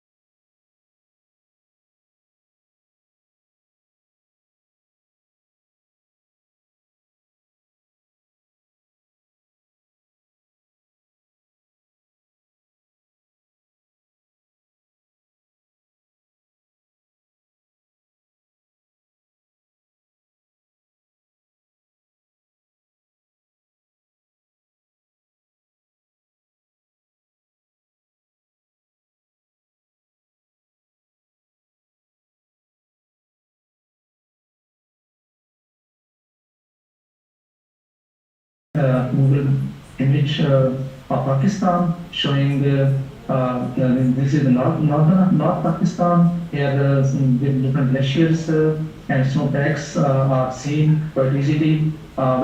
This region, I would like to say Pakistan, northern Pakistan, basically is the convergence of three longest mountain ranges, as well as the highest mountain ranges, I would say Hindu Kush, Karakoram and part of Himalaya, Western Himalaya, which basically extends from Pakistan to India, to Nepal, to Bhutan, to China. So Myanmar, so longest one, the Himalaya, rest are a bit smaller one. However, this study area, basically Pakistan, we call it at northern Pakistan because the rest of Pakistan, it does not contain glaciers. Only the glaciers are available in northern Pakistan.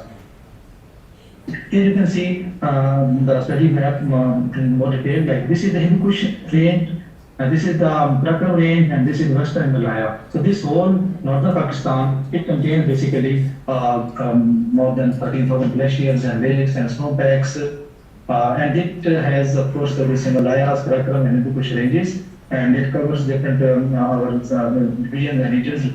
Moreover, this Brakram range has the highest peak known as K2. This is also the world's second highest mountain peak, having its elevation around 8,611 meters. Besides these mountain ranges and glaciers, due to its melting of glaciers, basically 4 major rivers are starting from these mountain ranges and glaciers. One is Indus River, Beas River, the Chenab River, and Jhelum River. We use basically climatic variables data of around 39 variables from albedo, from average surface skin temperature, base flow, groundwater, canopy water evaporation, blah blah blah, from like snow cover area to snow depth, snow evaporation, snow melt rate, and from soil moisture at different depths, similarly soil temperature from different depths, specific humidity. So a lot of data parameters we use. So here are the units of each per meter. Concerning some description of the data, like the specialization we use is 0.25 degrees.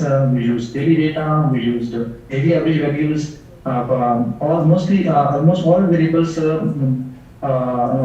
data of all variables was used, downloaded from GLTAS model during this duration 1948 to 2014. While the data of snow cover area that was downloaded from MODIS from 2002 to 2014.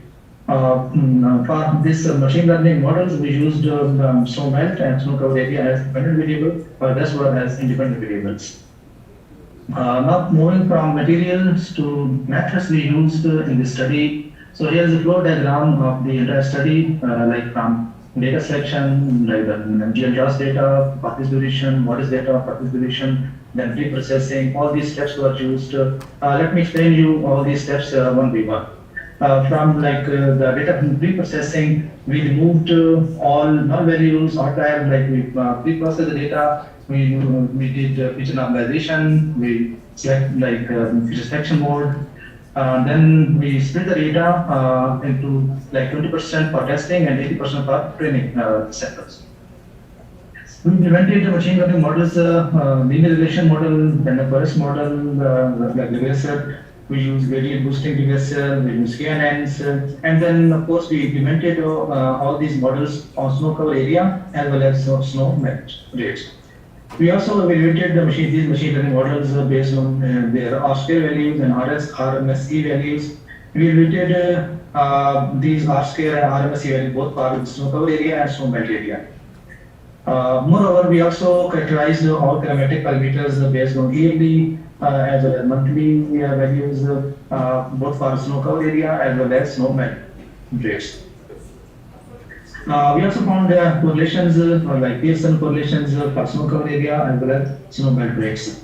All these correlations were of course calculated in the start, in the middle, and at the end, of course, just to check which parameters had correlations, and we dropped these parameters based on its feature selections.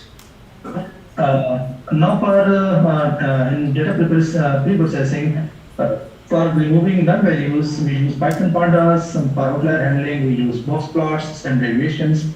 For feature normalization, we did different transformations, like there are so many transformations we checked, we used, but finally we go with we went with Geoinformation, quantile, and boxcox. For feature selection, we again use different PLS and RFT, lasso CV, and variance inflation factor. So we went with this bit. For all these regression models, we use Python, we use NumPy, pandas, scikit-learn, and Seaborn. Here is a sample Python script we used for this study, like the pandas and the scikit-learn, and all these script was used in Python. We used Wheel Studio as a platform. But if you would like to, any one of you can go and check and download all complete Python script available at this GitHub.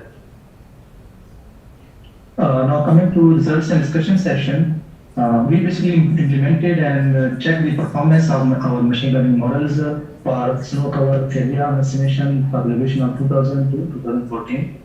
And in this, we selected independent variables like direct evaporation from bare soil, surface and speed, snow evaporation, snow precipitation rates, and total precipitation rate as a independent variable, while snow cover area was selected as dependent variable.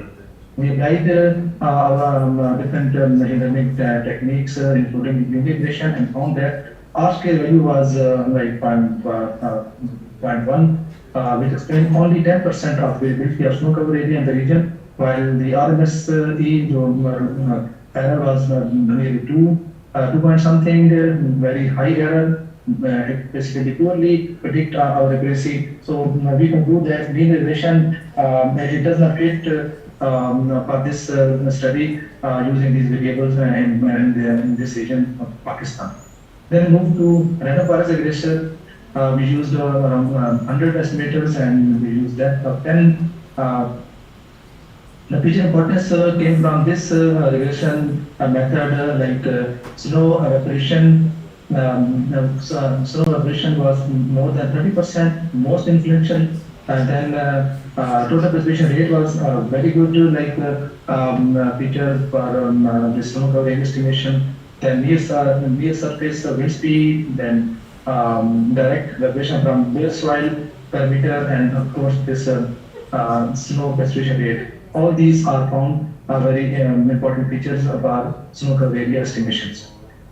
R-scale value was 0.2, which explained nearly 20% of variability, better than OLS ordinary scale.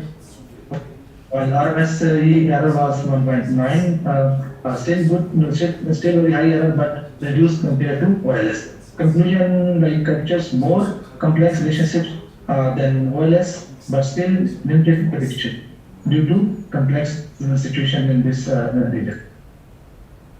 We also use the gradient boosting regressor, and we use the 100 estimators. Learning rate was 0.1, maximum depth was 3, mean sample and split was 2. From this, we concluded that feature importance is snow evaporation was around 38%, which is a key driver for snow cover area in this region. Then total precipitation rate was maybe 17%, or around you can say 18%. While the rest of the parameters they didn't properly contributed in this method. R-scale value was around 0.18, which explains around 18% of variability of snow cover area in this region. RMS error was around 1.9, high prediction error remains. So we concluded that this gradient boosting regressor provides moderate explanatory power than and highlights the importance of snow evaporation and total precipitation rate. Then we came to KNN approach, predicts snow cover area based on similarity with nearest neighbors in feature space. From this method, we concluded our scale was 1.19, which explains 19% of variability of snow cover area in this study area. RMS error was around 1.9, high prediction errors similar to random forest and gradient boosting regressive models. So this provides modest explanatory power. So from this, we concluded that random forest is best for area snow cover area estimation for this study area. Let's check the evaluation criteria for these models. We evaluated like this. We used R-scale value, RMSE of all these four regressors: linear regressor, random, gradient, and KNN. And we found that random forest is the best machine learning model for snow cover estimation in this study based on our parameters used, and of course the duration from 2000 to 2014. In this, like random forest provides us R-scale value better, around 20% coverage for explanation of the snow cover area, while RMS error was around the least one 1.94. Concerning correlations, we also found correlation of our snow cover area with our climatic variables. So based on this analysis, we found that albedo has the highest positive correlation, like snow depth, water equivalence, net long wave radiation flux, snow depth, all these have positive correlation, you can see from here, while soil temperature at the depth of 100 to 200 centimeter, it has highest correlation but negative correlated. While the p-values were found less than 0.001 for most of the variables except this specific humidity. From snow cover area estimation, now we will move to snow melt rates. We implemented machine learning models like this. We used snow melt as a dependent variable, while all these parameters were used as an independent variables. After applying this regression, like linear regression, we found that our scale was 0.7, which is when around 75% variability in snow melt, RMS error was around 0.012, nearly no predictor error. Coefficients like snow evaporation, snow precipitation rates, and snow surface rate was having these positive coefficient positive values, while there was negative value like